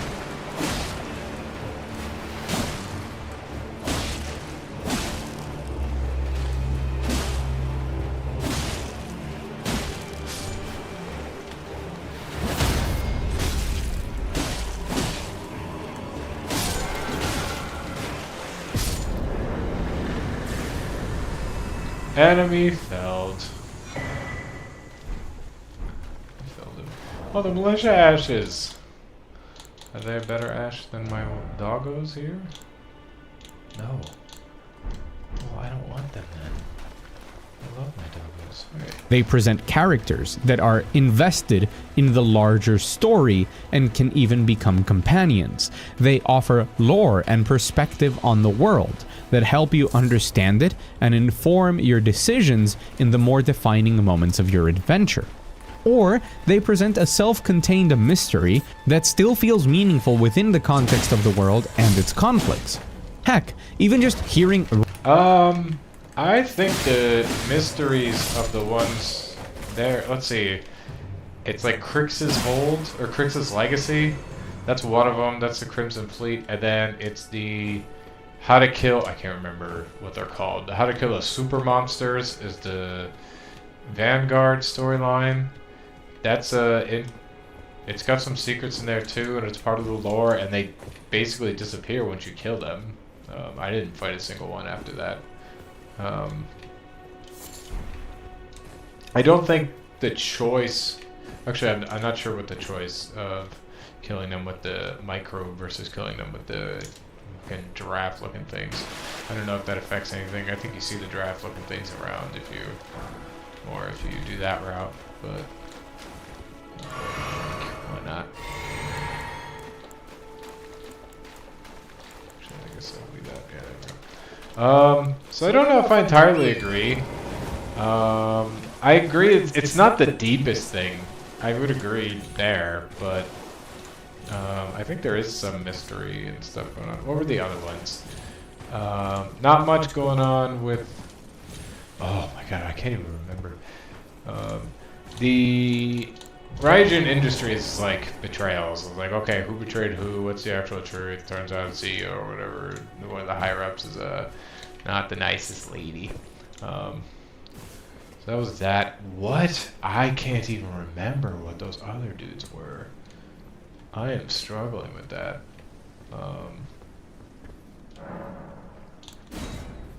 Oh, it was that one guy. The one guy who played frickin' Sheogorath in the DLC. Yeah, he was actually like awful or whatever and attacked those farms. So like, they weren't huge into the lore, but they did have mysteries to unravel and stuff like that. I didn't feel like they were so much less effective than maybe like Skyrim. Maybe a bit. I like them less than Skyrim, but I'm trying to be like objective of like, did they have less effect on it? Like, I think the Pirates one has as much effect as like either the Fighters Guild or the whatever the hell the werewolf fighter people are in the companions, I think, in Skyrim. It probably has as much effect as they do, or like the Mages Guild, the College of Winterhold. I don't know. It's tough to say. Kind of mixed on it. Rumors on the radio makes many of the quests feel more impactful in the... Let's check where we're supposed to go. Yep, Green Turtle Testament. Go back up the third church from Rika, and the back door will be a portal that will take you to your next location. Yeah? Alright, I'll go there. We're gonna be portaling. I'm playing for like 4 hours. So I haven't been invited to a round table hold or whatever yet. I don't think. Do I have enough? Yeah, I should have enough to level up, right? Rest at the site of grace. I'm kind of surprised I haven't gone to the round table hold yet. Hold up. Not yet? Do I have any runes on me? I don't think I do. No, I don't. Okay. Whatever. Alright, so we need to...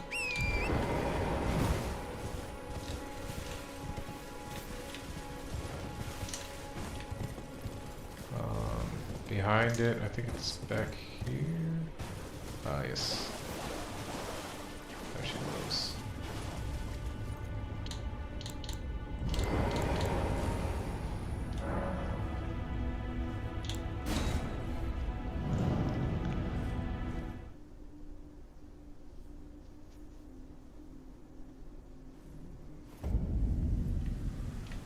Grail's Dragon Barrow.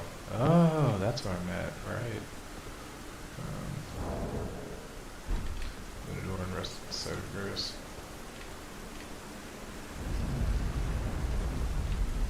Definitely not going to be able to beat that thing yet. That I am certain. Alright, you want me to rest here? So she's going to offer to take me to the right. Hey, you're doing it. Forgive me. To determine if you had the metal, it seems torrent, whereas I don't know why I'm there is listening. but I can take gathering place. I do not care about what she has to say. I just don't care. By grace. It looks like I'm still peeking a little bit. Maybe I'll just keep this away from my face a little bit. I just don't care what she has to say, guys. I just don't care. Very well. Let my hand.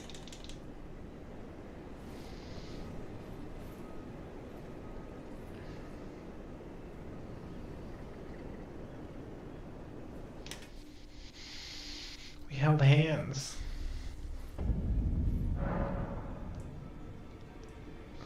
The hole, yeah. I know about the round table hole. Guess I'll just talk to everybody. World, like they're legends that people speak about or situations that are interesting and relevant, making you seek them out just to experience those locations or conflicts firsthand. Starfield doesn't do this. Most of the time, Starfield expects you to be interested in a questline because it exists, because it's content that you can do, as if that is enough motivation for the player to explore it. And for many, that might work. I think that's kinda true. Yeah, it's probably mostly true, actually. I don't know that I have a huge problem with what he's saying. Because, like, yeah, it's probably mostly true. Not a big deal for me anyway, because I can do checklist stuff, but I think it's mostly true. But I believe that good quest design and good writing should make players want to participate because they care about what is happening and want to have an impact on the outcome. Whatever tricks might be necessary to make... Sorry, I'm actually sort of paying attention now. What is it? The map in it will lead you. What is it? The map in it will lead you. It will lead me there. Ah, hello. You must be new. Got 18 minutes left in this video. We all know of one's house. I'm not taking it fast, I'll tell you what. By the way, she's my servant. Take your eyes off if you find her.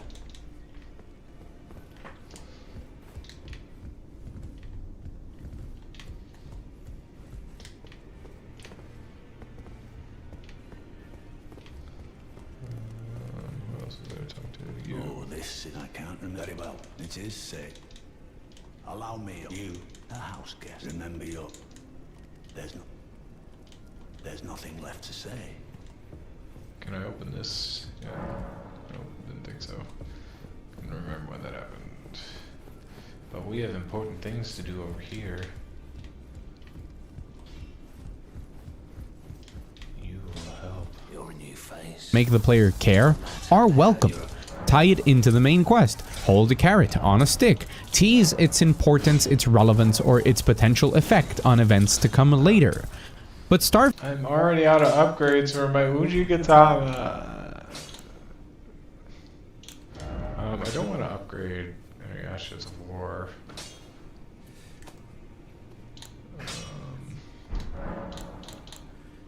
That's even nothing special. I'm trapped. There's all the.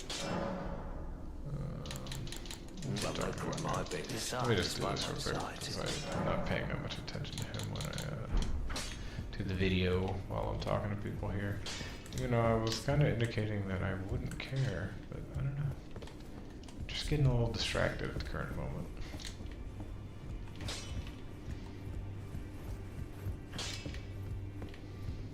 Oh, I know you. Hello. Greetings, great champion called by grace. I, a circumstance, great champion. Would perhaps you might share doing so, and you, do you think it vulgar where I come from? I understand your disdain is, but should you come pay me. That is a beautiful mirror right there. I was watching The Act Man, and he was talking about how this game is beautiful. This game is not beautiful. It's not ugly, but like it definitely isn't pushing any kind of bounds on how it looks, and it's just, I don't know. The art style's pretty cool, I guess. It's nothing that special. It's alright. I think I got one. What? No. Alright. Starfield feels like it isn't interested in this. Actually, yeah. Let's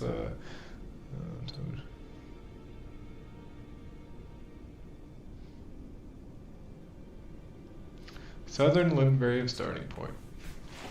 Let's see where they put me there.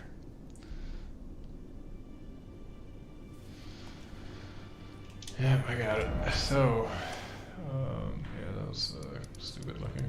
Alright, Southern Limgrave starting point. Where do you got it? You're going, looks like here? What's the best way to get there? Not the Cave of Knowledge. First step, I guess.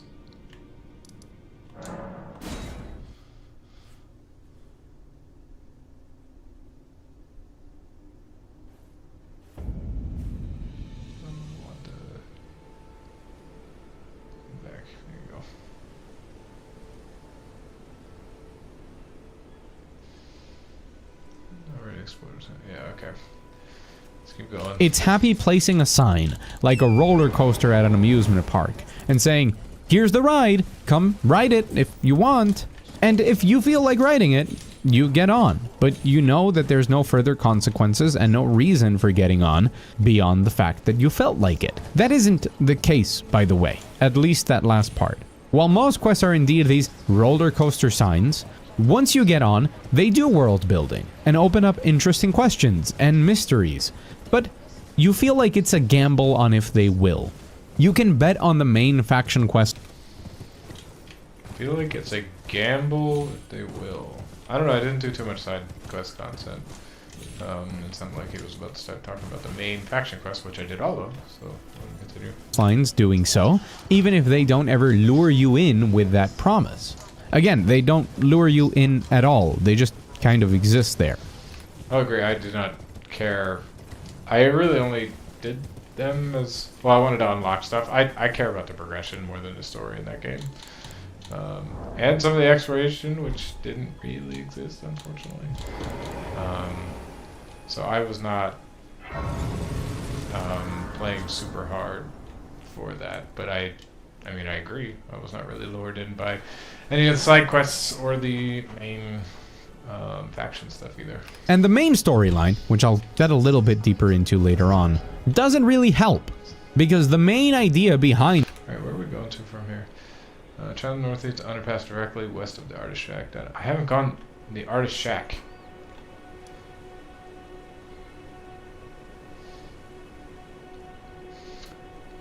To the underpass. I don't know where the underpass or the Artist Shack or any of this shit is.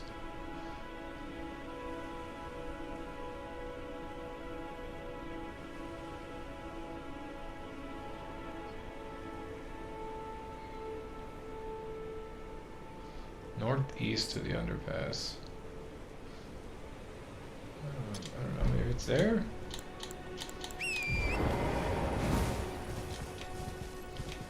I can go northeast. Oh, is it just this?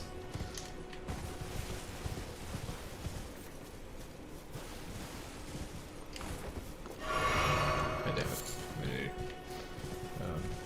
And this is an underpass, kind of. Right? I don't really know what it's specifically looking for.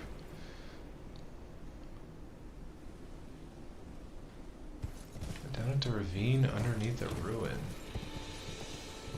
Ravine underneath a ruin. I just have no idea what you're talking about, dude. What is this?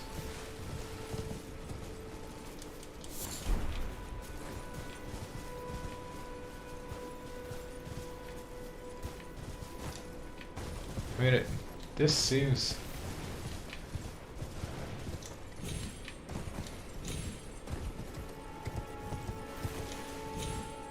Could that be it?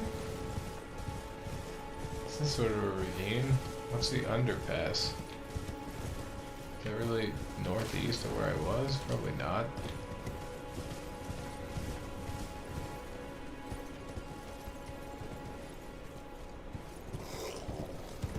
I just do not have any clue where this thing is telling me to go.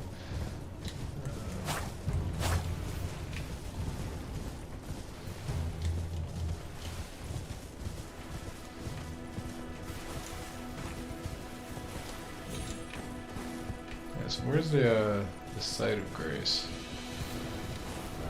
Completely lost it. Okay, I'm near it. Right. Ah, there it is. Let's just chill out at some Okay, Elden Ring, Southern Limgrave starting point.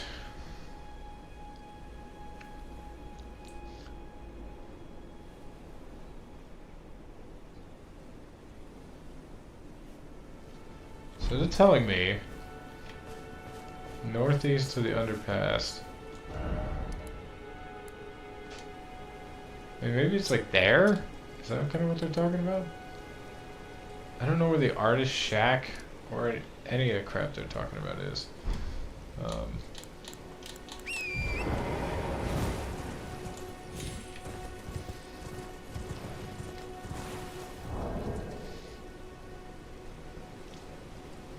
Zoom out a little bit. What's this? Gill Lake South.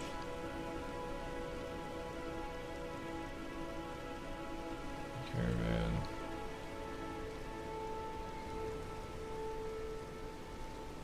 I'm struggling to find.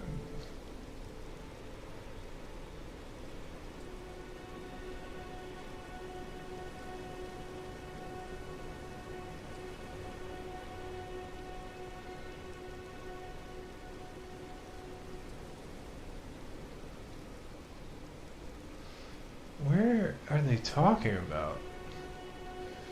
That's what is really annoying. I have no idea.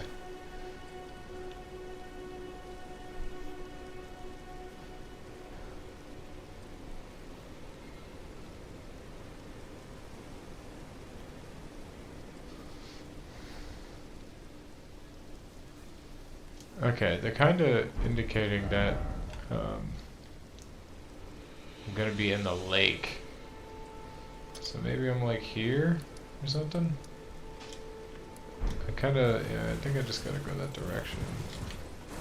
I don't know why there's no dude here. I'm just gonna beat the dragon. Never found an artist shack. Is that the underpass? I suppose it could be. Maybe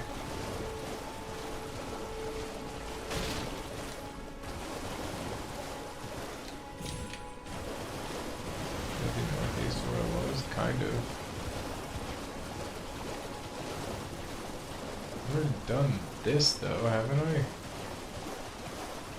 Is Yura just hanging out here?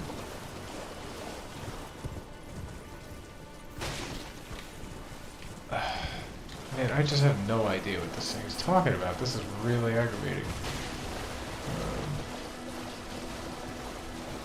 I guess this is what I get for following a guide, but I just have no clue at all what they are talking about.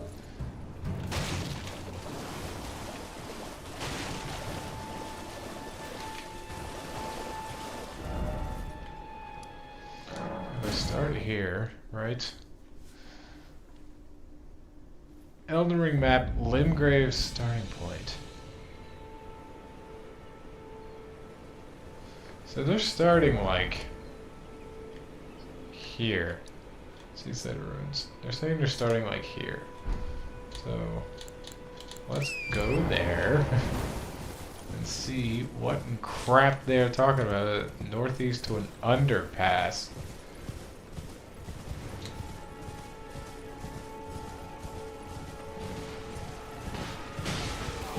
Fun fight. I'm just gonna ignore it. There's another camp that's just chilling. Yeah, I did that camp. Well, I saw it. There's a site of grace here. I'm just gonna go get that.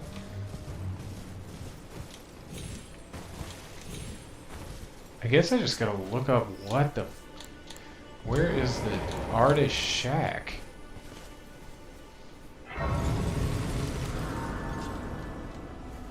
It's west of the artist shack. Anybody know where the artist shack? I'm wondering.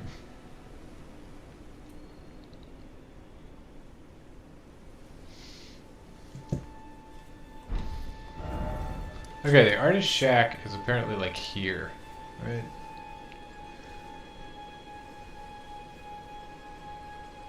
Well, no. I actually can't tell what the... What?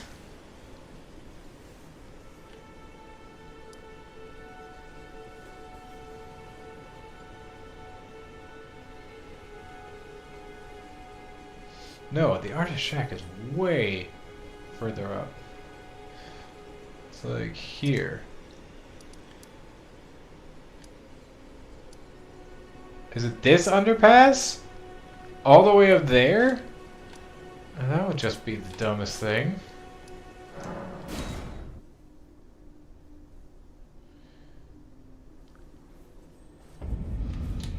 The way they told me to do that, and the links that they had are really bad.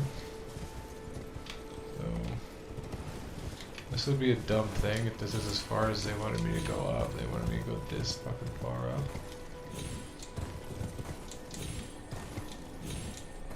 I mean, this is a ravine and everything, so... Okay, we're going over boys. No. Yeah, summer something. Yeah, so this is the artist shack, right? Yes. Okay. Look, we found an art.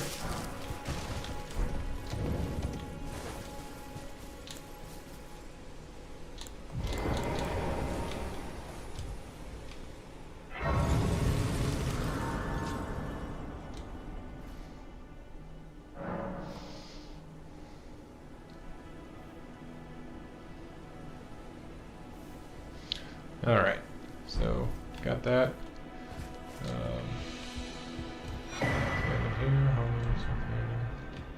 You got a painting, yay. Okay, so after that they were like, shit, wrong page now.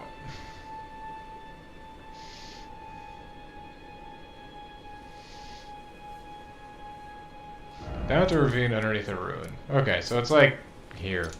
Yeah. There we go. Bloody Finger Hunter Yura should be around there. Okay, hopefully. Some bears. Do not care about the bears.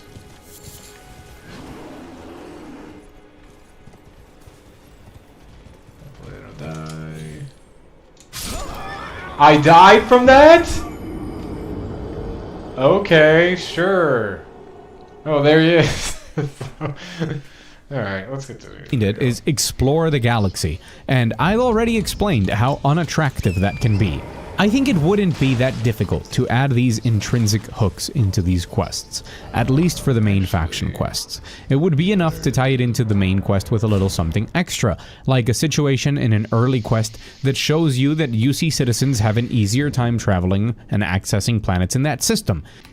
I did find it really interesting. I got mad Starship Trooper vibes when they were like, oh, you gotta become a citizen, you're like a higher level citizen. I was like, this is like some fascism stuff. There's mad Starship Trooper, enlist equals citizenship stuff. It didn't end up being as cool as Starship Troopers. You know, I see my mic is still peaking. Maybe I gotta... I'm sorry if I sound like garbage, guys. This is the first time I'm doing this. Lower it down to there. There you go. Lower it down to there. Maybe that'll sound a little better. Got most of my talking kinda in the orange, sorta. Looks like it peaks a little bit sometimes. I don't know. I'll try to keep an eye on it. Yeah, I thought though it was gonna be like some Starship Trooper. These are fascist dudes, but Didn't end up being like that, I guess.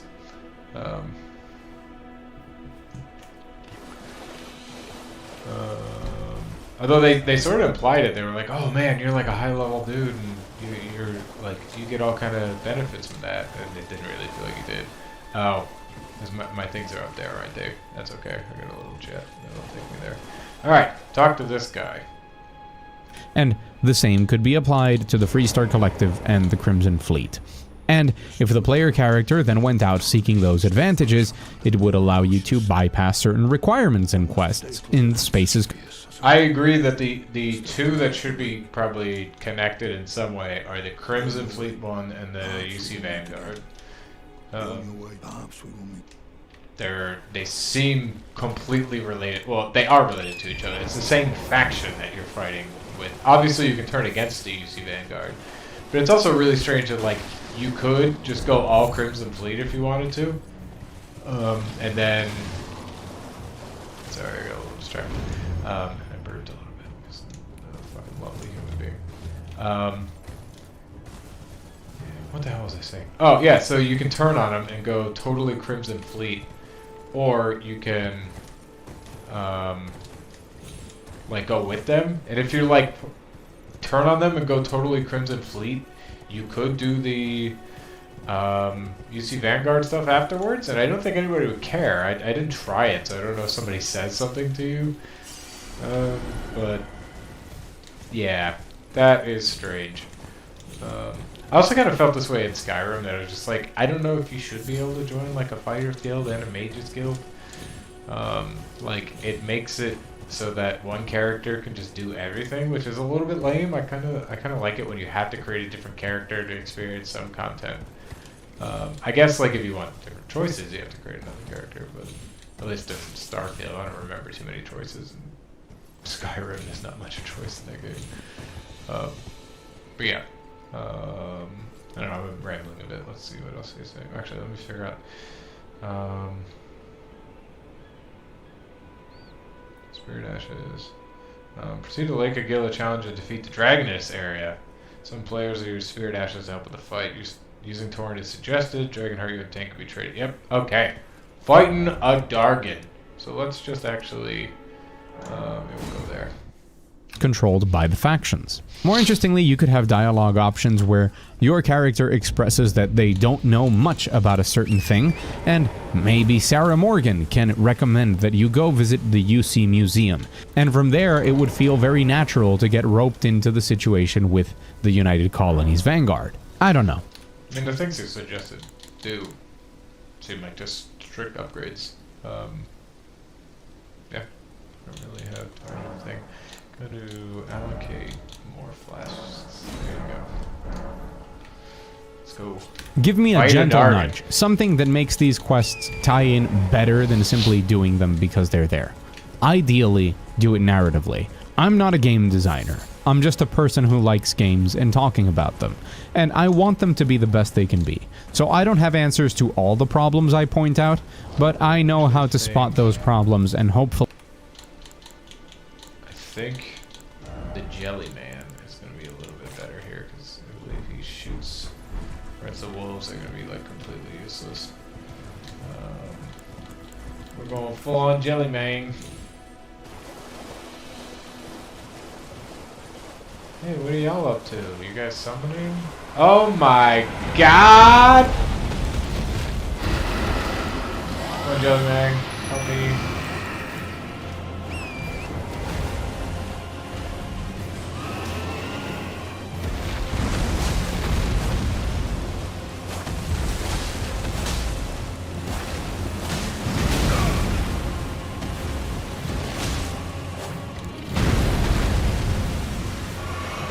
Jelly Man alive! Jelly Man's alive!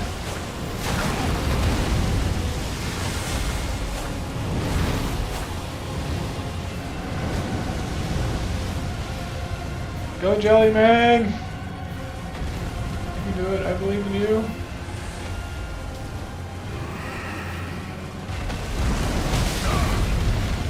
You got me pretty good there.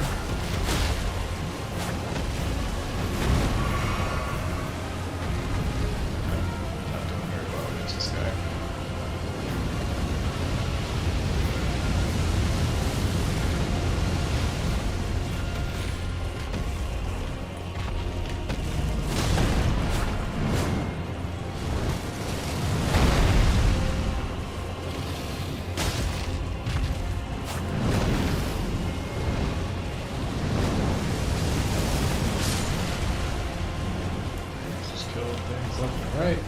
Jelly Mang is still alive. That's fun. Hey, Jelly Mang. Nope, no, no! And did he leave? Oh, no, he's still here. Okay. He just got reset. Yeah, he's not at reset health or anything done.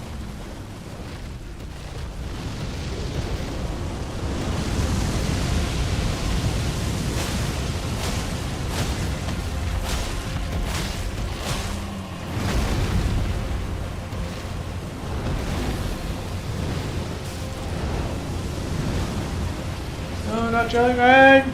No! It's okay, it wasn't too much anyway.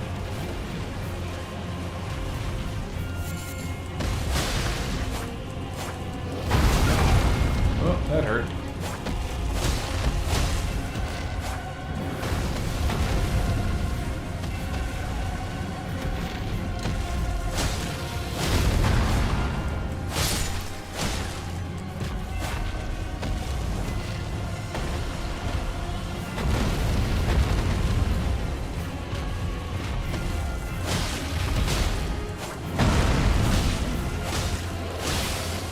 Ooh, bleed, nice.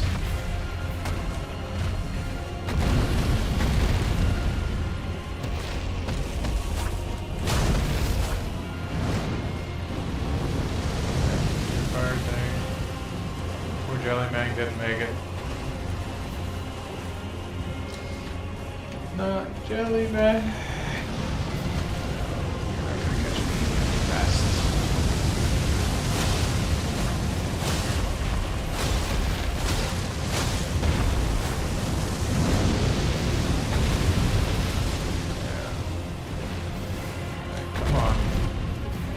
Disappeared again? Alright, you're there.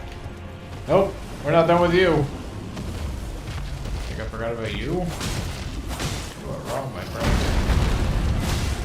Yeah, I can go to like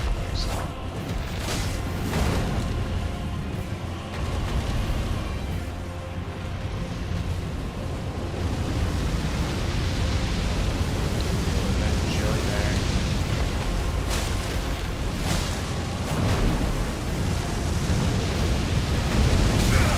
No! No! Are you serious? I got stuck. Ah, oh, that sucks. It's not a big deal, but I was at like full health and he just, that sucks.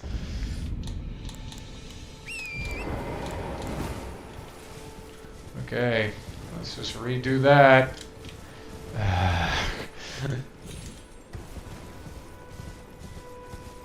That really sucks. Okay, we're gonna go get the... I guess we summon Jelly Mang. Can we? Can we? Can't. That is really shit. Oh my god. Okay, we can summon Jelly Mang now, so... we'll do so. We are on a trek for the souls first. There they are. Oh, that's so annoying. I clearly had him. Got stuck. Right. It's very close to that too. Yep, Jelly Mang shooting at him.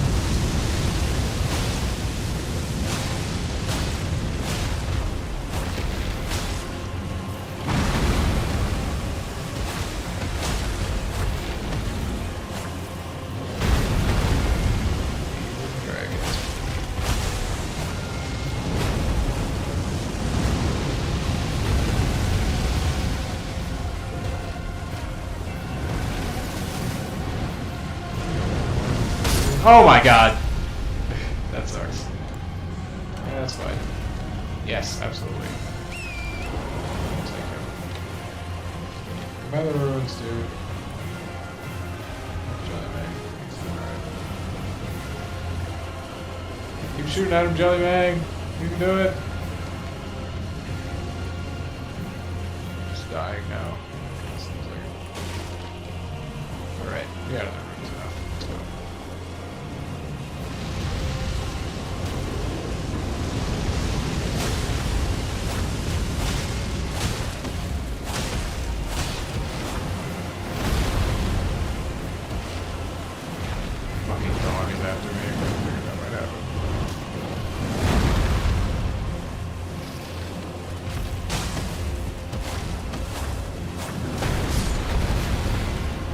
What happened there?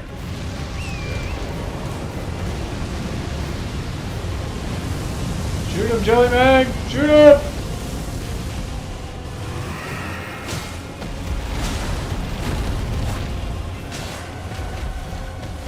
Shoot him! Killing Jellymag.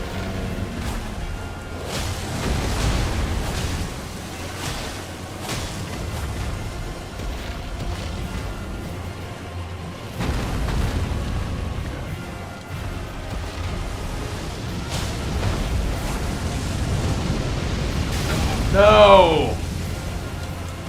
It's okay. I'm still doing fine against him. It's just really dumb.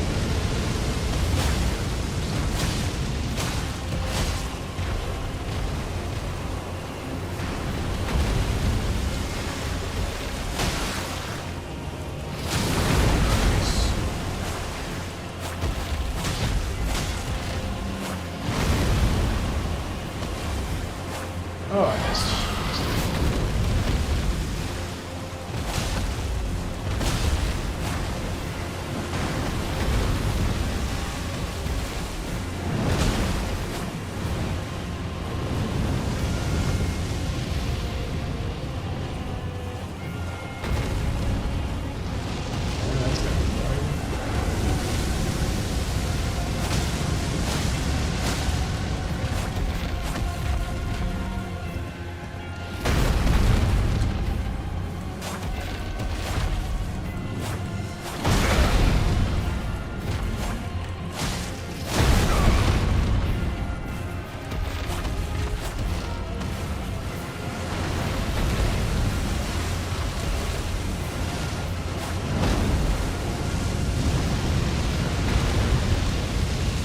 No, no, no, no, no, no, no, no, no, no. That was my fucking stupid shit.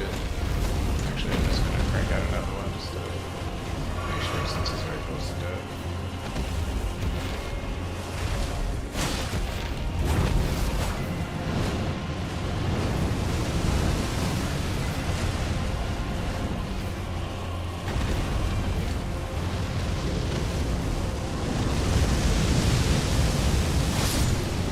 The end for you, my friend.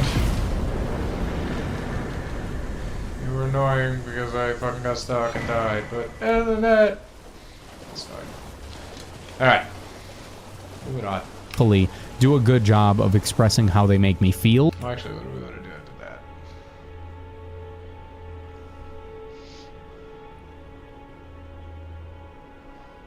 Yeah. Especially house go.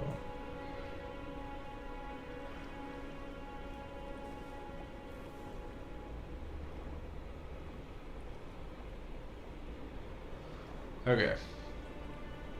So head southeast from the Aguil Lake south side of Grace. Yes. Alright, so we'll go here. Let's do a little bit And more how of they this. negatively impacted my time with the game. What are we doing here? 45. When examining all of these things, all of the ideas that are crammed into Starfield, it makes me believe that the ambitions are all in the right place, but they can't be fulfilled with the scope the game sets for itself, and the limitations of its engine. So allow me to paint a picture. A different version of Starfield. One with a handful of different systems, let's say 6 or 7. They're all together with a disproportionate amount of inhabitable planets. Fix up some of that robotic NPC nature. Fix the combat, specifically the artificial intelligence. Heck, you can even leave some of the glitches. Make only certain areas of the planets explorable. Place invisible barriers and designated landing zones. But all of the content... Alright, I wasn't actually listening to most of what he just said. So let's go back to there. When examining all of these things, all of the ideas that are crammed into Starfield, it makes me believe that the ambitions are all in the right place, but they can't be fulfilled with the scope the game sets for itself, and the limitations of its engine. So allow me to paint a picture. A different version of Starfield. One with a handful of different systems. Different version of Starfield. I would love to hear about it. Let's see. If you're a sorcerer, you want to go... Yep, at southeast from the Aguil Lake south. Looks like half a piece of a bowler circle. Okay. Southeast would be, yeah, it's probably there. Where does that, I have another one? There we go. Where does that look like it's at? Okay, so yeah, it's probably up there, right? Yeah, let's say 6 or 7. They're all together with a disproportionate amount of inhabitable planets. Fix up some of that robotic NPC nature.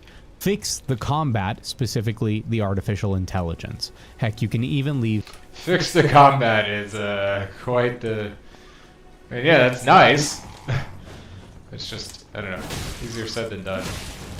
So, like, yeah, I would love a game with just better everything.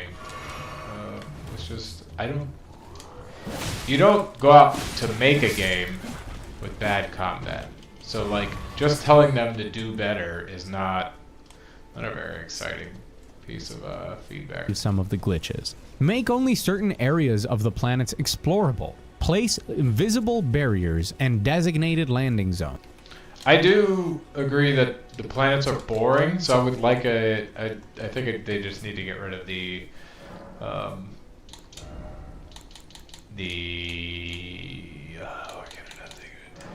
randomly generated nature of them. I agree mostly they are boring though, so yeah, I think doing less, better but less. Starfield is very wide and not very deep. It's a shallow Great Lake. I wouldn't even say an ocean. It's a shallow Great Lake. I would like it to be a medium depth, regular lake. That's what I want in the game, I think.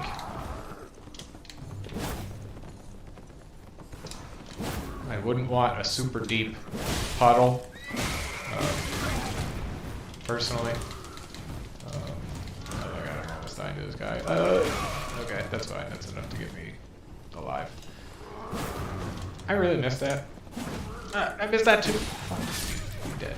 Okay, got him out of there. Village corpse, give me your shit. Okay. Yeah, so I don't know.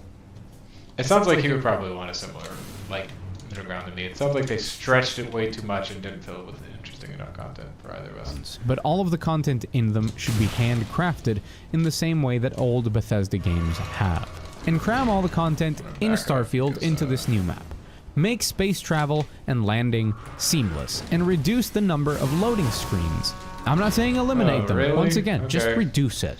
And then leave some of the positives I'm going to mention in a minute. I'm convinced that by doing this, while people would still whine about the number of planets or how it's not realistic or it has invisible barriers, it would still be considered one of the best games ever made.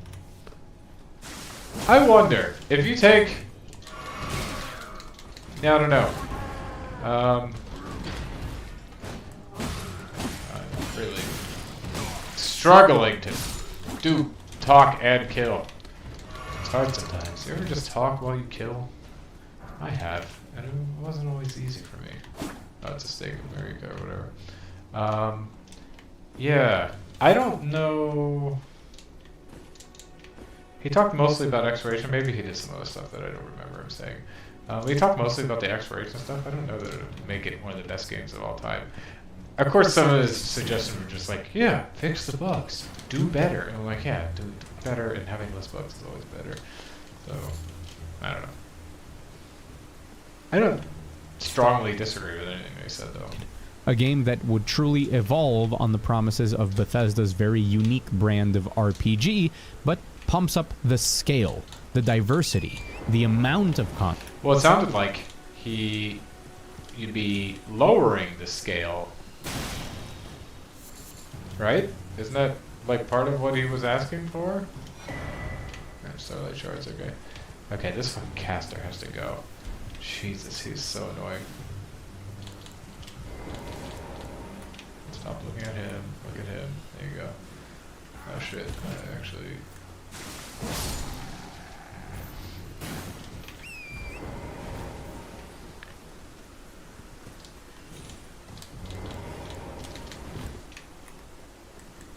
You're dead now, dude. I'm sick of you. You hit me so many times while I was just chilling. Royal House Scroll, we got it. Okay.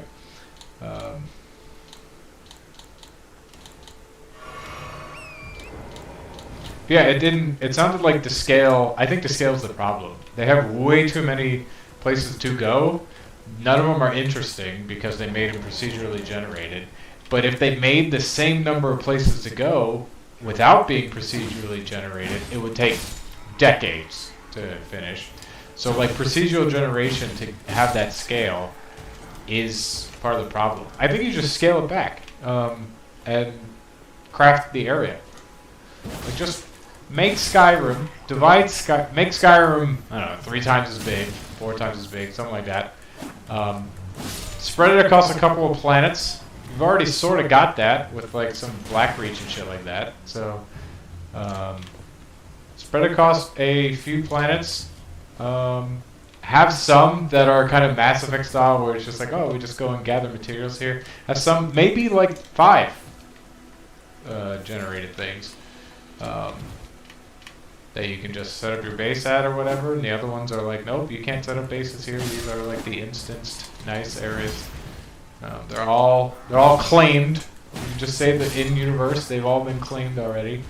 So yeah, I think do something like that. I don't think me and him are too far off on what we think we should do here. So that's good.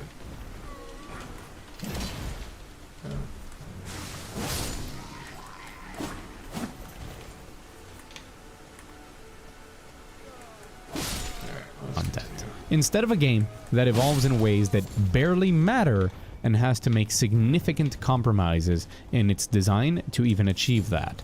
The very idea of Starfield goes against why I play Bethesda games. And while I can still enjoy a lot about the game, and I think it's a no-brainer to try it on Game Pass if you have it, the combination of its premise and its engine strips away so much of the soul of their games that it doesn't have any of the impact anymore. But as I said before, there's still some good... I still don't think the premise... If you say the premise is like... we have a bunch of procedurally generated planets. If you say that's part of the premise, then I guess I would agree that the premise is part of the problem. But I generally don't think the premise is part of the problem. I think you could totally do basically what they did, just change a couple of design elements. Alright, yeah.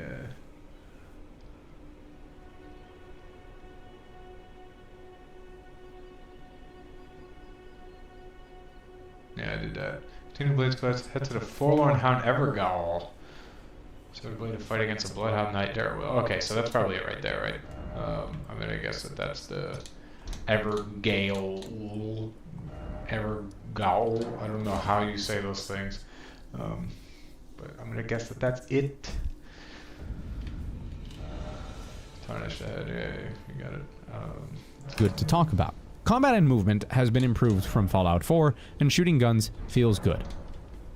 That's it. That's shooting guns does feel good.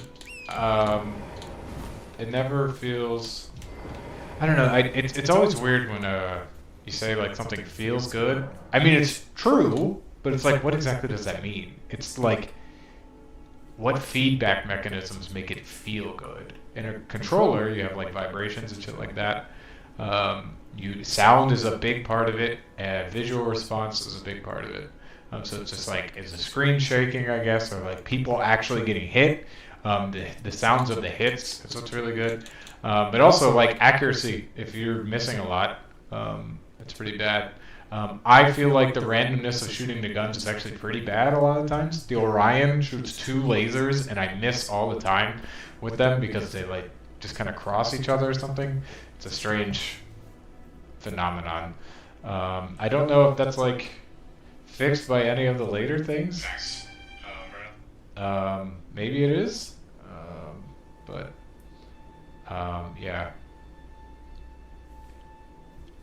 Or not the later things, the sniper things. It could be, but it just...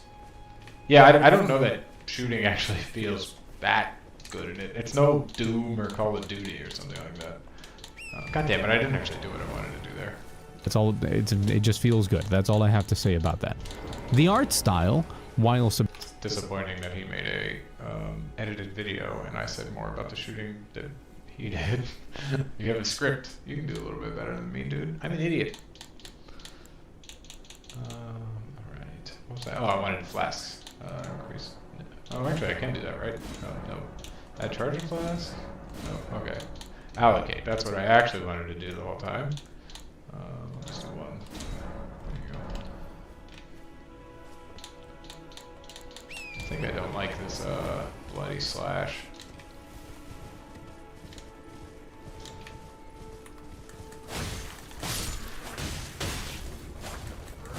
That actually hit me? Who the fuck do you think you are, dude? Objective is something I love. The general aesthetic choices and the amount of love and care put into all of the assets is palpable. Each handcrafted location... The love and care is palpable? I'm nitpicking, but that's a weird statement. Alright. Does that word actually work there? What does palpable mean? We're gonna do a Googlings.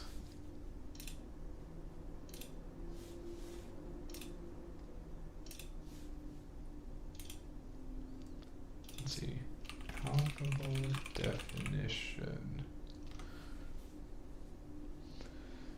So intense as to seem almost tangible. Maybe. Maybe that works.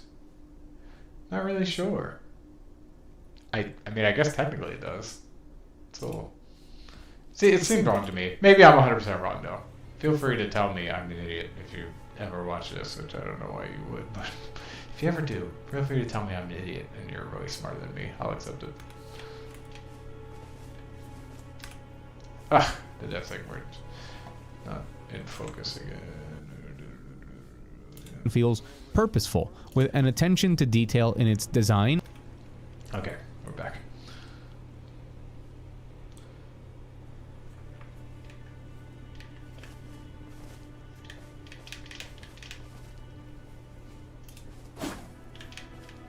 Okay. Oh, okay, got it. I'm an idiot. Got it. For both exploration and combat purposes, while also remaining believable spaces. While it isn't always magnificent, it hits more than it doesn't. And some of these locations are amazing to look at and fun to explore and fight in.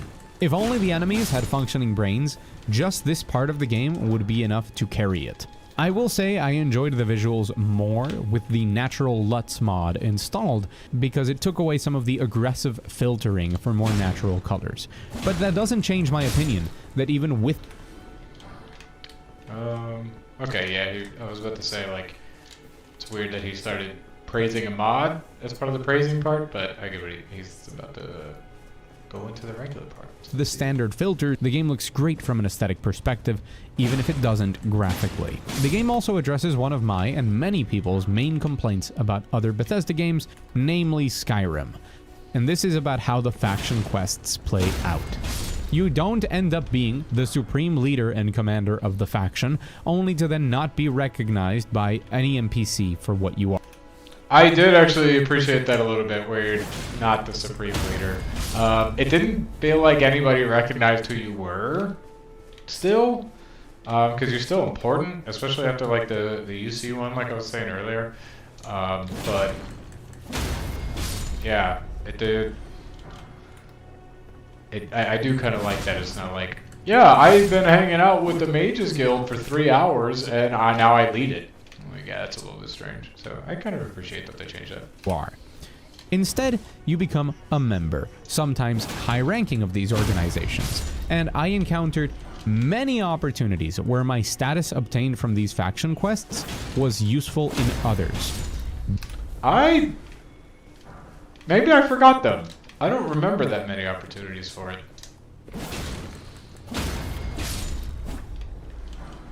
I don't know. Being a Freestar Ranger gave me multiple persuasion checks during the UC Vanguard questline, where I could state I was a ranger, granting me instant access to... Okay. They were saying I need to summon Blade here. Is this thing alive? Yeah, it is. Fuck you. You give... stuff. Okay. I thought it said I need to summon Blade here, but maybe it's once you're inside it that you do that. Head to the Forlorn Hound Evergold and summon Blade for the fight against the Blue Knight Darrowil. Okay, so this is it. Where do you summon Blade for it? It might be inside. I can definitely see that. I don't see like anything that's obviously summoning Blade, so.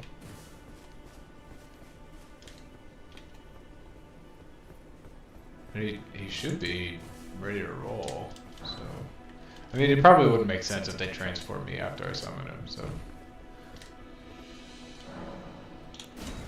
Enter the Evergale. Evergale. There we go. That's probably Blade, right? Yes.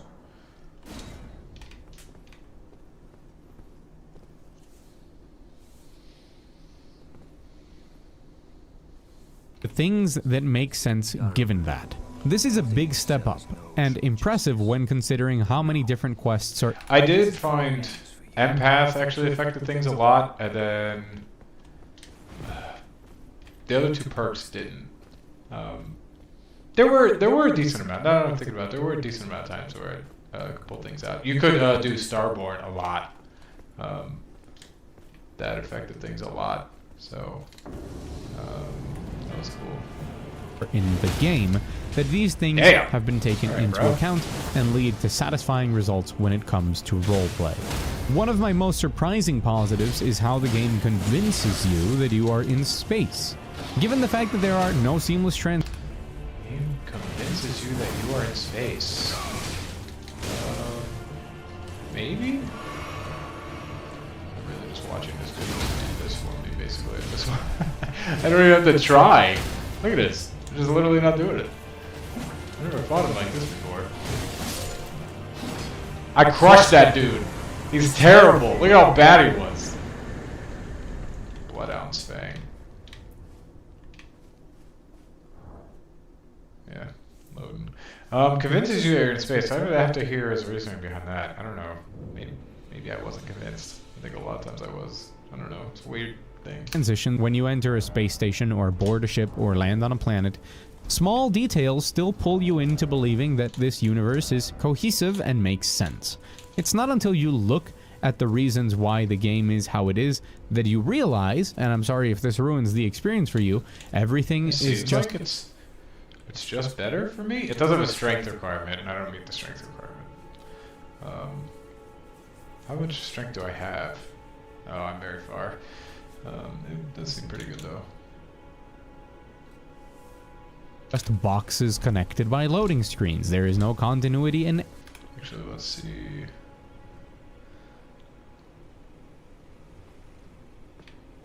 When outside, who will reward you? Oh, there he is.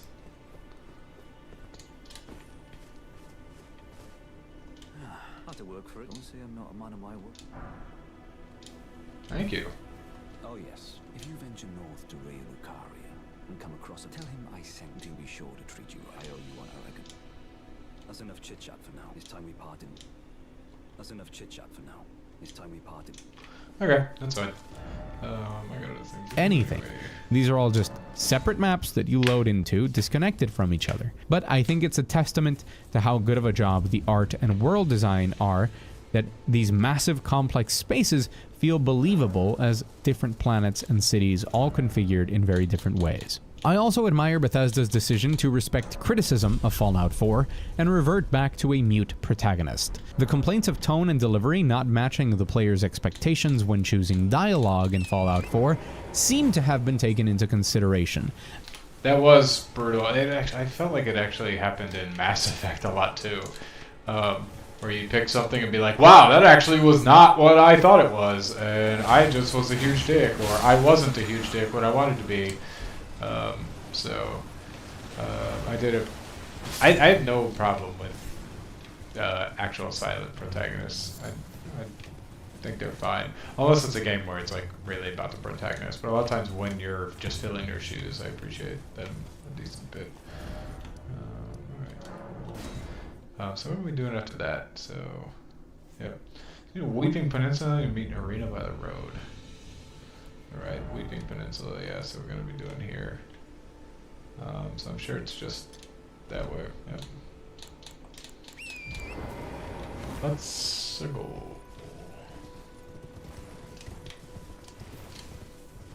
As I felt that all my dialogue choices had the intended effect, and I was never caught off guard by the reaction of others to my choices. This sounds like the bare minimum for these sorts of games, but this isn't easy to pull off, and a major show of skill in writing. I don't know if it's a major show of skill in writing, but I would agree it's not as easy as you think. As you could probably know from texting people and stuff like that, it's not always easy to portray intent and tone through text. So, doing that through dialogue options is even harder. Because, oh my god, what the hell just happened there? Oh my god, I just got raffle stomped by that guy. That was brutal. What happened? Anyway, yeah, so it is a bit harder, I agree with him. It's one of those things that you only notice when it's bad. When it's excellent, you just proceed as normal. But I want to mention it here because this is a really big step up. That's a good call out. It is really hard to notice when it's bad. Or when it's good, rather. And a really good job in general. The world building and lore is well done. There is a great sense of history and place that shows careful consideration. Something hard to do for a... I think the world building is actually... Maybe it's just that it's boring. I don't know. I didn't read a lot. But the world seemed pretty boring. That doesn't mean it's not well done, though. So maybe I mostly agree with them. Oh my god, what the fuck? I bounced between things. Okay, so I'm still, like, bouncing on shit. I'll just run through and kill those guys. Just go fighting things. A world this big and on a first attempt. Games like Elder Scrolls and Fallout have had years and iteration after iteration to flesh out every detail, and even then, they stumble into plot holes. I have no doubt that... I don't remember a specific plot hole in this game, but the plot is very bare bones. So I don't know.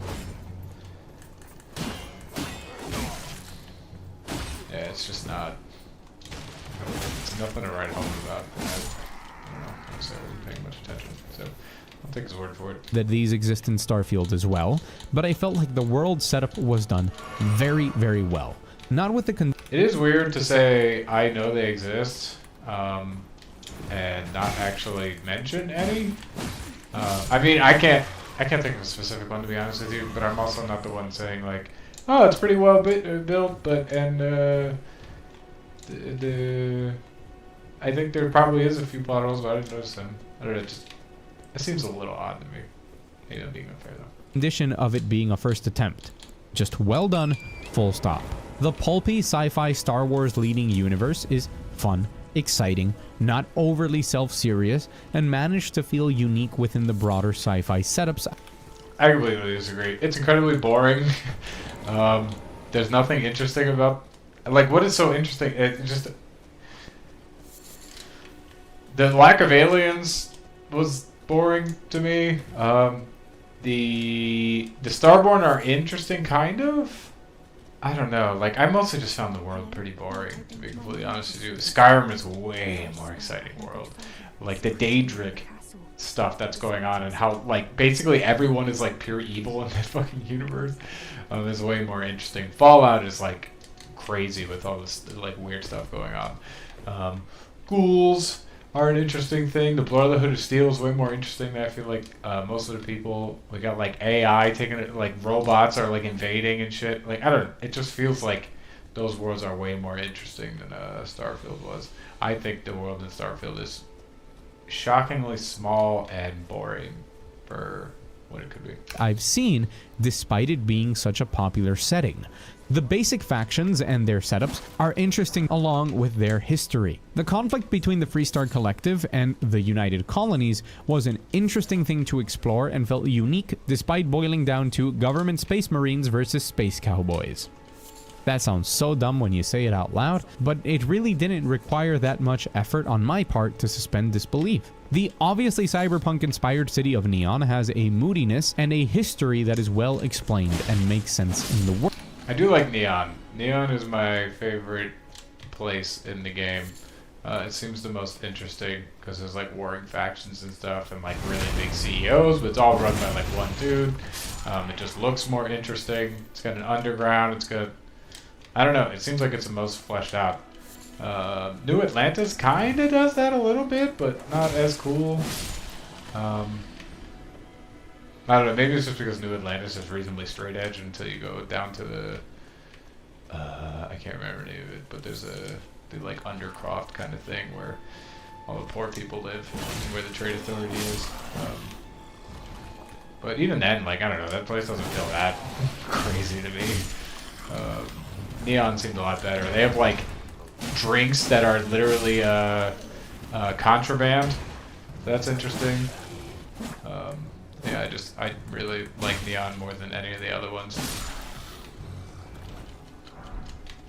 World, as do the way that the Crimson Fleet's space pirating affairs do, with that extra wrinkle that those space pirates are essentially obsessed with lost pirate treasure.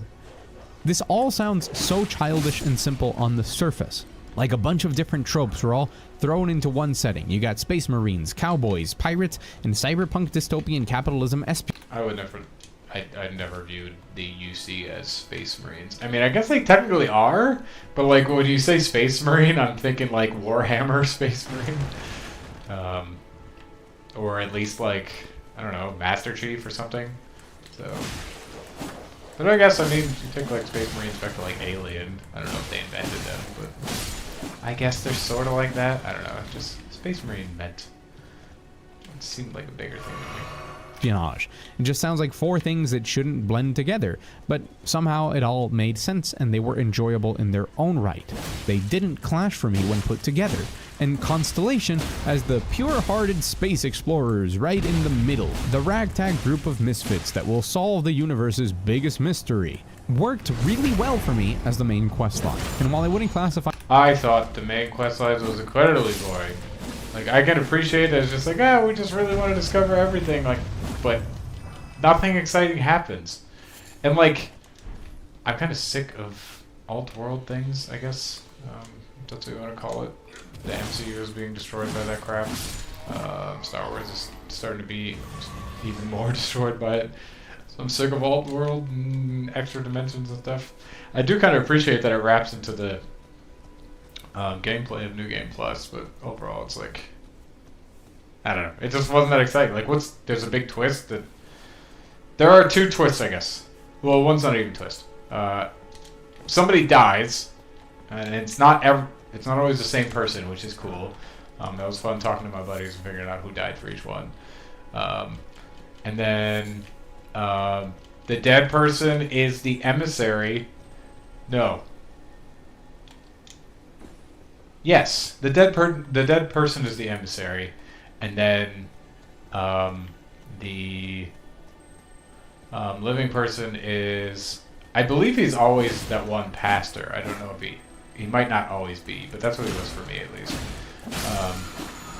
And I appreciate that it changes a bit on each New Game Plus, but overall, I don't know, this main storyline just wasn't that exciting to me. It's no Knights of the Old Republic, which will remain forever the best storyline in video games. It cannot be beaten. It was at peak Star Wars, and a twist you never saw it coming. Anything here as transcendental storytelling that had me on the edge of my seat. It was all very fun. House Varun, as the missing piece of the puzzle, explored only on the fringes of the story, felt like a disappointment, however. I think that their premise is I agree. I thought they were really interesting, and then we didn't explore them much. Interesting as all get out in how wacky it sounds. A religious space cult that worships a space serpent sounds like something out of Dead Space, and I would have loved them as a stand-in for the Dark Brotherhood's twisted, zany questlines. But they are sadly absent and only teased. No doubt for a future DLC. I would have loved to interact with them and see their main city, and before I found out they weren't in the game, they were the faction I was most excited about when hearing all about the history of the Settle systems and the interactions of the Freestar, the United Colonies, and the Varun. I did think it was interesting that a few people that I talked to thought that... oh, did I not level up? I did that so I could level up. That doesn't matter, I bought something cool. Thought that there was a bunch of factions. I was like, no, there's like 4. I think it's 4, right? 5 if you include the main quest line. They were like, what about these people? I was like, yeah, none of that matters. Like, House of Varun is not a faction. They are a faction, but they're not like a faction quest line, you know?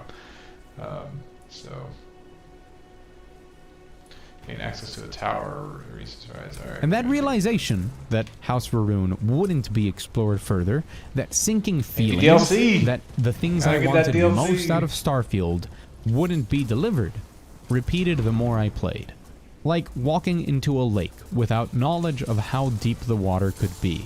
I kept taking steps inwards, only to sink deeper and deeper until I wasn't walking. I was drowning. I have not been shy in expressing elsewhere that I found my initial hours with Starfield to be magical. I loved jumping back into a Bethesda world. I had a bad time. Starting off with just crafting was like the worst decision. I was focusing on crafting and it wasted so much of my time, and I was always over encumbered and I was mining and I don't know, it was just lame. So I definitely didn't find it to be magical, but once I actually got past some of that and was able to like craft more and get rid of some of my stuff and made some rules on how much stuff I carried and stuff, it was definitely just way better.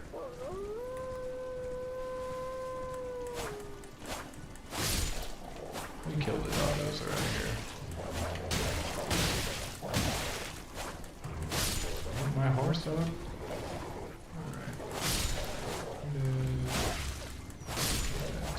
Everybody dies. Right. Type of RPG that only they seem to even attempt to make. I had heard many people say that the game only gets better as you keep playing. And while that may be true for the initially slow and overwhelming hours, there is a point that I think everyone will reach later on.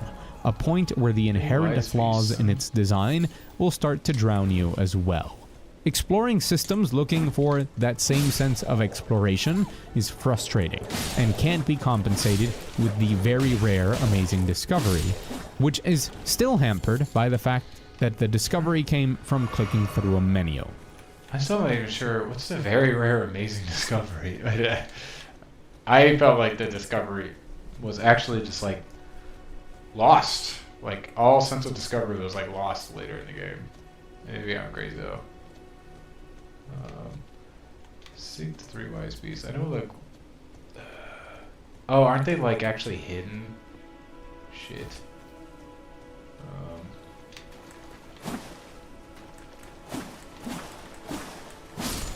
There it is. Okay. Yeah, they are hidden. You will go through a stretch of enjoying world exploration and surveying planets until you stumble upon a repeated structure one too many times. You will enjoy the combat until the AI, or the lack of difficulty, makes it feel superfluous. You will enjoy... Let's see. They hit 3 tails on. See where they are after that. The world and the lore until you find out that the part that you find the most interesting isn't actually explored in the game. This is death by 1,000 cuts. Drowning by 1,000 steps. I do want to mention the main quest briefly. I'm not going to go into detail on any of the stories because the game is still very new, and I'm sure there are people interested in experiencing these things. I also won't... Nah, go into the story, I already spoiled it. Who cares? Game is new, but an in-depth analysis, I feel like the term you should be using is review if you're not doing that. Analysis seems like, hey, you should be really talking about every little thing. That might be nitpicking a little bit, but that's what it feels like to me. Where are the turtles? Okay, there's one, yeah. Got one of them already. Mentioned the 2 or 3 completely hidden quest lines that exist out there, but be assured that some of them still exist. The main quest progresses much as you might expect from the start. You join Constellation, you explore the galaxy, obtain artifacts, get space powers. He's not hidden. The first big twist happens at the quest, A High Price to Pay.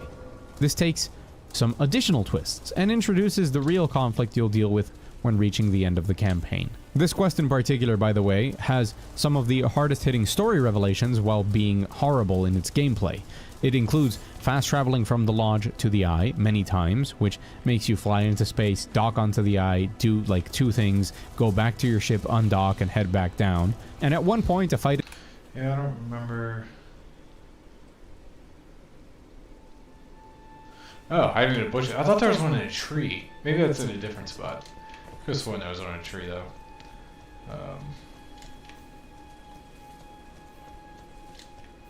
There he is.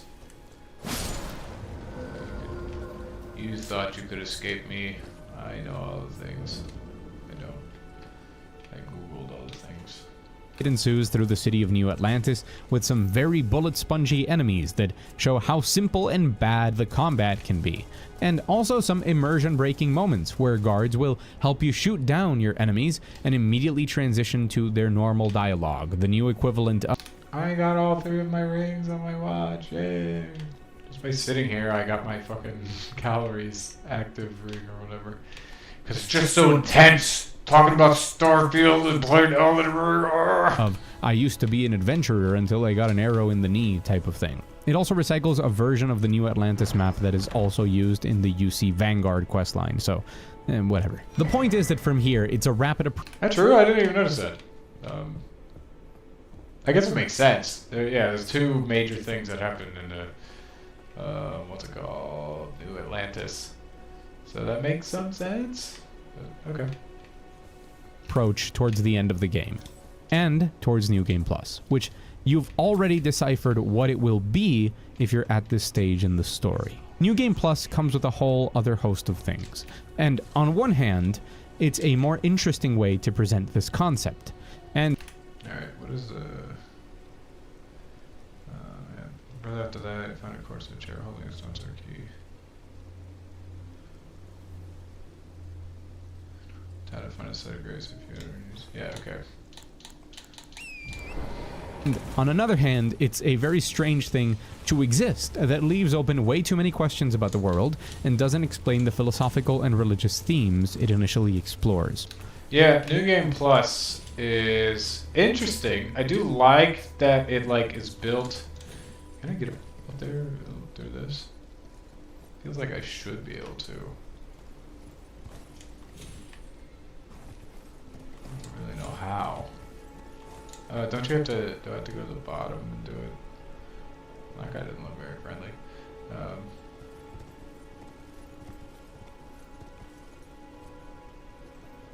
I can't do that, I guess. Is that what they're asking me to do? Probably, yeah. But yeah, New Game Plus is an interesting thing because I like that it's kind of built into the story, but I like that things change, but I don't like that it's once I realized, oh yeah, I should do New Game Plus to get a couple of things, I stopped interacting with most of the game. Because I was just like, well, why the hell would I gather things? Why would I upgrade weapons and stuff like that? Because it's all going to go away. Why would I make a ship? So I did eventually get to the point where I just jammed through New Game Plus enough to get the Hunter's suit and it's Guardianship or whatever, even though I'm not really going to use it. I did manage to do that, but yeah, god damn it, I'm an idiot. Yeah, I'm mixed on New Game Plus. I appreciate it, but it's also, I don't know. It does actually go against part of why I like to play Bethesda games. I just died off that. Is that building up that armory and shit? So maybe I'll just start doing it now. But that also means I'm gonna miss out on fun replaythroughs. I have to make another character for that. So it's a mixed bag, I think. But again, while I could say more on the subject, I want people interested to explore this for themselves. The main story has some great moments. From a quest design perspective, it's the most solid main quest Bethesda has ever put out. No. I think Fallout 4 and Fallout 3, well, Fallout 4, Fallout 3. I don't remember the main quest in New Vegas. I didn't actually beat New Vegas. I'm like one of the only people who didn't. I don't know, I just fell off it for some reason. I thought all of them, like Fallout 4, Fallout 3, Oblivion, and Skyrim. I think they're all, the main quest line is better. I do like the set pieces a bit more in this one than Starfield, but I think the actual quest is better than everything else. Touch Grace here. There are some great quests, with the highs of things like Entangled being very high. Entangled is fine. It's nothing special. It's a bad version of that one level in Titanfall 2 where you switch between timelines. It's not. I thought it was okay. You're switching between two worlds in it, in case you didn't know about it. So you switch between one world where everything's fine and another one where a dude is like trapped and it's like an apocalypse for him and he can't escape, which is interesting, but it's not some groundbreaking thing. And apparently my buddy told me on replay it was actually really fucking annoying to do again. But you know, is what it is. How am I doing here? How am I doing on time? We got 3 minutes and change left.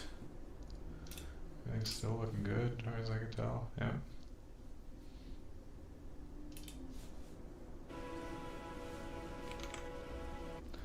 Let's see. And the lows are still kind of okay or balanced out in the end. Ultimately, my disappointment with Starfield comes from it being so close to amazing and falling flat on so many different things.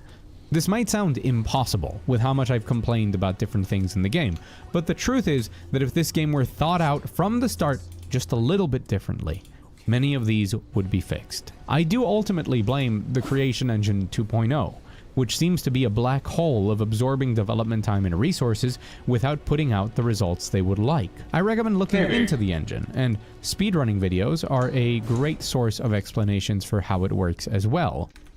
Yeah, I thought about that a bit. It's like, is just creating bases and ships and houses and whatever, is that just the future of Bethesda games?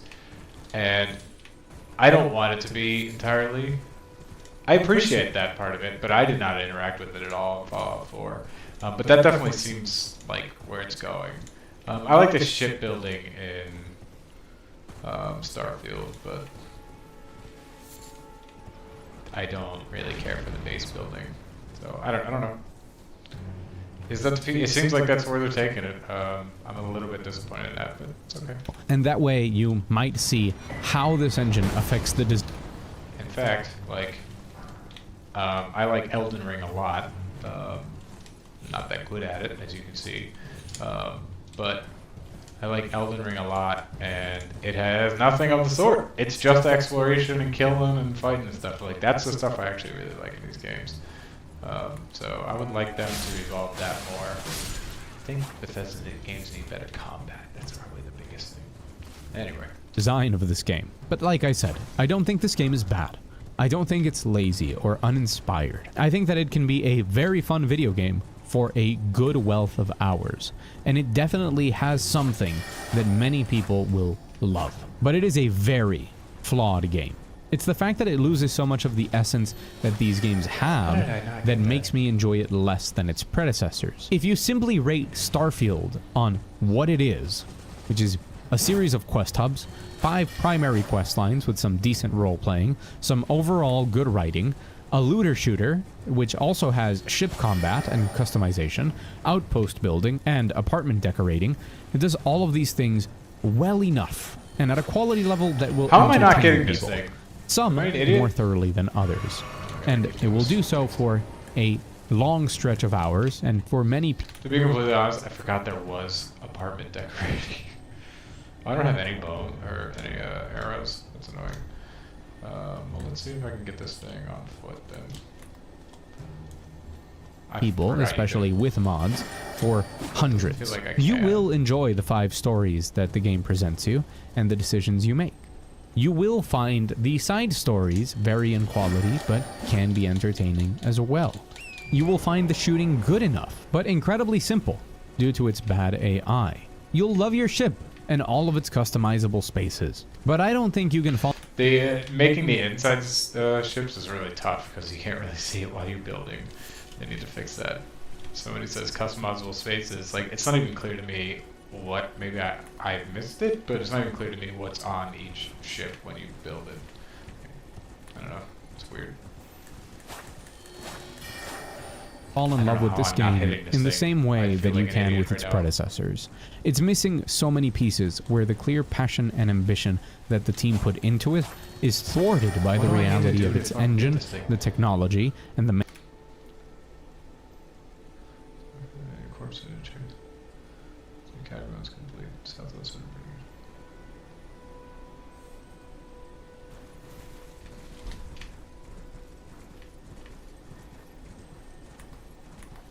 man-hours. It often feels like the tremendous resources poured into it were misplaced into a game that has a poor design at its foundation. Starfield is ultimately so concentrated on making this galaxy possible that they never asked what would be necessary to make people actually want to be in it. Well, hey, I'm Mugthief, and that was my review of Starfield. If you enjoyed this video, I ask you to please consider... Oh my god. It's analysis and review of everything. So, yeah. I got that wrong. When I said he was doing analysis and he needed to go on everything, you should call a review, he said it was both. I'm ignorant. Anyway. That was Mugthief. Let's finish her out. I'll let you play us out. Consider subscribing to the channel. I cover news, I do impressions, and I also do videos like this one. I would also love it if you could press the like button and leave a comment, because those things help this video reach more people. And after the amount of effort I put into it, that would really make my day. I don't like being negative, but Starfield truly did just make me very sad by the end of my experience with it, and I wanted to express it. I don't want to join the bandwagoning against Starfield, and I hope that is clear in this video. I really do want to look at what problems it has, and these are the ones I think matter the most. Thank you all so much for watching, and I hope to see you again very soon. Alright, well that was Mugthief.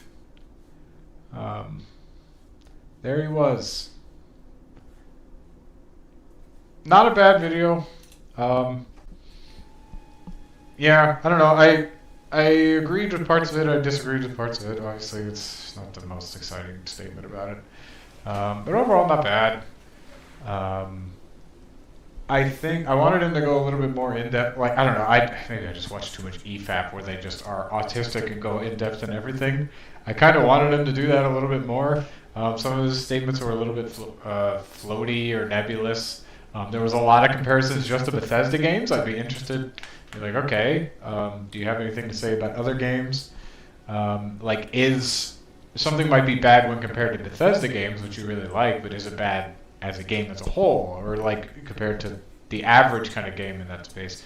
I liked some of that, or I would have liked to see some of that.